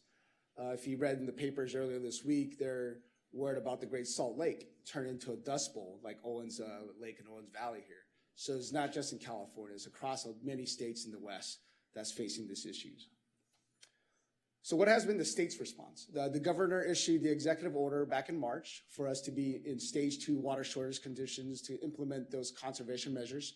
We have been in compliance with that. The city here, we've done a great job. We've been in that stage 2 since 2014, and we'll continue to meet those 20% conservation requirements. But they also want to encourage further water conservation efforts to improve resiliency through voluntary actions. So some of the stuff we're talking about tonight is really looking at doing more than what's just the bare minimum, what's required. You look at what the regional drought response has looked like. Many of you saw in the news, the Metropolitan Water District has declared a water shortage emergency for state water project dependent areas in late April. That has created some confusion with community and cities and who's in that area, who's not. Here's just a map highlighting that. So the dark orange areas are the state water project dependent areas that have to meet their water shortage emergency conditions, which is either restricting outdoor irrigation to only 1 day a week starting June 1st, or to comply with monthly allocations set based on human health and safety needs. Basically, that's centered around 55 gallons per person per day for indoor water use. Although you see Santa Monica, which I have circled in that map, we're not in that area, but we're surrounded by that area. And really, if you look at the whole region, we have to be in this together. We all have to conserve water as a whole to preserve this precious resource. So locally, what other agencies around our area have done, if you look at LADWP, they have implemented outdoor water restrictions to 2 days per week. Beverly Hills are at 2 days a week. Culver City as well. Las Virgenes Municipal Water District, which serves Malibu, Calabasas, Agora Hills, and the Valley, they're 1 day per week. Pasadena, Burbank, they're also at 2 days per week. And really what these outdoor watering restrictions we're targeting is the photos I have up here is these sprinklers. We're not looking really at restricting irrigation of crops or hand watering, but it's really these sprinklers that spray water in the air that could be lost to evaporation. That's just not really that efficient during these drought periods where water are hard to come by. So I also want to highlight our ongoing water conservation efforts. As I mentioned, our residents doing a great job. Our average residential water use is under 80 gallons per person per day. That's actually a goal that Met has set for many residents in the region. We're actually already under that goal because of the implementation that we've done for stage 2 water shortage conditions and implementing those conservation measures. These are just photos of our residents doing a great job in converting turf to native plants that are more drought tolerant, more friendly for water use. And lastly, I also want to, just a reminder, right, we have this goal to be water self-sufficient. That doesn't mean we have an unlimited amount of supply of water just to keep using it. We shouldn't conserve. It's just a reminder, if you look at that 2023 water drop, conservation is a big component of our water self-sufficiency goals. Is actually the first component of our Sustainable Water Master Plan. So conservation is a critical piece for us to be developing local water supplies to reduce our reliance on imported water. And the other piece I'll point out is if you look at local groundwater, that's the biggest chunk, that's 60%. That's going to be impacted by drought and climate change patterns. So we need to preserve what we have by strengthening our conservation efforts. So tonight we're looking at amending the municipal code around water conservation requirements. The section of municipal code that's referenced here covers requirements for conservation landscape, cleaning, water features, waterways, eating and drinking establishments. Tonight's focus is only on A, the landscaping and outdoor watering portion. So just The highlights of the amendments. The first one we're amending is A1, which is extending the time period where you are not allowed to irrigate, which used to be 10 a.m. to 4 p.m. We're extending that now to 9 a.m. to 5 p.m. As times where you cannot irrigate outdoors, because those are when the sun's out. When you're irrigating, you're really losing a lot of water to evaporation. We're not changing anything to item 2. The third one we've added, these are just timing, how long you can run your sprinklers for. So you're not overwatering as well. So these are now time allotments for sprinkler system, per cycle, per station, etc. The next addition that we've added is the outdoor water restriction. This is probably the most major change of the water conservation requirements, are the different phases. So to summarize, phase 1, we're restricting outdoor watering to 3 days a week. Phase 2 is 2 days a week. Phase 3 is 1 day a week. Phase 4 is essentially when it's really bad and no outdoor watering is allowed at all. We also added language on penalties, which is already currently referenced in the municipal code. It's just that we're referencing that if you don't comply with these, you would have penalties that's already outlined in the municipal code. Then there's also a hardship waiver that people could apply for if it creates any hardship due to these outdoor watering restrictions. There are some additional language we added in there with regards to implementing these phases of restrictions. It's a recommendation to be made by city manager with concurrence of city council. After concurrence, said order will be published in the local newspaper of general circulation, and it will become effective 14 days after such publication. And the next 2 bullets are very important in terms of the exemptions for phase 1 through 3 outdoor restrictions that we put in, where if you're using drip irrigation for food sources, such as, say, the community gardens, you're still allowed to irrigate every day as long as it's not between 9 and 5. That's for drip irrigation of food sources. You're also allowed to use a hose with a nozzle or a quick release shutoff, where you can shut off that hose when you're not monitoring. You're allowed to use that every day to water trees and food sources as well, except between 9 a.m. and 5 p.m. Right, so what I mentioned earlier, this is really targeting those sprinklers. If you're using hand watering, it's still okay as long as it's not between 9 a.m. and 5 p.m. because you're monitoring it, you're not overwatering, there's somebody there supervising that happening. So how to report waterways. What we're trying to prevent are the photos you see on the right, broken sprinklers, sprinklers that are clogged or not set up properly where they're running onto the streets. This is what we're trying to prevent. Right, so how to report that, use the city's 311 system, which is what we prefer. You could also email our water conservation unit at water.waste@santamonica.gov. There's also a state reporting system, savewater.california.gov, that people report to as well that we respond to. Tom's team here actually have to close them out quite frequently these days. So there's 3 different ways that you can contact us to report water waste. 311 is preferred because you can send photos, time that really help us get in touch with the customer, and we really want to start by educating, having that discussion. We're not here to fine anybody right out the bat. We're here just to make sure people are aware and how to use water efficiently. We have already began implementing our public outreach. You've seen some of this in our social media. It's a combination of social media posts that Metropolitan Water Districts has created, as well as some that we created locally as well. So you've seen probably some of these in circulation already. With the outdoor watering restriction, we are going to be mailing these notices out. We're going to be putting on social media, sending it directly to customer via mail. We do plan on hitting some of the neighborhood groups, but I think when we implement this, we may not get to all of them or some, but we're going to try to get to as many as we can to answer questions and clarify anything that they may have for us. So these are just examples of notices that we'll send out and publish. We also get a lot of questions when we go to neighborhood groups, so what else can we do? So we also have created several tip sheets for single family homes, renters, businesses on what they could do to further save water, cut down your showers, collect that water when you're waiting the water to get hot in your showers. You can collect that in a bucket and use it for, watering your plants, put it in the back of your toilet to flush the toilet. Remember to check your toilets. The #1 leak culprit has been leaky toilets.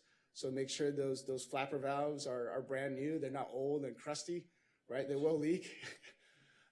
We have rebates. There's rebates programs. Check out our website for landscape rebates as well as more water efficient fixtures that you could be used too. So the slide I have up here is why an emergency ordinance tonight? Why such urgency? It is because our normal process, we may feel may take a little too long. But first is to update our municipal code to provide that flexibility for us to implement different phases of outdoor watering restriction. And also, we want to align with regional and state efforts that's already in place to reduce non-essential water use. And the last one, as I mentioned, is the schedule. If we follow the typical route to amend our ordinance, we wouldn't be implement any restrictions until probably late or end of August, which is almost the end of summer. Having the emergency ordinance tonight allows us to implement this on July 5th is what we're targeting. So the recommended action tonight is to introduce and adopt the emergency ordinance to amend our water conservation requirements, and also for City Council to concur to implement Phase 2 outdoor and water restrictions, which is limiting outdoor water restrictions to watering to 2 days per week. This, we estimate, will reduce the city's annual water demand by 8% is where we're looking at. I'm secretly hoping for 10%. And it will save roughly 950 acre-feet of water per year. I'm sure Councilmember Brock may ask me this, so I put some stuff on there this time. So 1 acre-feet of water provides enough water for 3 single-family homes. 2 acre-feet fills 1 Olympic swimming pool. 1 acre-feet is 325, 851 gallons. So that's the end of my presentation. Thank you. That was really informative for at least as long as I was here. Does anyone have questions, or would you rather hear from the public? Do we have any? Oh, yes. Okay, sorry. So Councilmember Parr and then Councilmember Davis. We have no public. So I have a couple questions. Oh. Your mic isn't going yet. Oh, it is on, actually. And I'm turning mine off. So I have a couple questions. But before I do we know what time, like the noise ordinance, for example, for like our gardeners, what time can they start? Do we know? Like weekday and weekends? 8 a.m.? Because that significantly cuts down their window. I'm all for water conservation, by the way. Let me just begin that. But I'm, because that window now is only between 8 and 9. Are you saying for like the gardeners to be able to come and do your lawn? Well, they could, they could, for example, I actually tell the gardener that maintains the property I live on, don't touch the water. I mean, you can still mow the lawn and everything. They like to turn on the water after they're done because it looks good. Well, because I don't have sprinklers, so my guy uses a hand. So he'll mow and then he'll. Yeah, so I don't know what time they're allowed to start. Huh? Yeah, but I think they actually, she's saying they water the plants. No, I don't have, to water my plants and stuff. No, so that's something that's going to come up, so I just wanted to bring that up. That's a little bit of a concern. I don't have sprinklers. Yeah, it's not sprinklers. Yeah, so what Tom's saying is not. No, I know, but I'm just saying, like, those of us that they only have, like, a landscaper, a gardener only has 1 hour now between 8 and 9. No. Before, but that's what I'm saying, that if your gardener is coming to do your lawn to mow, they mow first and then they do the water. So he can only turn the device on after 8 o'clock. Well, so now we're in discussion. You asked her, right? So my question was, so my question was, what are the hours? Yeah. And that was one thing. And then my next question. Because I was just going to say, I've gone all drought resistant and I can walk you through it if you want. Because it's the same problem. The drought resistant? I have dogs that will. I do too. I've ever. My dog. I have drought resistant in the back though. You haven't been in the back. You and the back. No, I just haven't. I can. I mean.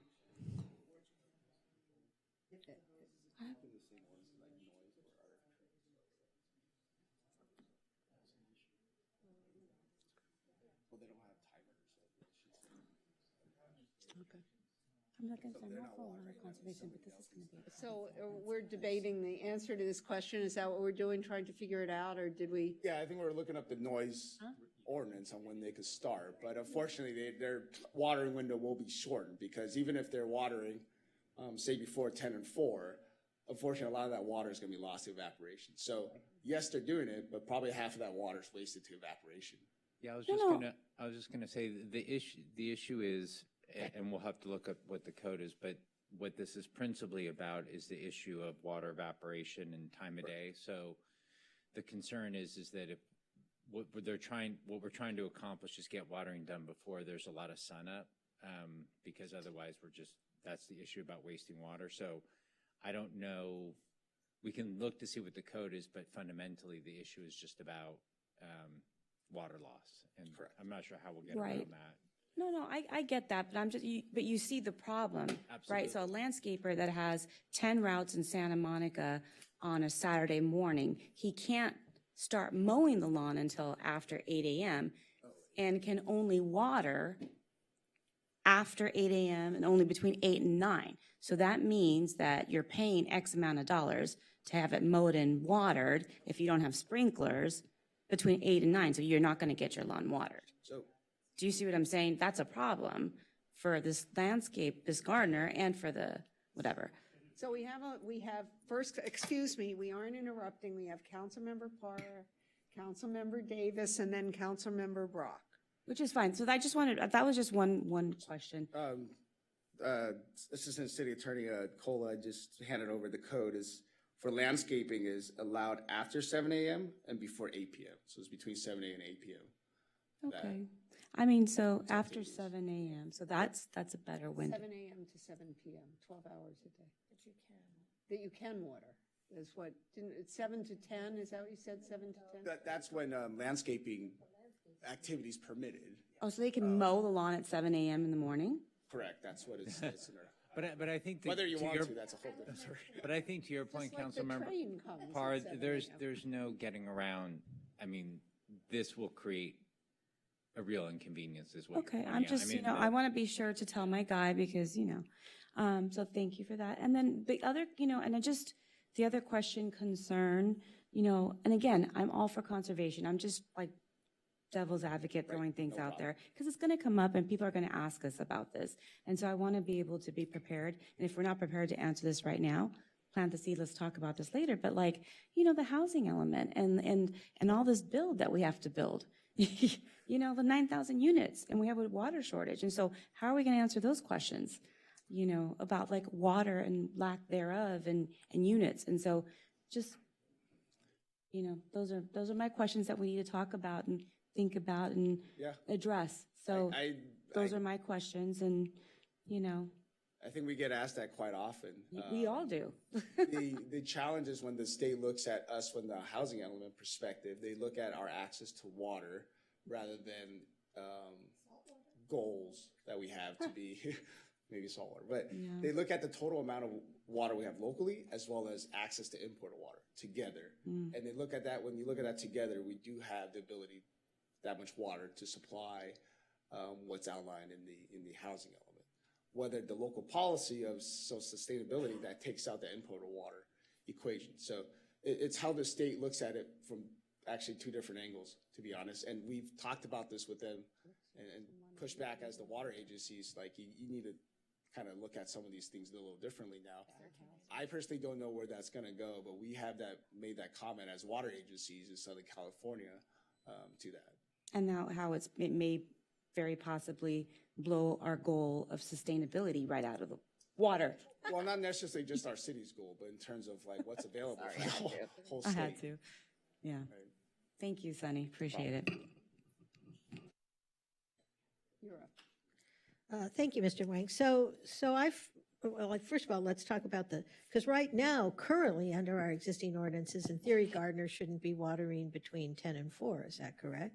That's correct. So it's not as if they could water the whole day and now we're giving them an hour. I mean, we're really talking about an hour delta between when they can't do it. And that's going to get to my next question, which is, I think on any given day, you can go around the city and you will see gardeners watering between 10 and 4 p.m. Yes. And the similar example we had was when we banned leaf blowers. And yet, I think any one of us on any given day can go out and find a gardener using a leaf blower. So my question is, how do we convey these new regulations? Because you're going to send people are going to read the daily press, or you're going to send notice to the homeowners, or you're going to go to neighborhood groups. None of those are the people who are doing a lot of the watering in town. It's gardeners. So how are we going to work to get the information out to them to let them know about these restrictions? Right, so some of the, like if you're a single family homeowner, so we hope those individuals will communicate to the gardeners that they hire on their own, but a lot of those are sometimes hired by HOAs. So they'll be reached out through our billing and accounts to get them on the bills, to notify them that way. So it's like Prop 218, when we raise the rates, we are going to send this notice out to everybody. So some of those will get to the HOA as well, to hopefully they'll notify their gardeners. And the other thing we have is we're looking at increasing our water waste patrols. So hopefully we have people patrolling that could go talk to the gardeners and tell them directly when they see it as well. So that's probably the most effective, but that takes staff time. We currently are limited on staff, so that's one of the things we're working on, is getting outside assistance for some of those patrols. Okay, right, because we did the same thing notifying homeowners and homeowner associations about leaf blowers, and yet leaf blowers get used. So because I think a lot of single-family homeowners may not be home when their gardeners come. The gardeners don't necessarily need to go in the home, and so they may not be there to observe and say, hey, I mean, I had this issue when I lived in a single-family home, and we had to repeatedly tell the gardener, don't use the leaf blower, here's a rake, that sort of thing. But I think a lot of people aren't present and they don't know what's going on, and the same thing may in fact be true of watering. They don't see someone hook up a hose at 2 p.m. and start watering the lawn. So I do think it may be labor intensive and cost us some, but if we're really serious about doing this, it seems to me that we're going to have to come up with a very specific outreach to the people who inadvertently may be violating this new ordinance because they're not going to be aware of it, because they're not on our normal list. They're not getting Santa Monica alerts. They're not following the city on Twitter. They're not going to neighborhood groups. So I just, want to make sure that we're talking about getting out notice to people. And I appreciate, as I understand it, you're saying that we're not going to immediately start giving out water waster tickets. We're going to try and educate people, but eventually there may be people that need to be cited. And I'd like to know that if and when they are cited, it's because they had notice of an ordinance, and aren't sort of going, because, well, I know we're in question, but I mean, because a lot of the people who are, in fact, doing landscaping for a living are people who are, working folk. Yes. And not people that we want to fine a lot of money because they're probably not the highest income earners in our community. So I just wanted to raise those issues in terms of notice as well. Thank you. Thank you. So actually, the 10 to 4 rule is violated by everyone in the city every day. And I didn't even know there was a 10 to 4 rule. So, well, no, I don't know, but we're at a condo complex, and while we have sprinklers and they're set to nighttime and things like that, and I've made sure that our gardener no longer uses leaf blowers anywhere. But I also can sympathize with, for instance, Councilmember Parra said, wait, the gardener would have to start up his lawnmower at 7 a.m. and people would be graffitiing my house. So we have to figure out how there has to be a robust program of even press releases in the newspapers, et cetera, that talks about this. So I agree with Councilmember Davis that it's going to take a lot of communication. Yes. Because honestly, I've seen our gardener water little pockets of areas where we just planted new plants or something, and it may only be 5 or 6 minutes, and it's inside the doors of the complex, but that shouldn't make a difference. Correct. So I'm not I think it's going to trying take to some figure out time how to adjust. evade. I'm trying to figure out, because same as Councilmember Davis, we see that all over, and we still see leaf blowers everywhere too. And then there are the residents who found out that code enforcement would no longer enforce that. So now the gardeners are back out there, you know, with leaf blowers everywhere. So I hope that we're going to be kind and do just a lot of education for a few months. I certainly want to see water use drop as well, but like Councilmember Para, I'm really concerned the mixed message that we're going to be sending to residents, you know, with the housing element, our discussion next week, where we're going to be talking about having to rezone and build, and the residents are going to be saying, well, that's using water. So now you're telling us to conserve here. And a couple of years ago, you were telling us we were going to be self-sufficient.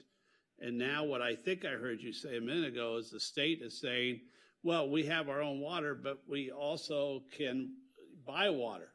That's correct. So that defeats any purpose of us being able to be self-sufficient. That goal is basically blown out of the proverbial water. Right. I mean, it's a tough balance, right? But we can't forget conservation has always been a piece of that plan anyways. Well, we need that. I mean, unless we're using the Yellowstone River today, we're in trouble. Right, and I did read that this morning. But we also have to consider protect our own resources, right? We're relying on groundwater. I believe Councilmember Brockie asked me that question before, is the sustainability of that groundwater, so we don't want to over-tap it either. So in these extreme conditions, we actually have to help ourselves, right? Reducing more so we could put less stress on our local supplies as well as not drawing on the imported supply as well. So it goes hand in hand, and we can't just say, we have a lot of water, we're self-sufficient, so we don't have to play by some of these rules. It's some of those things we need to learn to live without some of these non-essential uses of water. It's essential to drink. It takes 10 gallons to make 1 gallon of beer, right? Wait, you're saying we should have given the landmark to Aztec Brewery then? But it's aimed at non-essential, right? Some of these turf, because the way it's irrigated, you're losing a lot. It's not actually being used. So that's really what we're looking at, right? All jokes aside, that's what we're trying to target. It isn't that we don't have, we're in dire situation, but we should do what we can to eliminate some of these non-essential uses. And thankfully, the people who sat on this dais generations ago were wise enough to say that Santa Monica could stay its own city if it had its own water sources. That's correct. And that's why Venice was absorbed into LA and Ocean Park became part of Santa Monica, simply because our predecessors were intelligent enough to say, hey, we had to have our own sources of water. Thank you. Anyone else? Then let me volunteer to anyone on the council or anyone else that I am 100% behind the sustainability. And for those of you, I have no grass anymore. I sprinkle in zones, right? I mean, I don't sprinkle at all. I do drip in zones. And I've now gone solar and have negative electric bills. So, and I bathe once every 2 weeks. And that's why we're happy we're further away. I just spray off with the hose. But before 10 a.m. Yeah, always before 10 a.m. I'm that organic plant. Anyway, no, I have to say it's been great. It's pretty liberating to, not have these terrible water bills, and I've had a few bad ones, so, and not have the bad electric bills. So I do think that in general, we're making progress towards moving towards that. And on that note, may I have a motion to adopt the attached emergency ordinance amending SMMC 7, excuse me. I don't have any speakers on this. So, Madam Clerk, am I missing a speaker? You are not. I do not have them either. I don't have. Mr. Foster, do you think that you gave a chit to the clerk? I see that you have, I see you for 14 item. I don't have you for this item, John. Did you want to go ahead and let him? Come on up and give us 2 minutes. Takes less time than argue about whether you're entitled. and then we'll vote.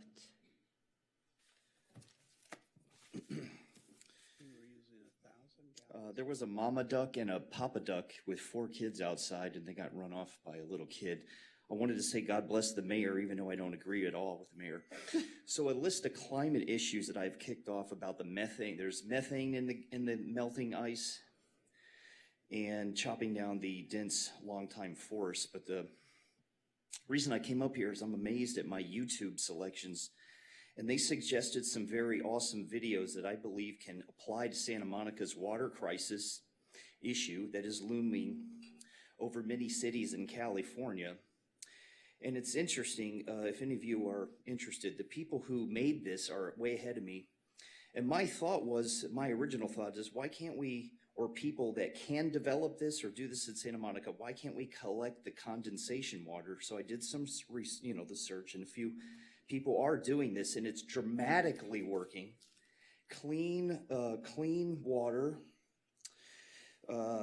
condensation collection is the future and can become highly recommended. Water producers and subsidizers by the city of Santa Monica could again put Santa Monica as the leader for change, for the future, for a better life. This is one picture. This is on the beach. This is at the Atacama Desert in Peru. It's the driest desert on earth. They are doing Technion moisture harvesting systems. Collects nearly 10,000 liters per day, which is 2,600 gallons per day. They call it desert fog nets. This net's up on a mountain. These nets are on the beach. This is another guy. He's got water up there. So, or harvesting water out of thin air. And this is what I came to recommend to the city. This will get us out of all the, and this puts Santa Monica as the leader again in the city, in the state of California, for coming through with breakthrough stuff that's going to help.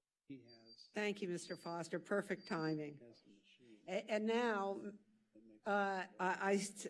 excuse me, maybe one of you will make a motion to adopt the attached emergency ordinance amending SMMC 7.16.020 on water conservation requirements, reading by title only and waiving further reading thereof, and obtain the City Council's concurrence to implement Phase 2 outdoor water restriction and limit outdoor watering to 2 days per week.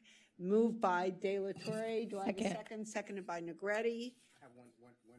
Just one question in terms of our public relations. I knew he wanted something. Are we gonna, once we pass this tonight, is there a plan to inform residents? How's that gonna roll out? Did you zone out during that?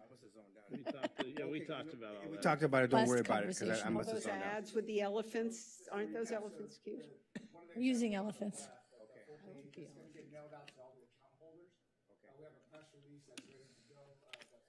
That's put together. It will also be posted in Santa Monica Daily Press by the end of the week. It's the social media, which is the one on the right with my right with the elephant. That's going to go up in social media as well. It's going to be circulated. But as we mentioned, we're not looking to fight anybody right off the bat. I imagine this is going to take some time to get accustomed, get used to. We're here to educate and talk about that with our residents. We're not out looking to get anybody. We're going to have those conversations before we take any action. Correct. And I think the last time we did this effort, we reduced water usage by, I think, 21% or something like that. It was pretty outstanding, in terms of what the residents here, how we responded. So yes, we're looking forward to something similar. Councilmember Brock. Just in deference to Mr. Foster, who just spoke, the restaurant Heroic Italian on 6th and Santa Monica has a machine that makes water out of air. And a lot of the drinking water they use in the restaurant is from condensation in the air every day. It's pretty amazing. Thank you. Thank you. Wait, so I have a motion by De La Torre, seconded by Negretti. May we have a roll call vote, please? Councilmember Parra? Yes. Councilmember Davis? Yes. Councilmember Negrete? Yes. Mayor Pro Tem McCowen? Yes. Councilmember Brock? Yes. Councilmember De La Torre? Yes. And Mayor Himmelrich? Yes, so that passes unanimously, and I should note that it's after 11 o'clock. It's in fact 11:25. So the meeting's, no, I'm not going to do, does anyone want to make a motion to continue the meeting past 11 o'clock? Moved by Davis, seconded by De La Torre. By acclamation? Yeah, no. By acclamation, aye. Okay, we're going. And is it all items remaining, or? All, or is for the everything that's gonna moment. be continued? Okay, all right, I'll be quick. Okay. So next we have adoption of resolutions related to the general municipal election to be held on November 8th, 2022. And we have no request to speak on this. I'm giving the presentation. This is exactly what. Anyway, the recommendation is to call for the general municipal election to be held on November 8th, 2022. And then we are requesting that the municipal election be consolidated with Los Angeles County statewide general election. And then we're requesting services from LA County Registrar Recorder to help us with the municipal election. I move approval. A move by Brock, seconded by Parra. Any discussion? Let's have a roll call. Councilmember De La Torre? Yes. Councilmember Brock? Yes. Mayor Pro Tem McCollum? Yes. Councilmember Negrete? Yes. Councilmember Davis? Yes. Councilmember Parra? Yes. And Mayor Himmelrich? Yes, so that passes 7-0. And we're Yay, we're having an election. Okay, so 13A has been continued. We're on to 13B, and I'm going to let the city manager take this. Do you mind? David, are you Mind, good to do David? 13? Are you going to introduce who's introducing 13B? Is that what you're asking? Yeah, I was asking him if he wanted to take over. So, okay, so on, no, I was asking 13B. He's asking if you want to introduce it. You want to introduce it? It's,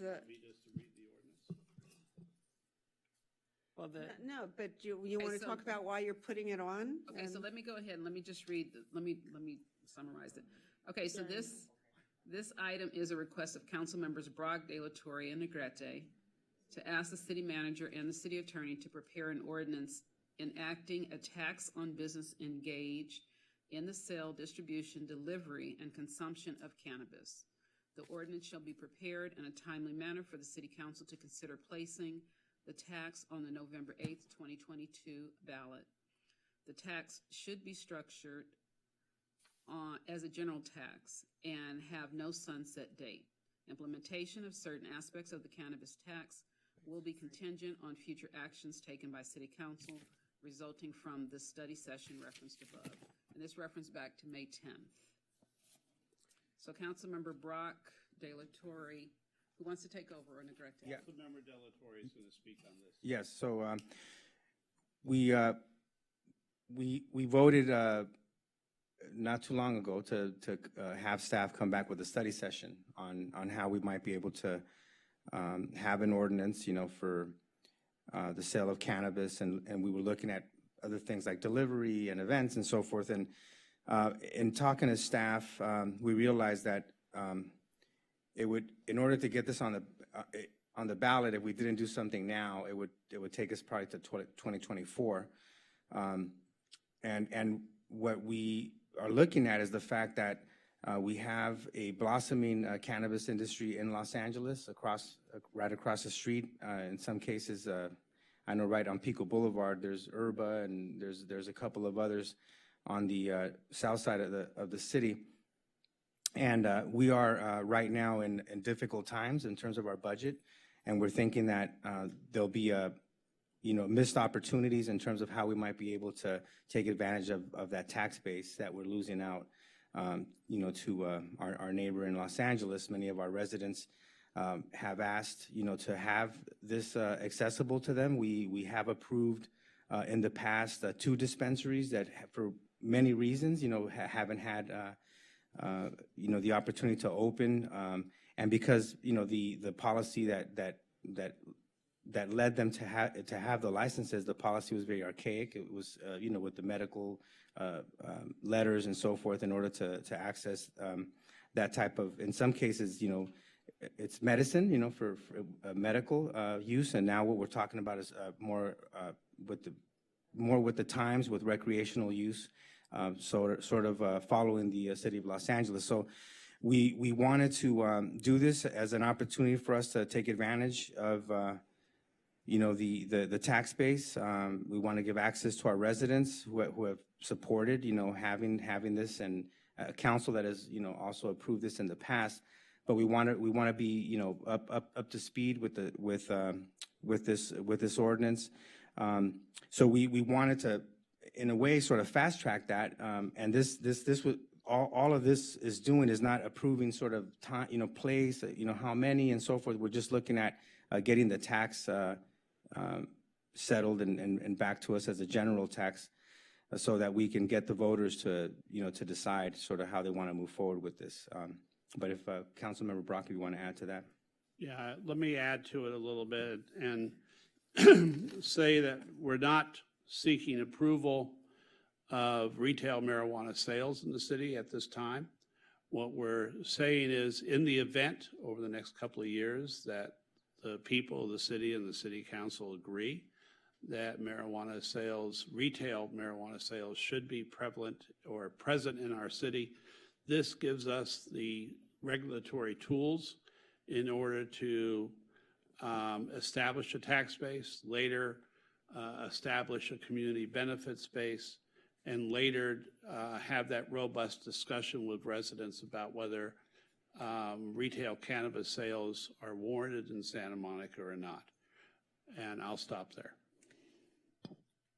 A couple things. I know that polling usually takes place in the community before you put a tax on. So, well, first I wanted to start with my comments, because I've read a lot of emails of people freaking out that this meant that all of a sudden there would be pot shops opening up everywhere, and the concern for community and children. And obviously, as a mother, that's not something that I would want in the community, just to have people hanging out, smoking pot everywhere. That's not the goal.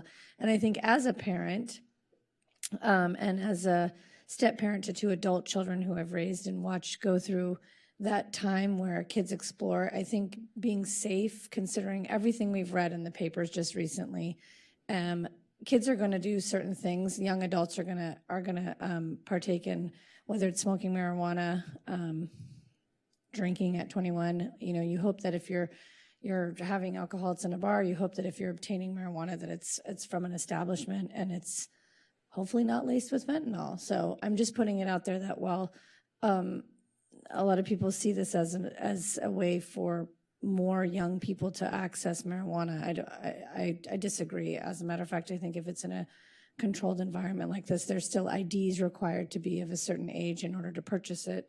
So I just wanted to say that. But more importantly, yes, I think the idea was to get this out because you wanted it to be on the ballot and it would take too long. But my only concern or question is that we still include in this, I guess this question is for you, David, that do we not have the opportunity to poll the community to put it on this way?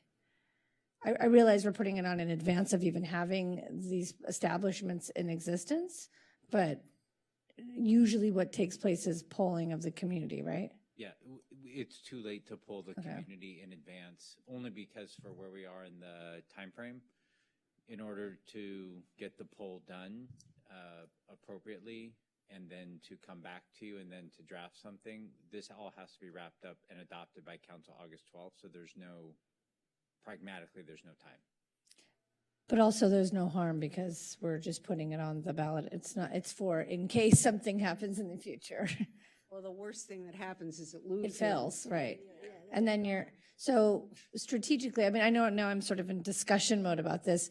Strategy-wise, considering we're putting this on in advance of polling it, does it make sense to do it this way, or does it make sense? So having put a couple things on the ballot, I can tell you I would never put anything on the ballot without polling it. And you saw a perfect example. We got all the mail about the library, right? Everybody wants the libraries to open, blah, blah. And then when we want the parcel tax, it's not going to pass, right? I mean, this is the sort of thing that sometimes the noise you hear is not really what's happening. So, Councilmember Davis, go ahead.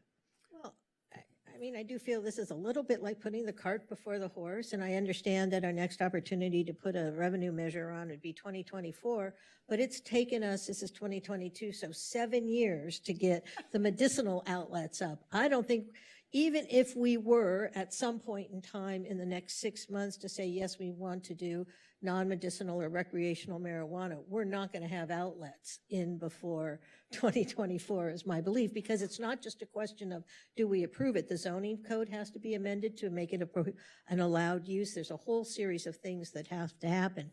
But my question is, I mean, this doesn't even suggest what the tax would be. And I mean, is it a 1% tax? Is it a 10% tax?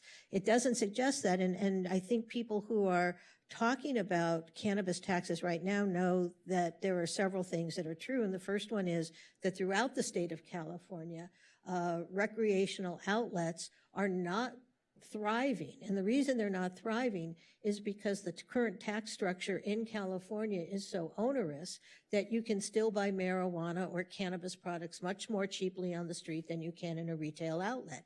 And so there's a move afoot at the state level to try and change the state tax. And I think it might behoove us to wait and see what that looks like, because one of the things we did ask in the study session was to bring back what other localities are doing, because the locality taxes are all over the map. Some are relatively low, some are relatively high, some tax material to be consumed via smoking but not edibles, some tax everything. And I'll just be honest and say, given the shortage of time, the fact that we are in the midst, we have the housing element next week, we have the budget session at the end of June, we have a major development agreement in July.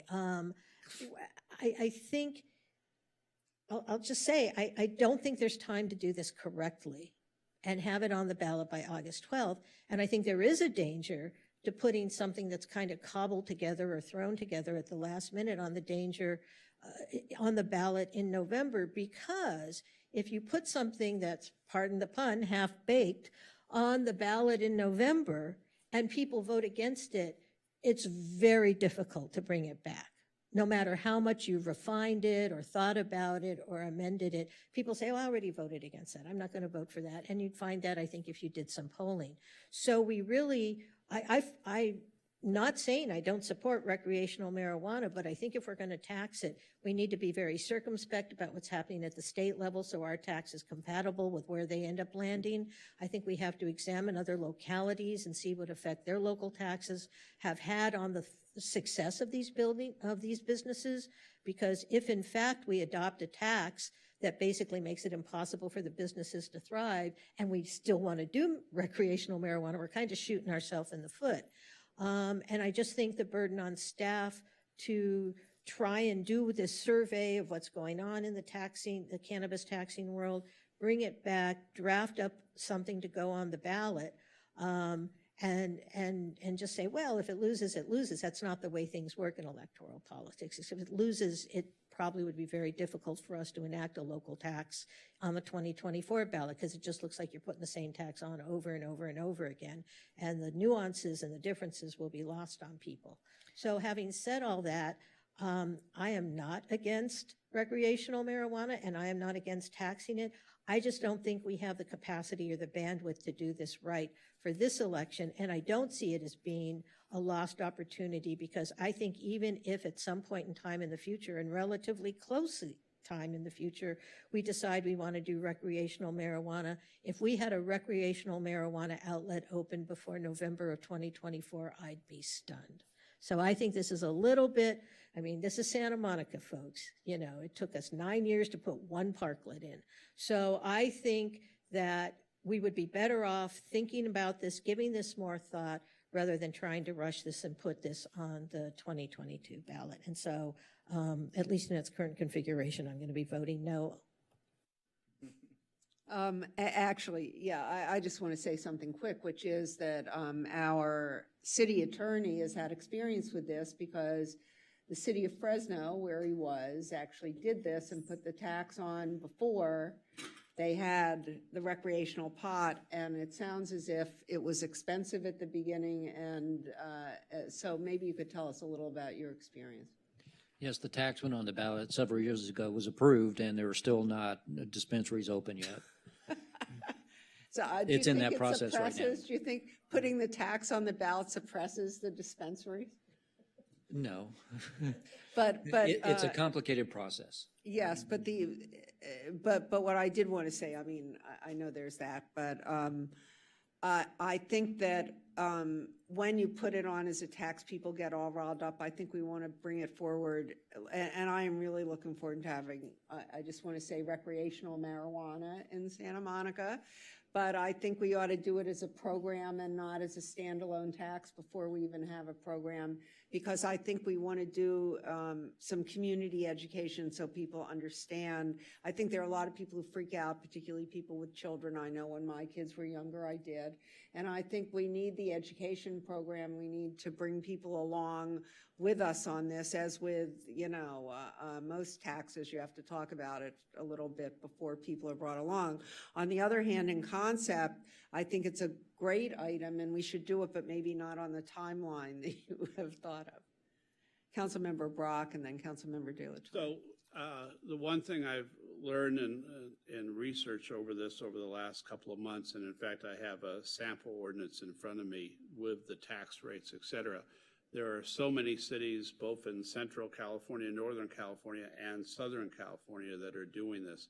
And in many cases, they have put the tax on first because it gave a base. So, for instance, the ordinance I'm looking at is based upon the city of Los Angeles's, and I think it's to answer the tax rate was 3%. So the tax rate should not be something that equals the giant tax rates of the state. But it is, first of all, you want people buying, as Councilmember Negrete said, you want them buying legally because they're assured of the quality of what they're doing. The outlets that are directly across our border, on the east side on Pico Boulevard, on the south side on Rose, on the south side on Lincoln Boulevard, the south side on Abercrombie, are all selling to our residents. So I firmly believe that we should go ahead with a sales tax ordinance because, as Councilmember Davis said, probably, or Councilmember Himmelrich, either one, Mayor Himmelrich, it would take at least 2 years after approval of the tax rate to have a facility, a retail store open if we believe it should. And that discussion can happen still. We're not by any means saying that we're approving outlets. What we're saying is, in the event that later we approve retail stores or other types of areas for retail cannabis, that we will already have the base tax rate in place. I believe that City Attorney Sloan has an ordinance as a sample already that he used in the city of Fresno, and we're lucky that we have a new city attorney who's had experience in this area. If you look at so many cities throughout, as I said, throughout our state, they've done this, and a lot of cities have done the tax ordinance first. I think, as Councilmember De La Torre told me, 20 some odd years ago in Santa Monica, there was an issue, a measure on the ballot to decriminalize marijuana that passed 69% vote at that time. It was to make, and I'm not saying that correctly, but lower enforcement priority. Yeah, lower enforcement priority to the bottom enforcement. So I think this is a area which I've seen 2 or 3 letters opposing. I've had numerous conversations with residents who are in favor, as long as we do it correctly. And we wouldn't have that opportunity to even do it correctly unless we pass the tax measure.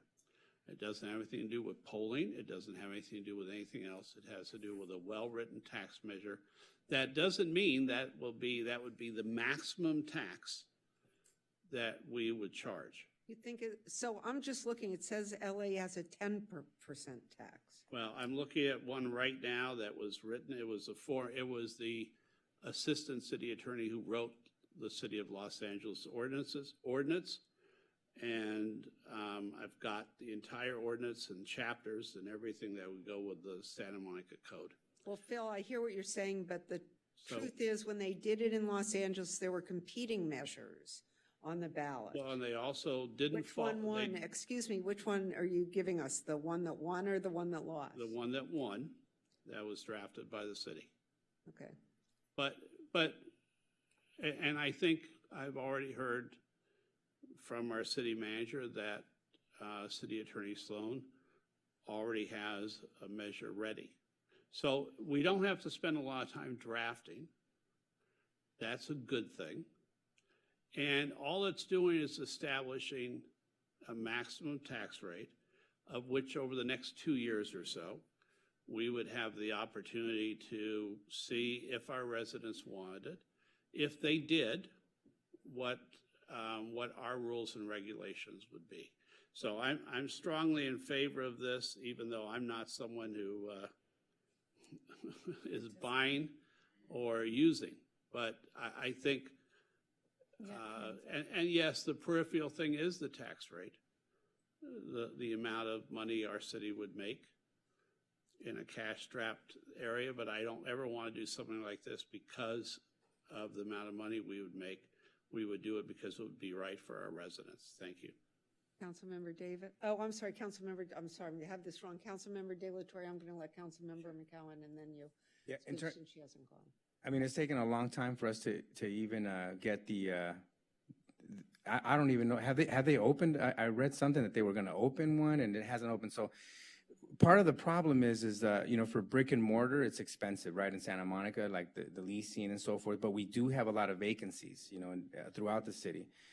We are in need of economic recovery. I think the timing, would be advantageous, you know, for people that want to start up. The item that we're talking about today is directing staff to come back, you know, so we have time to get the tax rate right to make sure it's fair. I mean, I agree with Councilwoman Davis in terms of, you know, these dispensaries aren't, you know, people think they're making a killing, and it's very competitive. The whole industry is very saturated right now, and so we should definitely strive to, you know, be fair, a fair tax rate that would incentivize people opening up, you know, businesses and, you know, hopefully having some type of having our residents, you know, participate and engage in this type of economic activity, which is legal now in various states, and definitely we're losing out, you know, to Los Angeles, you know, to our neighbors. So this is about you know, taking advantage of an opportunity right now where we have a need in our city for the revenue. There's vacancies right now. There's opportunities for people to make the investments, you know, and start, you know, gearing up to you know, to have this type of business activity in our city. There could be, you know, once we get, this is just the first phase, right, is to get the tax structure in place. And then we engage the community in a process of, you know, where we want to have, how many we want to have, you know, there's a lot of different talks I've heard from people in terms of, you know, having venues, you know, for consumption only, you know, so it's not like the type of pot shop that you see in different places where people are purchasing and taking it out. So there's different creative ways that I think our city right now can position ourselves, you know, to be unique and a corner part of the market, you know, that could be attractive, you know, for tourists and for residents alike, and also for Angelinos, you know, for people from Los Angeles to come to Santa Monica to experience something unique, different, safe, clean. You know, that's one thing that's really important. I mean, I think as a parent myself, you know, I don't want to see people purchasing something, for example, at the promenade and walking around and lighting up. You know, I don't want it to turn into Venice Beach. Like, that's something that I think we can do something that's uniquely Santa Monica, you know, with a lot of controls and regulations. And in any case, I just think that not doing it now, we're gonna miss an opportunity to give some opportunity to expand, you know, opportunities for new businesses to come in. We need the economic recovery, and I think just seeing how long it took, and still after 7 years, we still don't have even the medical sort of cannabis. I just think that right now is the time. If there was ever a need right now for us to do something like this, this is it. We did that on the promenade. The whole policy passed to expand sort of the types of businesses that we would accept. And within, I think, like 3 months of us passing that ordinance of allowing sort of like tattoo parlors, they opened up a very nice looking tattoo parlor, not what a lot of people thought it was going to be. It's a very professional looking shop. I think it enhances the experience on the 3rd Street Promenade. So that's just one example of what can happen if we, fast track this versus saying, hey, we're going to wait, 2 more years and then it'll take another 10 years. By that time, we'll be saturated all over in our borders, and customers have, create relationships with businesses. There's brand loyalty, and then the businesses that open up in Santa Monica will have a hard time attracting even residents, because our residents now are accustomed to going, to different other businesses outside of the city to purchase their products. So I just think that the timing is really ripe for us to move forward on this. Councilmember Davis, and then Please, Mayor Pro McCown, Tem appreciate it. McCowan. I'm sorry, yeah. Well, I appreciate what you're saying, Councilmember De La Torre, but you're talking as if we pass this tax, then we can open up marijuana facilities. It's going to take a long time, because it isn't just zoning, it's a lot of regulations, and how do you impose regulations. So I don't disagree that if we in fact do recreational marijuana, we want to consider taxing it, but there's no opportunity cost, because literally, if at the next city council meeting we said we want to do recreational marijuana, I guarantee you there probably would not be a recreational outlet open before 2024.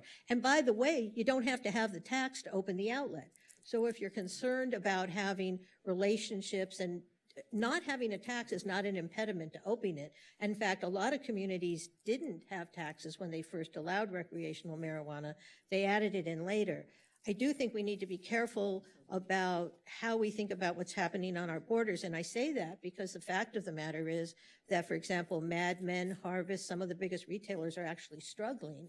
And I think Mad Men is actually considering filing bankruptcy simply because the tax structure is such that they are not capturing the bulk of the cannabis market. It is still in the unregulated, not authorized retailer side, because the tax structure has become so cost prohibitive that I hesitate to call it the black market, but the unregulated market is flourishing. And so I think we just need to be careful. I'm always hesitant to talk about electoral strategy in public, but we are already talking about putting a transient occupancy tax measure on the ballot. We are likely going to have 1 or 2 property transfer tax measures on the ballot. Santa Monica College has just announced they're putting a bond measure on the ballot.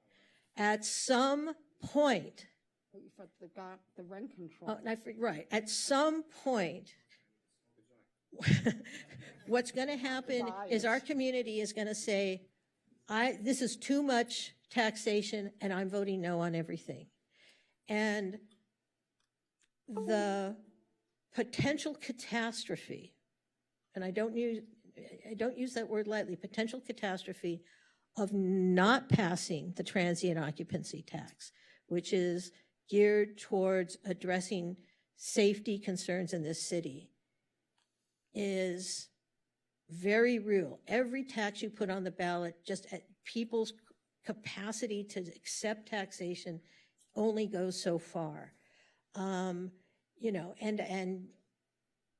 we ask a lot of our residents, but I think in this day and age, there is, I'll just point out down in Manhattan and Beach, a community that very much supports its schools, they just overwhelmingly voted down financial support for their schools. 70% against. I mean, we are already in an era where people are looking askance at taxation, and I think adding on another potential tax on the ballot increases, and I can't quantify the risk, but seriously increases the risk that the TOT doesn't pass. I'm not even going to talk about the transfer taxes because I know that's a whole nother issue.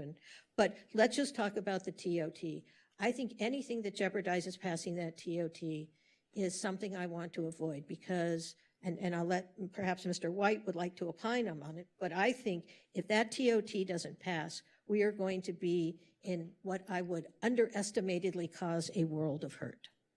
And so if this is possibly jeopardizes the passage of the TOT, and I think it does because the effective taxation is cumulative on the electorate, then I think given that there is no urgency to this, it's not as if, oh my God, these recreational outlets are opening up tomorrow and we want to capture all that tax revenue, that I think the lack of urgency in this compared with the risk of actually harming our financial prospects going forward is too great. So I'm still opposed to it. Okay, so I'm going to let Mayor Pro Tem McCowan go, then you are going to, but that's it, okay, because we now had 3 turns on this. So go ahead. I was just going to say that, so I'm usually very supportive of when council members bring a 13 item, and I think oftentimes we can support it, the information comes back, and then we ultimately can vote. I think with this one of the challenges is it sort of creates so much urgency, and staff's going to have to, do work to quite a bit to get it back to us in with such a fast turnaround, for something that, at least in my inquiries to staff, isn't urgent right now, simply because, we haven't even started. Well, we've just barely started the process of where we go with the recreational cannabis. It's my understanding from staff that we are likely not going to see even the RFPs sort of conclude and have anything shovel ready within 2 years. And although I do think it's helpful for someone thinking about going into the recreational cannabis business in Santa Monica to understand what we're thinking about tax-wise and what a local tax would look like as they're doing their pro formas and everything to get ready to open their business.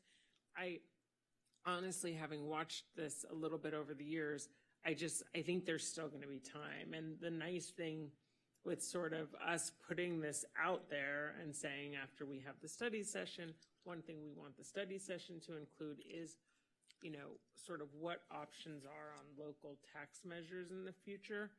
We'll be able to have all those conversations publicly. People who are actually interested in potentially opening recreational cannabis businesses in Santa Monica will have the opportunity to observe all of those discussions to kind of see where council is. They'll understand sort of what direction we may be going in when something goes on the ballot in 2024. I think we have time to do all of that, and I think it'll be much more sort of thoroughly vetted. For those reasons, I do think we should wait. But I obviously support recreational cannabis in Santa Monica. I think we should regulate it. I think we should have it. I think it will generate revenue down the road. And I do think we should strongly consider a local tax, but I think we still have a ways to go.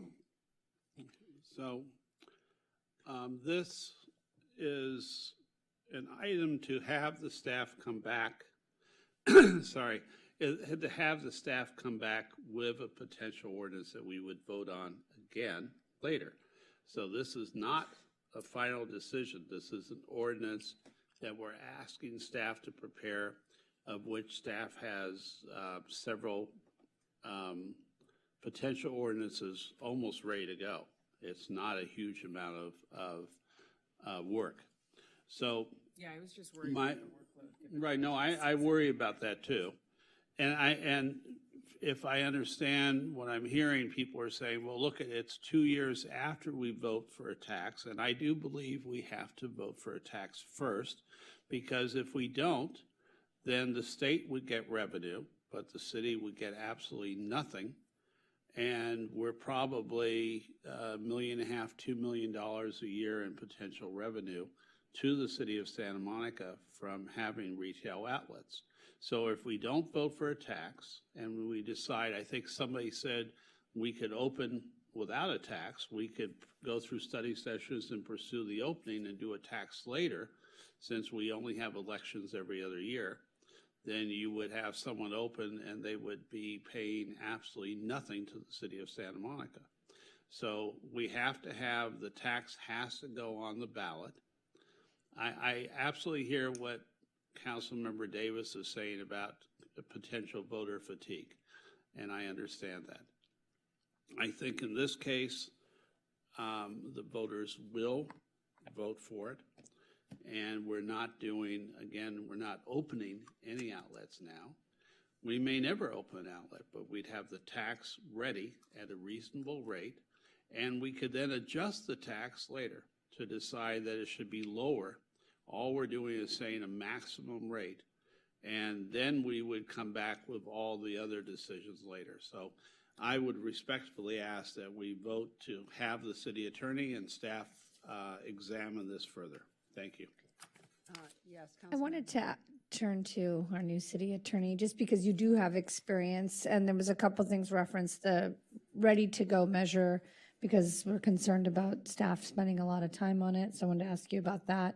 And then also just having done this way, where you put the tax on first, which you said did pass, but I realize in Fresno there still isn't any recreational marijuana locations, but if you could just speak on this a little bit. Yeah, and in context of something that's ready, I just forwarded what was done in Fresno. In Fresno, the voters approved a maximum rate, and then the measure provided that council could, by ordinance, set any rate less than that. So you can vary the rate at any time should you choose to. And as far as getting it prepared, it's a matter of just getting you something that you would be wanting to put on the ballot. So it's not going to, I mean, in your estimation, it's not a lot of staff time to prepare. If you're willing to adopt something that somebody else has done, then no, it wouldn't take a lot of time. That does not include any kind of analysis about any other potential revenue here and that kind of thing, no. So when it comes back, though, that analysis would be included or no? No. Okay. That would not be for the lawyers to do. Just out of curiosity, do you know the percentage of when it passed? I don't remember. I don't know. I can find out. City Attorney Sloan, I also just sent you an ordinance that was prepared. Okay. As well, and I sent it to City Manager White as well. Yes, that's the thing. I think we're not reinventing the wheel. Like, there's already ordinances. The city of Los Angeles, for example, there's multiple municipalities. We have a city attorney now who's, comes from a city with, they have something that they've already done. So there's a lot of boilerplate language, and I think it would be a matter of staff looking at the best one that will make, businesses here competitive, where we're not strangling these businesses. And it just gives us the opportunity to just move this along, so that we can prepare ourselves, prepare ourselves, to get with the times, and to bring in some revenue and to do things in the right way. I'll say one last thing. There is right now, right next to Trejo's Tacos, right on, what's that street? Is that Santa Monica? Santa Monica. Yeah. Santa Monica Boulevard. I drove by, I saw cannabis, flower, and it looked like a regular, dispensary, right? So I was like, that's kind of weird. We haven't even approved that. So I walk in there, and I look at it, and it looked like cannabis, like, oh, you guys are selling cannabis. And she said, well, it's not exactly cannabis. It's hemp.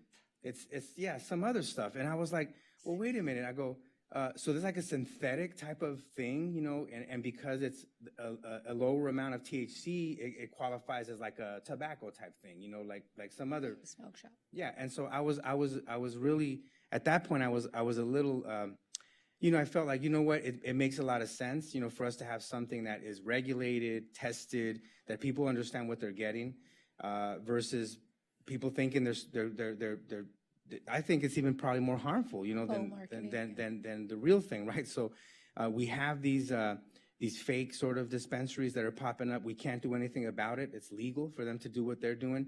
And I just feel that that's just an example, one example of why, you know, having something that's regulated, you know, something that's proven, tested, you know, this is a highly regulated industry. You know, the state, the county, you know, they'll be visiting and doing site inspections and stuff like that. I think it just brings us with the times, and we can provide safer products than what right now people are selling on our streets. Not to mention the black market, which I heard from one parent that there was fentanyl-laced cannabis, which for me is crazy to hear that that's happening, right? But I'd like to have a way, you know, for our residents to know that what they're purchasing is something that's safe, tested, and so forth. And so I know it's not going to happen overnight. Even if we approve this today, it'll take some time. But if we don't approve it, you know, then we end up prolonging this, and we end up losing out, you know, and getting with the times and bringing in some revenue to the city and doing things that are a lot safer than what's currently being sold on our streets right now.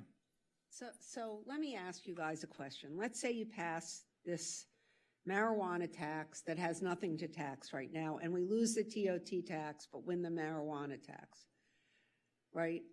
I mean, I'm just saying that because it's known that, you know, it's a law of diminishing returns. I mean, because it's not getting, look, we need the money. And I believe we should do all the work up to it, right, including polling and everything else, and figure out how high we can go. But I just think in a year where we have a tax that we know will pass, the TOT, and a couple more that I believe will pass, right? If you put something in that's not taxing anything, that's not going to give you any revenue, but could tank your tax measures that could give you revenue, that could be a really dumb call.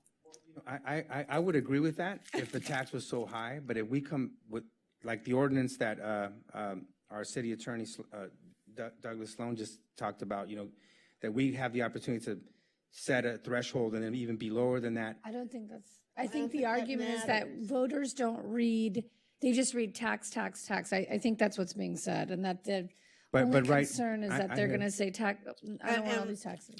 And look, I think we all know what we think. I mean, you can tell me, do you think any more discussion is going to move us forward, or should we just take a vote? I don't know. I think it's concerning because I don't want to lose the TOT, but I also understand that, you know, the way this is communicated on the ballot, it would have, you know, to be able to tell people, like, these are not, this is for a future tax. But let me say one other thing, that when you do the polling, it helps you communicate. Look, when you do the polling, it tells you how to communicate with the voters what you're trying to do, and we haven't done any of that either.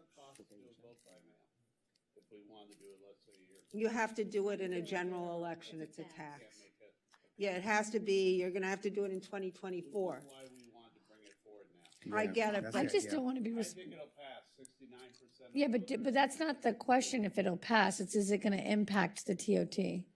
I don't think so. I think you guys don't look. You guys are. I'm sorry. We've watched H&H failed because we had too many on, or for other reasons. But whatever reason, we've had taxes lose here. correct. I think it's much more dangerous to have the Santa Monica College bond with the TOT versus we're talking about a very small tax here. That's not going to, you know, it's not, in terms of the comparisons, it's a lot smaller. I don't think it's about the size of the tax. Am I missing that? Because we don't know what it's going to be. We don't even have anything to tax yet. And LA is at 10%. I don't know what you sent, but if. It's 3%. Yeah. That's what I just said. Okay. It'd be. Maximum of 3, and then 1% on other items. So it would be That's between what I 3, just said yeah, as a sample. 3 to 10%, you know, be small. Well, look, we can talk about. No, I just want to interject. So our finance director's watching, so thank you, Gigi, wherever you are. And what she's just instructing me is maybe just to help sort of this conversation, just to sort of put just some facts out there. We do have existing business license taxes, so this would probably fall under our retail definition, so it would be taxed under our current business license tax rate. So I've asked her if she could send me what that would be. So it wouldn't be the enhancement, I'm sure, whatever we would do under cannabis, but we would be able to capture some taxes from it if for whatever reason we were able to put something in place in the next year and a half. Yeah, we already have a mechanism for capturing something. Right. It wouldn't be a specific cannabis tax. It would Can you fall be under our retail more tax. specific? You're saying that we already have something in place that would capture revenue because there's already a business, We have a business license License that tax. captures retail. This would and fall this would be under considered retail. Right. I don't know what that rate is, but just to say that there is something that exists. I mean, I'm on this 13 item because I agree initially. We're having the conversation here because unfortunately that's how this is designed because we can't have conversations with everybody outside of it. And the concern, did you just hear what was said? There's a business license tax already. So we wouldn't not get anything. Well, if we want to pursue it that way, it's fine. I'll still vote to pursue this, but I'd like if everyone wants to, if everyone decides that, if we can do this without a separate tax measure, and I'm not sure we can because Councilmember Davis is the one who told me originally that we had to have a separate tax measure. And if that isn't true, and we could just start off for a year or so, if we decide to approve that with business tax and sales tax, I think, and if we could find a way to do community benefits through that, maybe through a development, a cup, maybe that's the way. I don't know if it is. I'm willing to be corrected, and perhaps Mr. Sloan, who has more experience, it's my understanding under state law that the normal sales tax that we collect does not apply to non-medicinal marijuana, that we have to enact a local specific tax directed to cannabis, and it's an outgrowth of the fact that cannabis remains a Class 1 regulated substance at the federal level, and you can't put your sales tax on illegal activity, which the feds still think is selling cannabis is illegal. So that's how the state sort of worked around that. Now, the business license is something different because that goes to whether or not you open up a brick and mortar retail store. Right. You're not taxing the illegal sale, the allegedly illegal sale. You're just taxing the fact that you have a business. Which is and you're taxing their gross sales. Which well, it depends on the size of the business. It's either a fee up to a certain amount, and then after that, it's a percentage of revenues. So I would still ask that we vote to approve, send it to the city attorney and city manager. They may come back to us in 4 weeks and say, it's absolutely impossible. I mean, if it gives us more opportunity to discuss it. Huh? I'm open to more opportunity. This is the thing is we're talking, no, not here. I'm just saying now we're talking about it because all of these things are coming up after the fact. This is how this unfortunately works. So I understand from the city attorney that he has several models that he has used in Fresno, and you have sent him other models. And that is a portion of the work. There is other work that has to be done to put something on the ballot that is not legal work. For example, someone has to take responsibility for drafting the measure, not just the ordinance that goes on but the actual 75 words, what's going to be in the ballot. I will tell you, having written numerous of those, that is not something you do in a couple of hours. Again, as Mayor Himmelrich points out, a lot of what you put in your 75-word statement, because that is often the only thing that people read, comes from your polling, because you can craft things in a way that is attractive to the voter. So we're not going to have the guidance from a poll. We're going to be shooting in the dark a little bit on whether or not we craft the 75 words. I also think that in all honesty, and maybe Gigi, if you're listening, if you're going to go to the voters and ask them to approve a tax, you have to start thinking about, even though we don't have any outlets yet, because again, the voters are going to ask, well, how are you going to collect the tax? And how did you arrive at whatever the number is? We don't have polling that shows what the electorate will tolerate. We know in some places the tax is very high. We know in some places it's relatively low.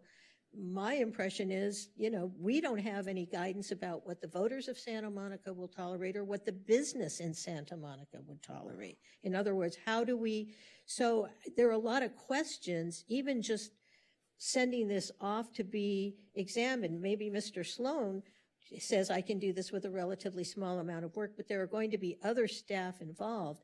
And again, I think we're bumping into a bandwidth. This is not just, go off and come back when it's convenient. This is going to have to come back literally and maybe Mr. White or Mr. Sloan can give me some idea, but I would say by the end of June, because if we start to futz around with it, and it has to be submitted to the county registrar by August 12th, and we already have meetings scheduled on the 21st, the 28th. We have a meeting on the 12th, which blessedly I will not be at, but we also then have a meeting on the 14th, and then we have the second meeting in July. And we have other measures. We have to decide on the TOT. We have other things engaged here like the transfer tax. I'm just trying to get a sense from staff, including Mr. Sloan, but not limited to Mr. Sloan, about do we really have the bandwidth to do this right? Can we ask them to look at it and just pass it, come back to us, and give them the freedom to say, you know what, we can't do this, we don't have the time, or we have the time? Well, maybe we ought to not give the direction about return shall be prepared in a timely manner, all this very directive language. We can make it whatever is So- comfortable to staff. Or can you guys answer the question, city manager and city attorney? I mean, this is the type of advisement before being up here that's helpful, because the idea, I don't think, was to make, like, a lot of this information is new and presenting itself now. And I don't know what other discussions were had, if any, that said that there was all this other additional work and adverse effect. That's the discussion I had with staff. Well, I didn't have that discussion. Clarified. I mean, when I found out about this and I asked, that was kind of the conversation that And that wasn't communicated to me, so I'm just asking, so now that we're here. So, it's easy for me. I won't be drafting anything that if you give us that direction. So I'll defer to our city attorney's office because they'll shoulder the bulk of the work. I'll just speak pragmatically about what we're dealing with right now. So we're really transparent. So as discussed, we're working on this transit occupancy tax. We're obviously working to bring forward the budget for you in a couple of weeks. We are also managing the new transfer tax that was just brought forward recently. And we have 13G. And there's another 13 item that implicates that I think is important to get through this evening. We're going through 10 different bargaining groups and labor negotiations right now. So just to say, the staff that would work on this are busy right now. There's just a lot going on. So I'll just share from that perspective that we're absorbing a lot of work and moving a lot of work forward in a short period of time because there's some pressing deadlines. With that being said, obviously if council adopts this, we'll work with the city attorney's office and we'll figure out what is the quickest pathway to, bring something forward to you on time. Can I just say, one area, and I sat through the meeting that council had, maybe in 2017, on sort of the medicinal marijuana. And one thing I really appreciated about what council at that time sort of talked about was that the next time we found ourselves in a place where we were going to sort of make modifications or changes, that it would really be about, one thing polling, I think, at the time showed us was that we would always do it with significant community input. And yes, putting something on the ballot and then people voting yay or nay is its own version of community input. But I feel like this, along with everything we already asked staff to do the study session about related to recreational cannabis, could all be part of a very purposeful and intentional community process about where we're going next with regard to recreational cannabis in Santa Monica. And this really falls naturally into that space. And I would like to see us do it that way because we're trying to be thoughtful and intentional about a lot of things we're doing. We're asking people to be intentional about other land use types of things and thoughtful about and more sort of engaging with the community. And I just think this is a perfect example of how we should do that and not rush it Because there's a lot of conversation still to be had. We haven't dealt with this issue at all, to be honest. So, With the. I think it's time to vote. So are we modifying this? We're or- back, not every city has done polling first. No, I mean, of course they haven't. Of course, no. About 50% of cities have done polling. That's fine. Yeah, look, Are that, you going to modify this at all, or? I don't know, or it's your item. I'm fine with the modification. There was something that you said a minute ago. I said that we should, instead of saying the ordinance shall be prepared in a timely manner, that staff shall return with a proposal for how we put a general tax on as soon as possible. Yes, a realistic manner. Okay, does everyone understand what it is now? I mean, it's semantic. Then that doesn't. No, it's realistic, how to realistically move forward with it. They might, but how we could realistically move forward with a tax in a timely manner. Now, I'm not sure, I just have to say that I do not think we should be putting this tax on this ballot. And I believe in everything you're talking about here. I just think that, that we have enough, that we can't afford to lose a TOT and we're taxing nothing. And I think that if we have the two transfer taxes on the ballot, that people aren't going to vote for it. But look, you're going to vote for it and we'll see how we turn out. So let's take, are you okay with that? Let's take a roll call vote. So who made a motion? The motion by, I'll second. the motion is that the item requests the city manager and city attorney to prepare an ordinance, I guess it would be to return to council with either an ordinance enacting a tax on businesses engaged in the sale, distribution, delivery, and consumption of cannabis, or alternatively, a program to bring such a tax forward as quickly as possible. Okay?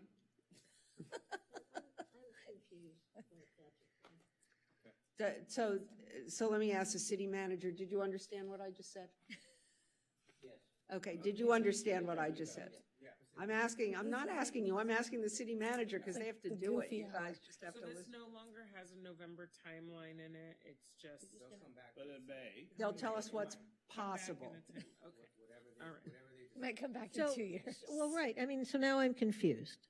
So we're not saying you have to bring it back in time to make the November 6th ballot. Staff has the discretion, we're giving staff the discretion to determine whether or not it should come back. We'll see. Okay. I can support that. All right, so let's take a roll call. Sorry. Everybody raise your hand. Okay, yeah, let's have a vote. Councilmember Para, Yes. Councilmember Davis. Yes. Councilmember Negrete, Yes. Mayor Pro Tem McCowen, Yes. Councilmember Brock, Yes. Councilmember De La Torre. Yes. And Mayor Himmerich. Yes. Did I get everybody? Almost was a no. Okay, moving right along. Okay. So that passed unanimously, sorry. The next we have 13C. After It's- all that. Yes, right. 13C?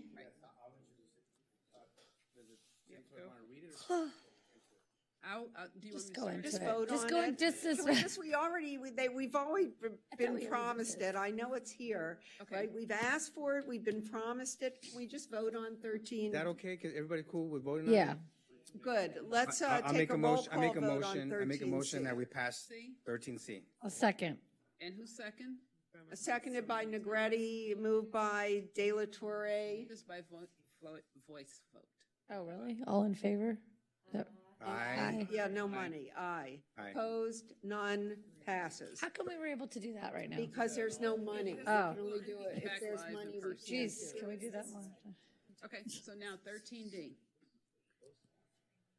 Okay, 13D. Okay, 13D is request of council members Brock, De La Torre, and Parra for the city attorney to return to the city council with an ordinance amending section 2.24.080 of the Santa Monica Municipal Code, limiting the city attorney's ability without city council approval to enter into any contract providing payment for any legal services for new legal matters at hourly rates in excess of the following.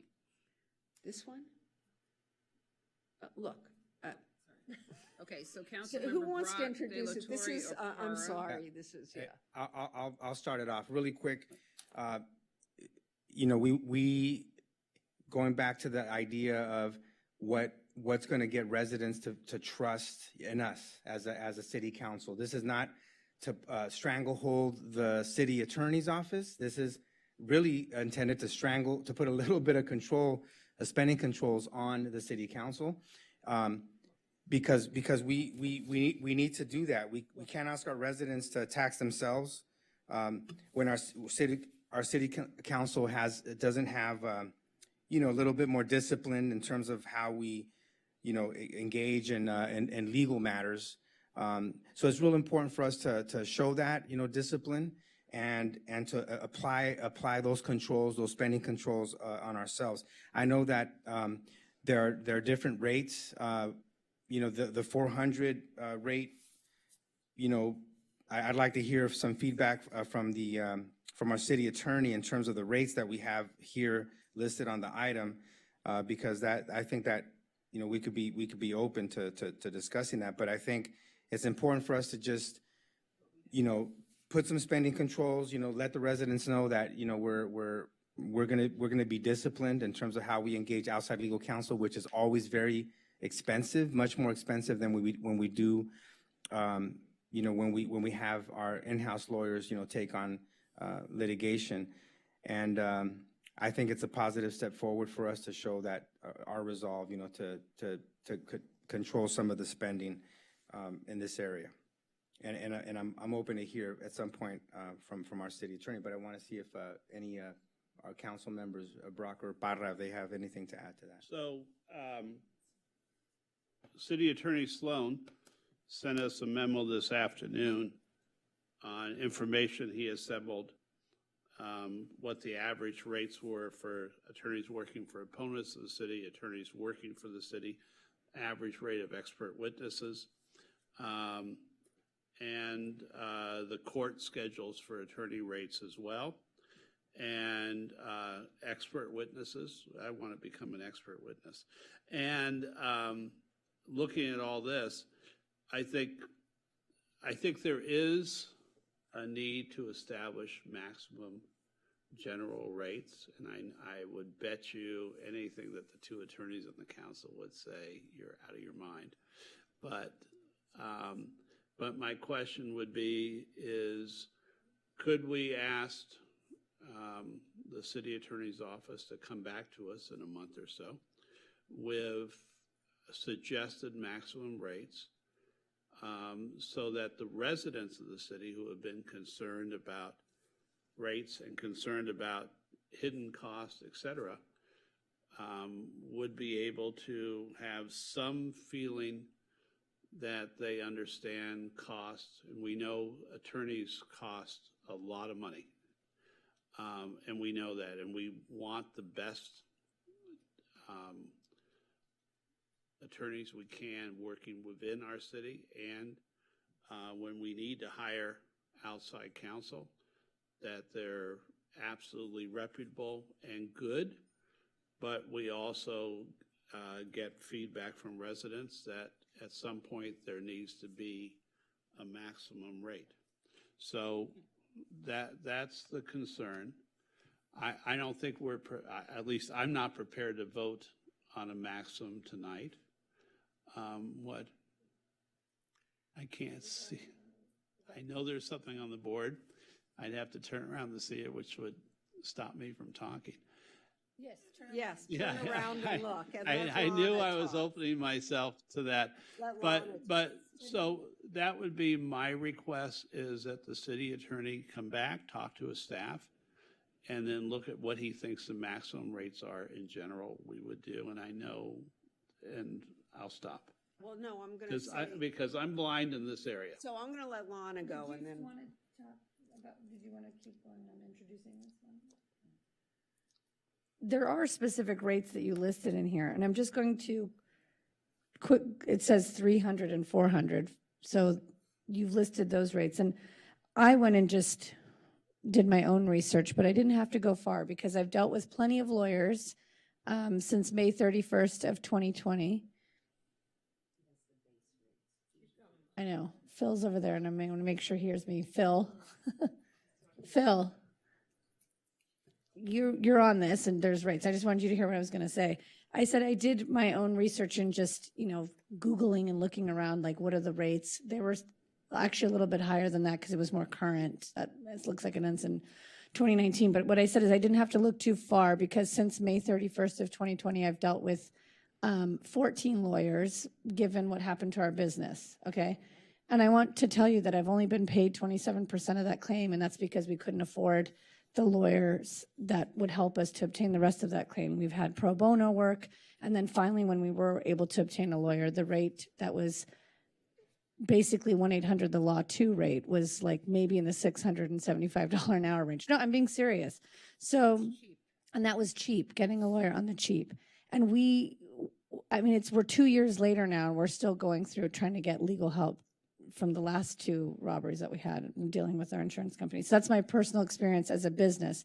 I've also had to deal with it in other instances. And my fear is that as the city of Santa Monica, why would we are in closed session. We listen to just a portion of the litigation that we have to, that we see that goes through there. Why would we position ourselves to putting all the residents at risk by having subpar lawyers, so to speak, go up against the big lawyers that go against cities? And then we would be exposing ourselves. We're paying out we're paying out millions of dollars as it is now. We would be quadrupling that if we put ourselves in the hands of a subpar lawyer, a lawyer who had less experience, and therefore that would take from the residents. I mean, that's how I look at it, at least. As a small business owner, I always feel like I wish I could afford the lawyers that could appropriately fight for me. Also, when you have lawyers that know what they're doing and have the experience, they might be more per hour. And I think actually you said this in your memo, but they're going to complete the work in a much faster time. And I can attest to that because I went through that. We got billed tens of thousands of dollars and nothing was done. But the woman who helped me pro bono, who actually is over $1,100 an hour, was able to do stuff in a couple of days that took this other law firm 3 months. So that's my concern is I know that the community looks at salaries and they say, oh my gosh, these lawyers get paid so much money. I mean, there's lots of professions who have fluctuating rates of pay based on the amount of schooling they have to go to and what they're responsible for in their daily job. And it doesn't compare to what everybody does. And I can see that on the outside, it just looks like tons of money is being spent on lawyer fees. Well, but tons of people are suing us all the time. So it's a nature of being a big city and having a law firm. Now, I'm not saying that there shouldn't be some sort of cap or we can't discuss that, but literally in here, it's specified $300 and $400 an hour for attorneys. So I'm just going off of what you guys proposed in your 13 item. Councilmember Delatorre proposed.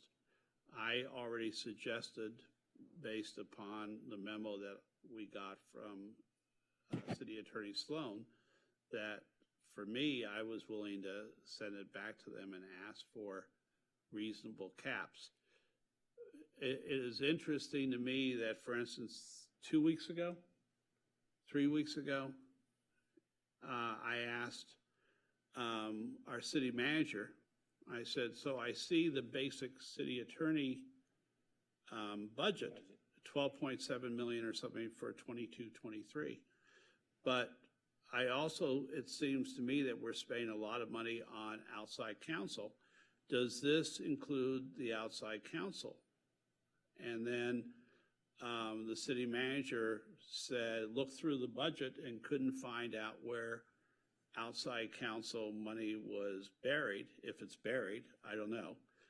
He came back and said he was going to talk to the city treasurer, if you're listening. And I still never got an answer on what's our average yearly outside counsel bill and what are we paying for that. So the reason I agreed to support Councilmember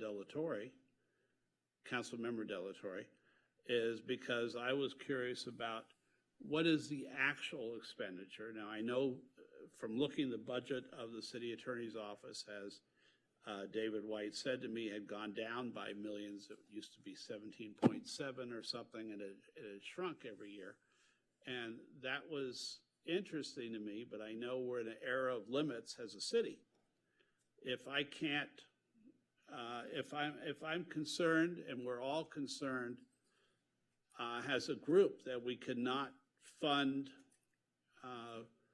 after-school supervision on our playing fields for the 22-23 school year, because we're saying we don't have money to do that, and we don't have money to reopen our playgrounds, our libraries fully, and we're going to walk in the community, and then I'm going to hear that we spend $1,000 an hour or $1,500 an hour or something on an outside counsel.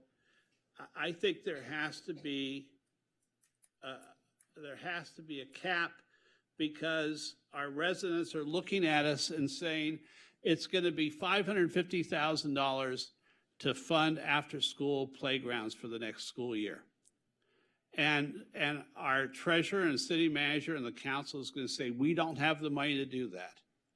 So for me, for one, and this has nothing to do with, sorry, Councilmember Delatorre or Councilmember Parra, but for me, I'm concerned that we make sure that we're looking at expenses in all areas, because I want our seniors and our children taken care of in our city. And if it's a choice between spending $1,500 an hour on a lawyer or not ever even figuring out where that money is, and other areas, it's not just lawyers, it's not just attorneys. It's across the board in many areas. That's what this is about. We're talking. That's my justification for joining and signing on to that. I just want to say, I think Thank we you. all here up on council want to have parks and after-school programs. So I know, but when you make this statement that that's what you want, and we're watching this spend, I think we all want that. And there's, and every profession has a different salary. We've had conversations in the community, often cries about what, I don't put a bulletproof vest on to go to work on every day. And I know I have a higher chance of coming home to my kids at night because I'm not in a certain profession.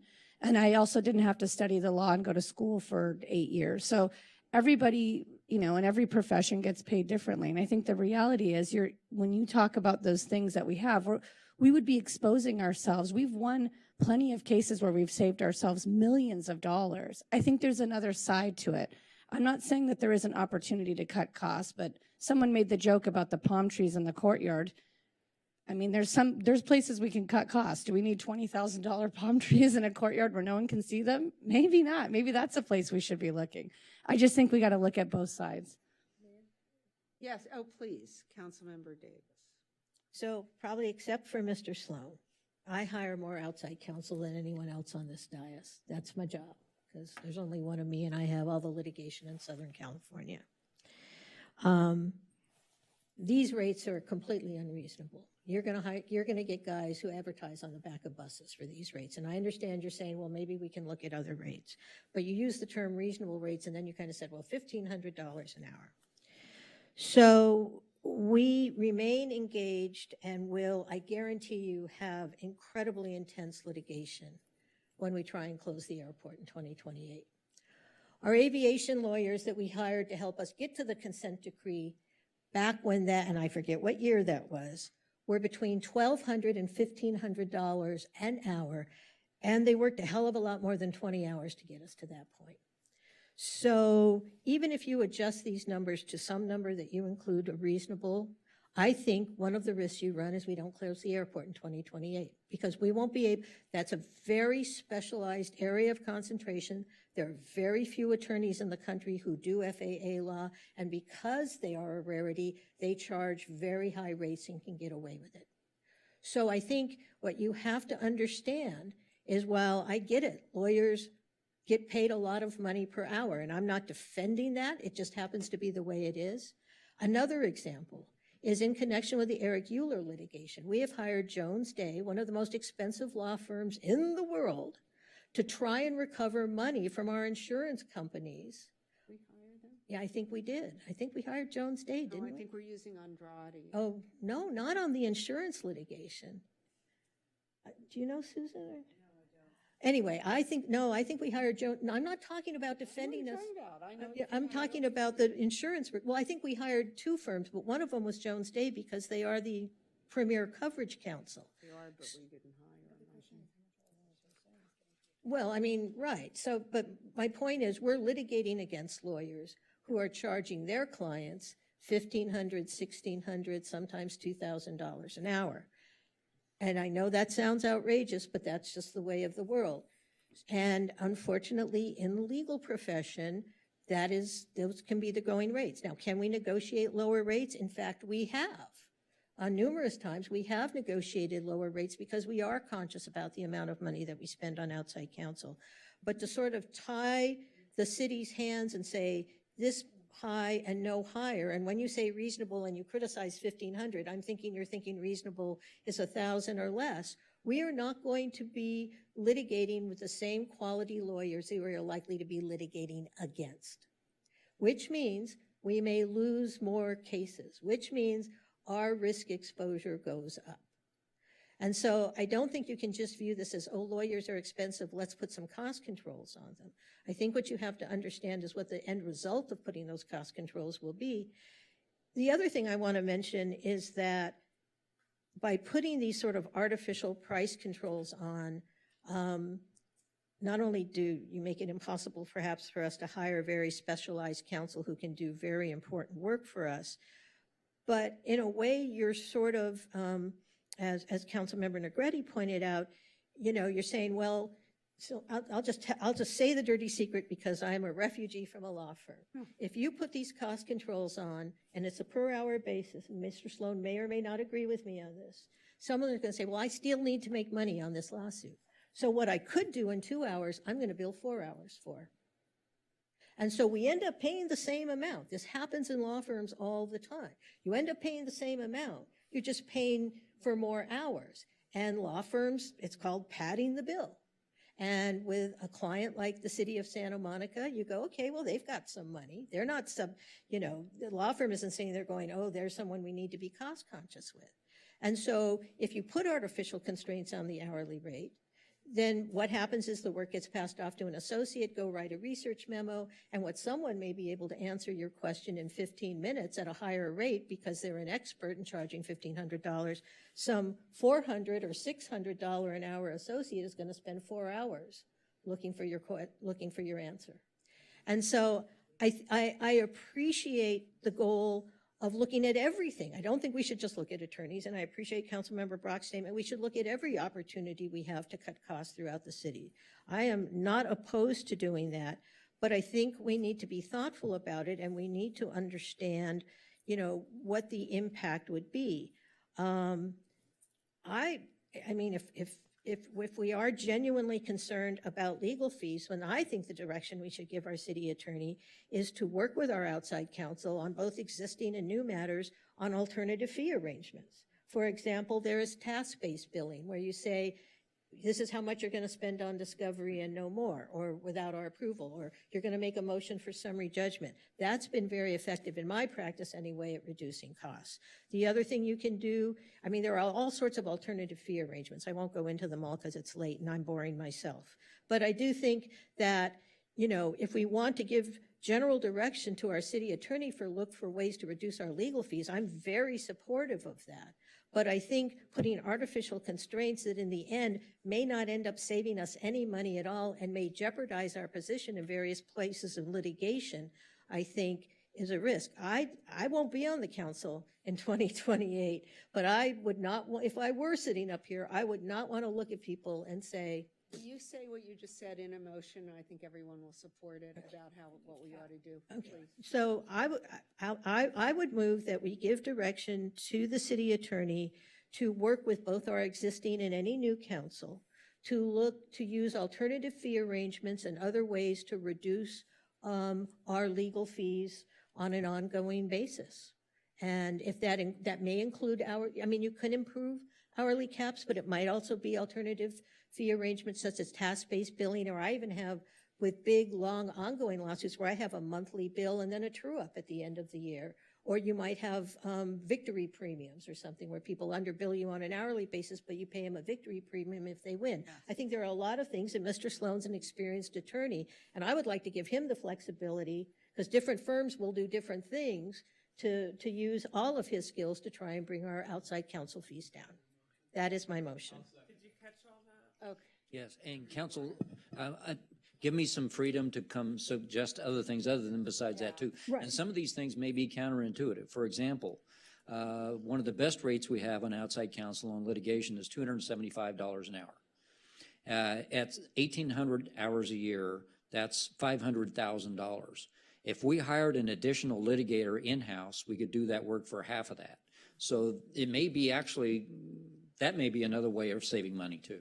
So my motion is that we give City Attorney Sloan the opportunity to look for ways to bring down our legal expenditures generally, including but not limited to other methods to bring down the cost of current and new outside counsel. Is that general enough to give you the flexibility you need? Thank you. So that is my motion.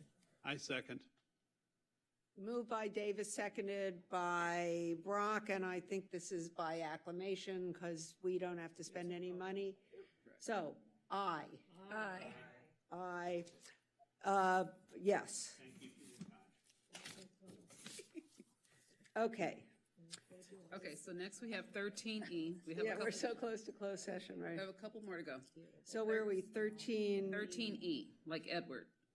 Okay, and Who's the last one? So it's request of council members, no, we still have one more. We No. have a G after this.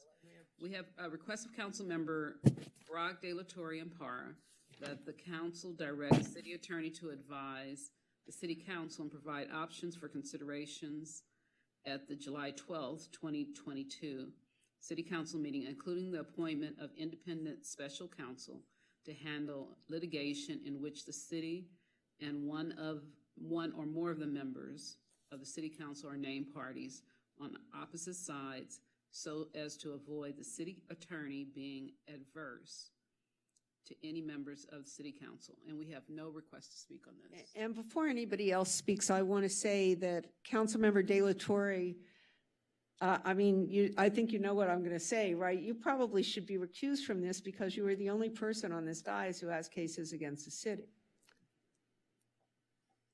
Wouldn't that be a conflict? Well, I assume this would only apply to new matters, not anything existing. And counsel, for what it's worth on this matter, I might save you some time and suggest that I would probably do this anyway without this direction. It makes sense. I don't have a problem with it. It's just that, you understand the situation, but. I do understand that, but just like in the last debate on the cannabis tax, you said, well, if we move forward on the cannabis tax, in a way, it's like, it's going to mess up the tax that I'm trying to promote. Well, no, look, Oscar. You know what I'm saying? But how is it that you don't have a conflict and somehow, and by the way. Because I get nothing from my tax. I get nothing from this either. I pay nothing, excuse me. Hey, guys, he just literally gave us I don't know. Now, we don't have to debate. I just want to make the point.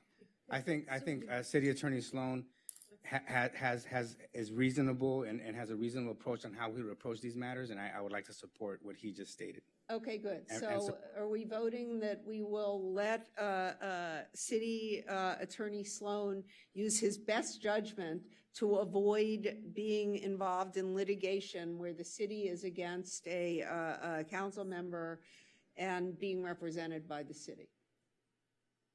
I think yes. I'd like to make a motion that we just approve the item because it pretty much gives him. The city attorney would come back with options in those cases, and maybe there'll never be another case like that ever in the history. Is he doing it when that case arises? Don't you want it to be on a case-by-case basis? Well, yeah. It only you have to.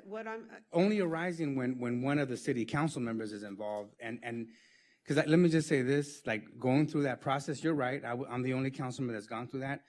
When I feel that the city attorney's office is weaponized, it creates a bad relationship between, the city attorney and one of the people that employs the city attorney. I agree, and so does he. Correct. Can I just propose a friendly amendment, though? Because the term independent special counsel actually has a legal definition, and I don't think that's what we're talking about. I think we're just talking about hiring outside counsel. That's it. Is that correct? So That's the can we same thing. substitute the word outside counsel instead of independent special? Because otherwise we're going to be in the Watergate hearings.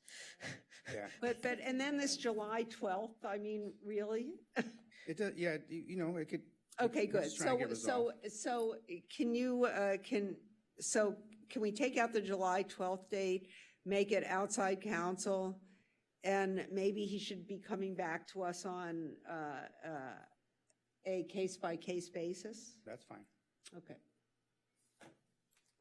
Okay. Okay, I'll move that. okay, good. Motion made. Made. Okay, yeah, seconded by Negrete. All in favor, say aye. Aye. Opposed? None.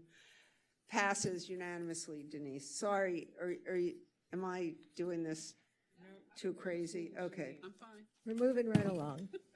Okay, and Yes, 13G. 13G, and we do actually have. And we do, speakers. I think. Yeah. Yes, Denise Barton. Okay, so So, 13G is request of council members Negrete, Parra, and Mayor Pro Tem McCowen that the city manager prepare a report pursuant to Election Code Section 9212 of the California Election Code on an initiative with the following title prepared by the city attorney that is seeking to qualify and be placed, okay, and it's placed on, sorry, you guys, on the November 8, 2022 ballot. It's an initiative measure to establish added funding for homeless prevention, affordable housing, and schools by amending Santa Monica Municipal Code, Chapter 6.96, to provide a third-tier transfer tax rate for property transfers of $8 million or more with an 11-member resident oversight committee. The report prepared pursuant to Section 92.12 of the California Election Code shall be presented to council as soon as possible, no later than July 26, 2022. And Mayor, do you need to recuse yourself? Oh, no, I think no, the city attorney determined that I don't need to recuse. That's correct. We have Denise Barton as listed as a speaker for this. Yeah, go ahead. Thank you, Ms. Barton. Good evening. Please allow me to begin by saying the city doesn't have a revenue problem, it has a spending problem. And a new tax to politicians is like giving more drugs to an addict. So if this tax starts out with no valid needs assessment because it's too burdensome to find out who's impacted, with building buildings from the ground up, which is the most expensive way to achieve affordable housing production, or the 11-person committee that has no city council representation and that there's no accountability for spending, from a business perspective is not good, besides it being a burdensome tax.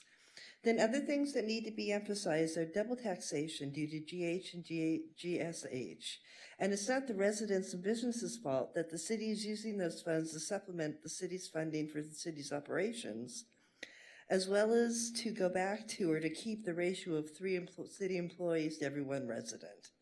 The next prominent thing that this action is to actually replace the lost funding from the state due to the dissolution of the redevelopment agency.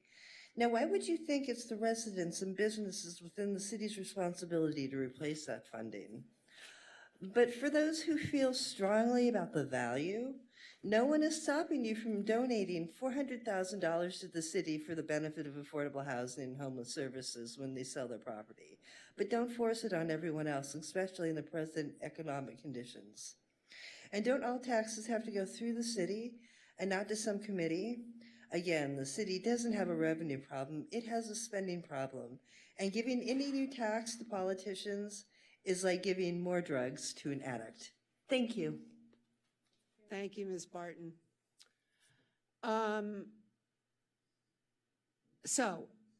This is Lana, and this is Councilmember Negrete, Councilmember Parra, and Councilmember, I'm sorry, yes, Mayor Pro Tem McCowen's, right, yes, those 3. But let me just say that this is something that the election code allows and can be ordered at any time, and it's better to do it than not do it, because then the council will have a better idea of the impacts of the transfer tax. We're turning in our signatures tomorrow, and the report needs to be done within 30 days of county certification of the signatures. So, and it's always better to know more than know less. So go ahead. I mean, that's the whole point, is for us to have an opportunity to discuss the tax up here on the dais, and have a report to show, you know, what the impact would be on the community. I mean, it says it all here, so it's just to give us that opportunity. Do you guys, Para, McCowan? No, I was just going to add to that, and that's exactly the reason. There's been a lot of confusion about what the tax may or may not do.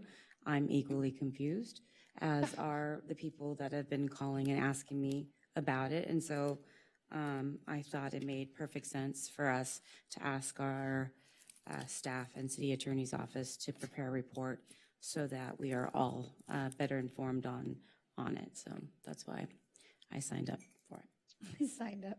I mean, I signed up to support it. Ditto. Ditto. We had lots of emails about this. Okay, so we can do this by acclamation, yes? I need a motion. and Oh, I need a yes. second. So I'll move 13G. I'll second. Quick point. You know, in terms of the, can we have a discussion? I mean, you said that there's signatures already gathered. They're being turned in tomorrow, you said? Yes. Okay. So at that point, it doesn't really matter. There's no debate in terms of any changes. You can't. They're all validated, and yeah. Yeah, if we got enough signatures, and I can represent to you that we have enough signatures, which we have validated, right, ourselves, so I know we're fine, barring some act of God, then the council really has no choice to put it on the ballot. But I do believe that everybody is better off if they have more information, and this report gives you more information because it basically is prepared by staff. So I can tell you from now until doomsday how great this measure is. But don't you want to hear from a source like our staff or somebody more impartial? I mean, Yeah, no, I think otherwise that's you're fair. counting on me. That's totally fair, you know? That's where it came from, and I think Councilmember Parra, Councilmember Negrete, myself, the goal was just to gather more information, especially as it became more inevitable that this ballot measure would end up on the ballot. We want to do our due diligence and ensure that we get all of that information, that it's shared with the full council, that it's shared with the community going into the cycle. So that was the intention. Okay. Because Yeah. beyond the marketing material, right, there's marketing material. I resent that. Signature gathering, and community members are asking us, and if you're going off a one-pager, it's hard, this gives us an Will that assessment, no polling included, I mean, but has there been independent polling done on this measure? And can we also attain that when staff comes back? We polled. We put it on. Yes. So we did the prep work. So you I'm have, afraid that's proprietary. so you can't share the polling I information? can tell you that they were. We expect to win. We're getting in uncomfortable territory, but I think, like, you know, I also just want to clarify, when I said we had a lot of emails about this, I meant Christy, Councilmember Parra, Lana, and myself. Within the Brown Act. Within our Brown Act group. So just so we're clear. On the record. Are we good? Can we? Yeah, no, I mean, I'm not good with it, but we Oh, can. no, but I mean. But we can You're go not good ahead. with having a report? No, I'm okay Yeah. with getting the report. Well, I'm just that's- thinking, you know, we as a council, we have no privilege to earmark funds, to be more creative in terms of how we direct those funds. I understand that, yeah.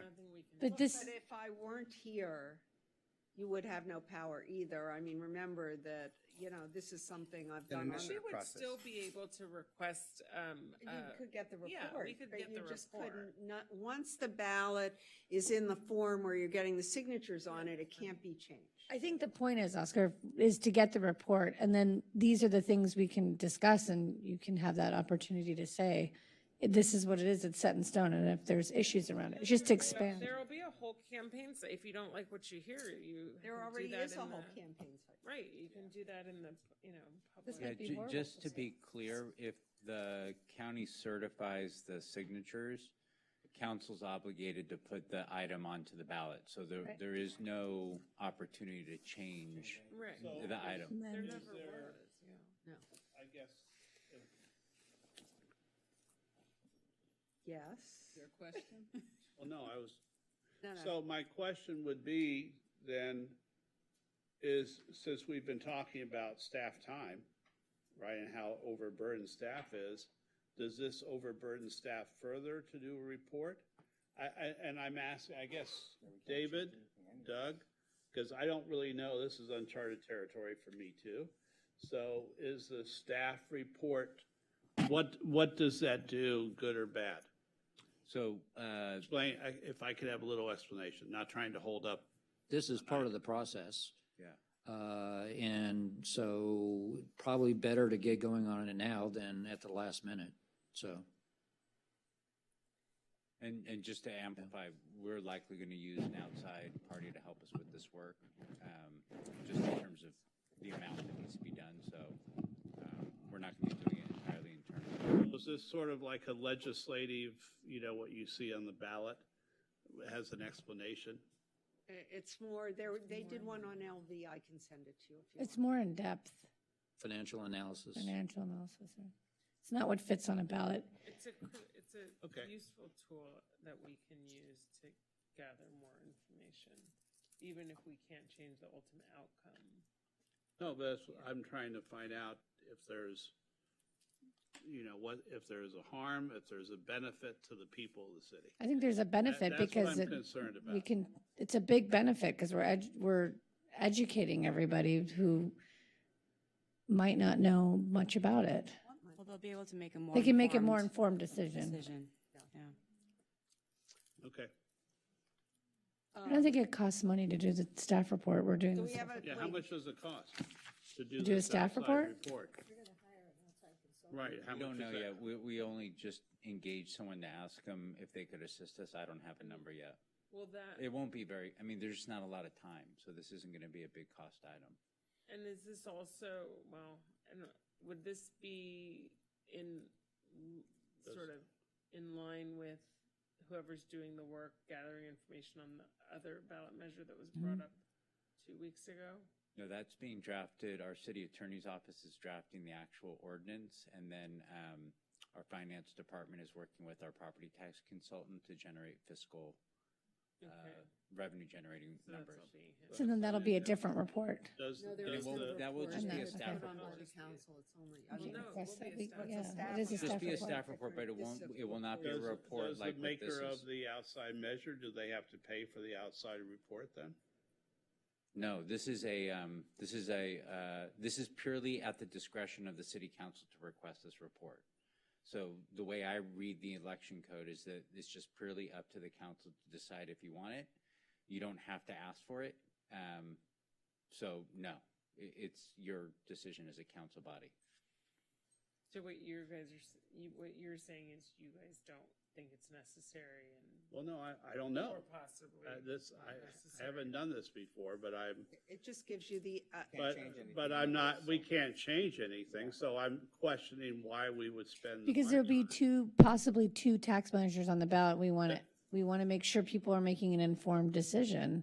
No, but we're not doing that for the other. Well, there's a potential staff measure, report. are we? It's because they're different. We put one on and this is, right. it's so just one the is a nature of staff how report they're that put is on. done anytime the council puts a ballot measure on. And the one on the ballot measure, the independent, the citizens, whatever you want to call it, the citizens initiative is different because it's never been, other than having the title prepared and the summary prepared by the city attorney, it's not been seen other than in its most technical form by the city council. So unlike the other tax measure, which you proposed and which will come back to you with a staff report saying what it is, mine would have I shouldn't call it mine. The citizens initiative would have no analysis. It would just be there and you would be dependent on anything that its proponents, i.e. those of us who put it on, did. And it seems to me that you would want an objective analysis by your staff to see how terrible it is, how outrageous it is. Well, no, I mean, for example, it'll address the question of the proponents have made a claim as to how much money it will raise. It will address that question. Will it in fact raise that amount of money? Wouldn't you want the residents to know that? It will address the question of what transactions it does and does not apply to, presumably, because the language in the technical document intends to be more inclusive than just an out-and-out deed transfer, sale deed of transfer, that sort of thing. So it might go to issues about what types of properties are included, that sort of thing. So it's a way, even though we can't control it, it's a way for us to know what in fact is going on the ballot and a way to inform our constituents as to what the real world affects. It's like, as you point out, like a legislative analyst report. Thank you, council member. Yeah. Well, part of the study, though, is like, what are the questions that we're trying to answer? What are the parameters of the study? Yeah, and how much does this cost? Well, the cost and all that, but also like even like the resident advisory group, the way it was made up. Like, I'm just thinking, like, in terms of studying this, how? What I know, but what are we telling staff? I guess the to look point into, is, if they're doing that, then you're informing residents. And I'm just throwing it out there, if someone was opposed to it, then they would want the staff report too, because then you would say, like maybe some of these things don't make sense. And if you're for it, then you would be saying, hey, this is why this does make sense. I don't think it goes either way. It's just giving information more expanded to answer all those questions on the dais. Let me just comment on that, Councilmember De La Torre. So under the election code, it prescribes at some level the types of topics we would look at. So within the election code, it says under this report, you would look at the fiscal impact of the initiative, effect on internal consistency of the city's general and specific plans, and it goes on, effect on land use, its impact on funding for infrastructure of all types. It lists a bunch of things, and then there's sort of a catch-all, anything else that this body would like us to look at. Presuming we could look at it, you could give us direction to do that. So the election code has some specific parameters, and then it opens it up to whatever else this body would like us to focus on. So would that direction have to be made right now? Yes, we would want that direction now so that we could, if there was anything in particular you wanted us to look at, we'd want that from you so we could do that work. Well, I'd like to look at the composition of the what is it called, the resident advisory group or whatever. The 11-member advisory. Yeah, the 11-member, like the difference between what's being proposed and also like having sort of neighborhood groups, leaders of neighborhood groups engaged in this. I'm looking at even the what's going on with the whole duties of the finance director. I mean, there's a job description that we approve, and then there's like all these new powers and responsibilities that are being given to the finance director through this initiative. And I'm thinking, like, okay, wait a minute, like we have a job description, right? The city manager evaluates this person based on their job duties and their job performance. And then there's this whole other area through this initiative that the finance director is going to have power over. I'd like to understand sort of, I've never even heard of that, but I'd like to understand how that works, you have this initiative that's giving the one staff member all this authority and all this power over collecting taxes and waiving fees and so forth. We'd like to know what is the amount of the administrative charges, all those things. I guess if we're going to do it, does it take too much do it as completely as possible of their time? This is the point of having the report. That's why you have it. It's the goal. Yes. So those types of issues, I mean, it'd be really good to understand all that, So I'd like to, that's why part of it is like, yeah, we're doing a study, but we don't have any parameters for that study. We don't have, usually you like to have questions, these are the questions we'd like to look into. And I mean, well, it's persuade to how what he just went through all this, but if you want to add, it's open to it. So this is the moment to add. You could ask them to compare this one to the alternative. Yeah, compare there you go. I think that's good. Also looking at the. Well, wait a minute. Will they be able to compare. And Yeah, that- I actually, might be I would take difficult. I think it depends what you mean by compare and when, because this report work will be going on now, whereas we're still drafting this other I don't transfer think you tax can- measure, I so don't I'm not think you're exactly able to compare sure the two. how to marry those two concepts up like that, so I just throw that out there.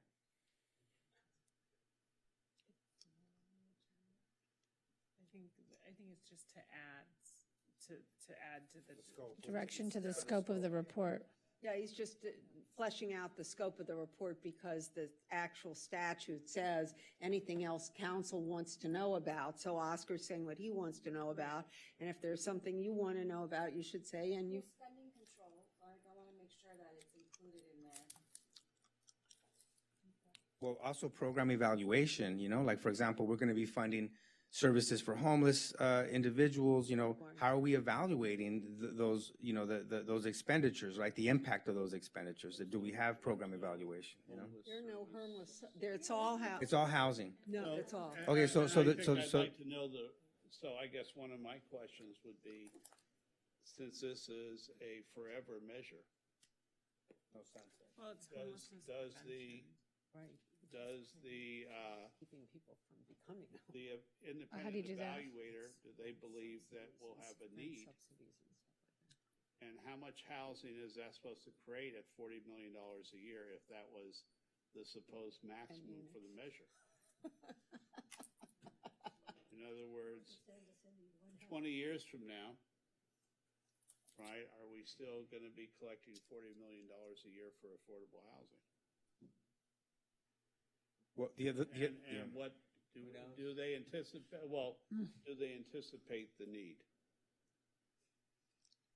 for that unlimited time?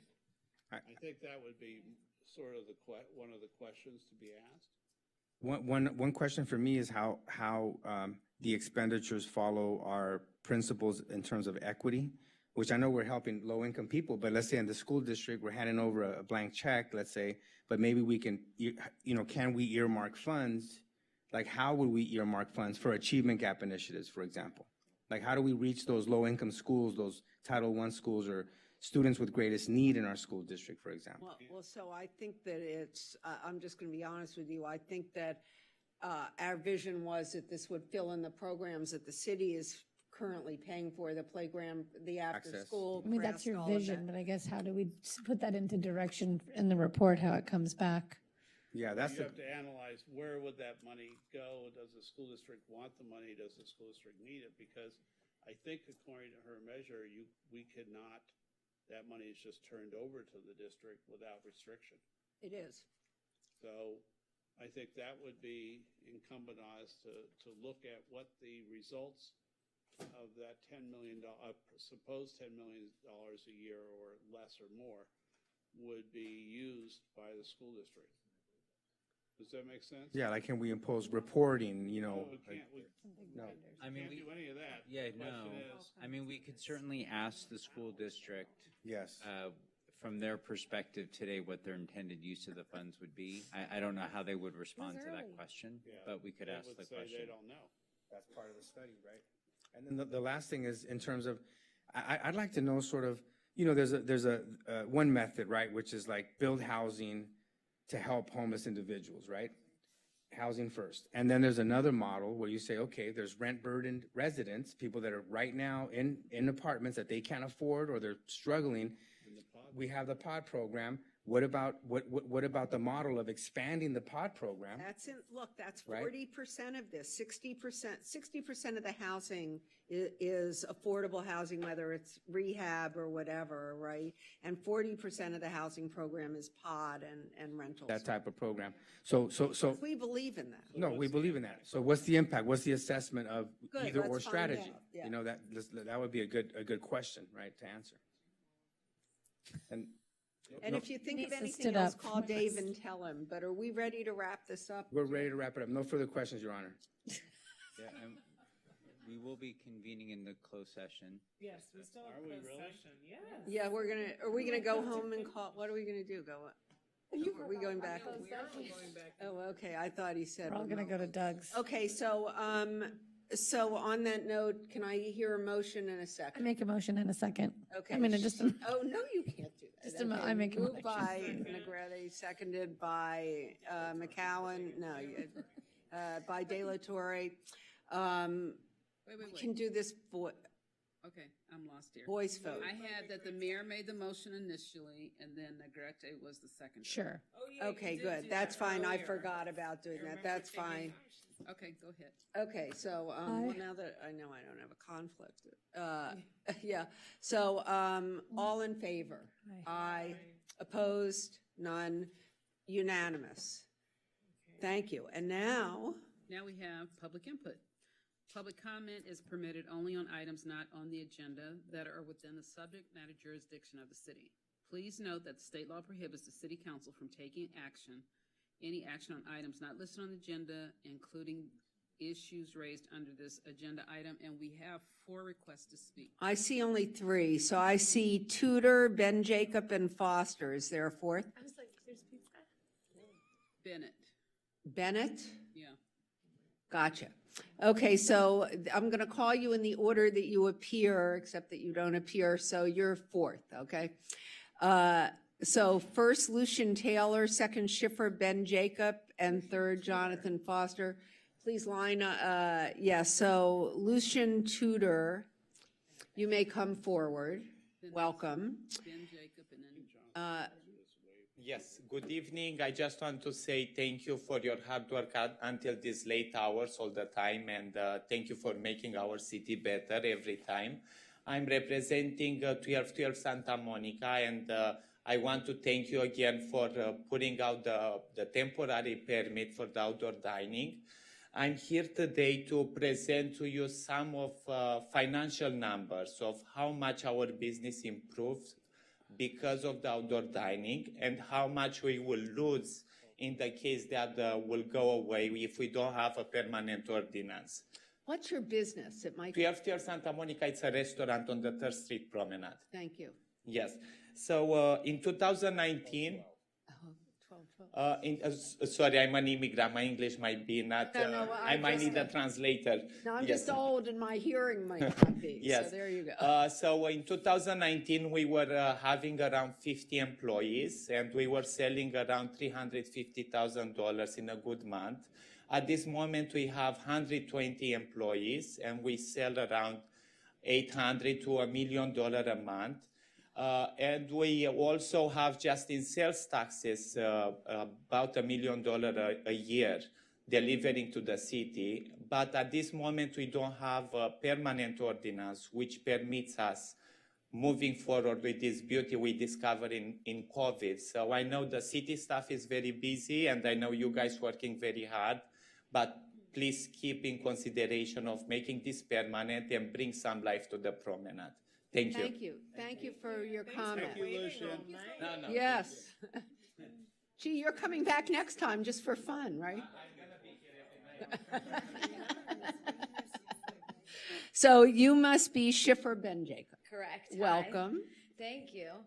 So I'm a resident of Santa Monica. I'm representing the customer's perspective of 1212 Outdoor Dining Experience. So obviously COVID took a devastating hit on everybody. We've all experienced loss, anxiety, depression, isolation, all these types of emotions are at heightened levels right now. Having a place like 1212 on the promenade where you see smiling faces, communal unification, camaraderie, and all these things together honestly brings such a sense of joy to Santa Monica that I have not experienced in a very long time. Honestly, even before COVID, I used to go to the promenade all the time as a kid, and unless I was there for a reason to buy something or see a movie, there was really no purpose, honestly. It was just pedestrians walking. 1212 is one of the first places I've experienced that just brings just joy and entertainment to people to actually just come together. And I think right now during this entire, situation, which won't end necessarily anytime soon completely, is very important to keep alive. Also, it's helped the homeless situation on that block and has made it a lot safer for a lot of the community and the residents as well. So I think losing something like that would be just a shame to the community, and is something we should definitely consider keeping permanently. Thank you very much, and thanks for hanging in with us all this time. And Jonathan Foster, you ready? Lucian should have brought us drinks. Beer, you should have brought us Aztec beer. Should have brought us cocktails. He said he hasn't. I'll see you at your restaurant. Bye-bye, thank you. Sorry, Through the end of Jonathan. the promenade. Oh, okay, guys, Mr. Foster, it's your moment. I think this is a bunch of bullsham, It is. I thought I should start off with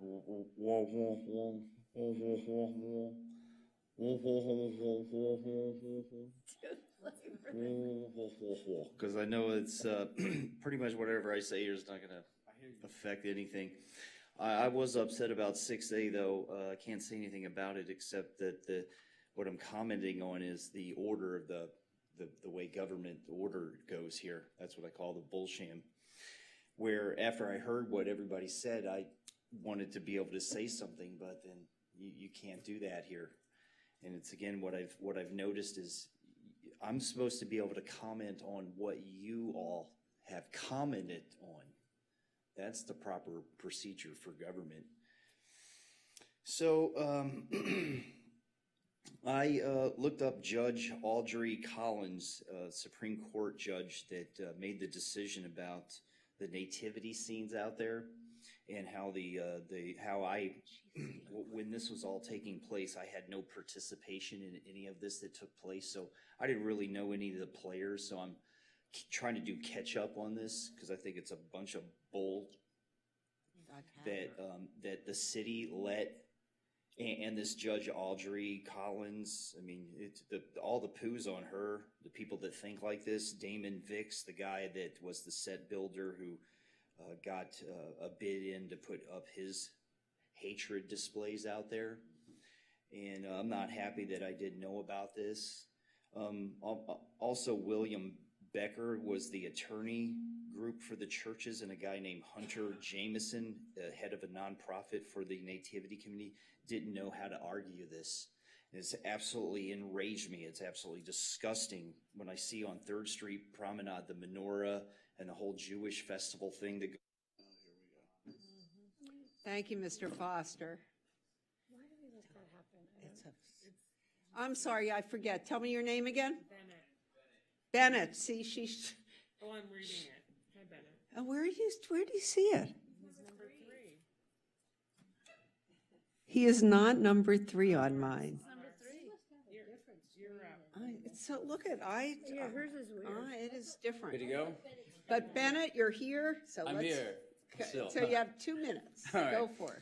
So I just want to say, start by saying thank you for your commitment to Santa Monica Community College. If it wasn't for that school, I wouldn't have been able to transfer to UC and get my degree and be doing what I'm doing. I'm here with Upcycle Active Fertilizer. I wish we could teleport back to the water crisis we were talking about. I want to talk to you briefly about the benefits that will be very positive for your constituents from switching to a organic compost fertilizer instead of a synthetic fertilizer. Right away, you can decrease your water usage by 15% without any negative impacts on your parks or landscaping. This is done by healing your soil. Healthy soil is very spongy and it retains water. Immediately, you'll slash your city's carbon footprint. The production of synthetic oil-based fertilizer is destructive to the planet. Our fertilizer is actually as close to carbon neutral as possible. For every synthetic bag of fertilizer you switch to upcycle active fertilizer, you're taking away 11 pounds of CO2. Times that by a few acres and 3 or 4 applications a year, it really starts to add up. The Business Insider has said that fertilizer prices have skyrocketed around 260% since pre-pandemic levels, having been dented by higher energy costs and new export licensing mandates imposed by major exporters like Russia and China. We're domestically produced with 100% recycled organic waste. So what does that mean? International fairs don't affect our production. Also, by using it, you are showcasing to your constituents how important the SB 1383 regulation on organic waste recycling is. Now, before you write me off as just like a salesperson, understand that no one becomes a poo salesman for the money. I could have taken a sales job at like a Kush tech company, but I care about this planet. I want to do something that's important. So if you can find things in nature that you can easily mimic and solve the problems and make the society more sustainable, that's something worth doing. So yeah, I'll find your guys' emails. Yeah, you can send it to council, but let me just say that we do believe in composting. In fact, every residence here should have a compost bin, and we had a free compost giveaway last weekend, right? Wasn't it last weekend? So we're into compost in Santa Monica. Thank you. Thanks for coming. Thank you. Okay, and on that note, we'd have no adjournments, is that right? Thank goodness. So our next meeting for the members of the public, before we go back into closed session, is on June 21st, 2022 at 6 p.m. And it will be a special meeting. Thank you. So now we're going into closed session. Now we're going. We're not adjourning. Oh, I can't. Oh, I'm not. Oh, pardon me. I haven't. Our next meeting, I should tell you, I will come back and adjourn. Yeah. Are you continuing? Are you adjourned? What are you doing? We're going. Are you adjourning till tomorrow? Yeah, we have to. Yeah, we have to. We have to go back. We have to make a decision. Like prepared to make a decision right now. Well, we have to. They're meeting with the Labor groups. We have to do it. They have all the folks. But are you adjourning till tomorrow? No, I mean, you know.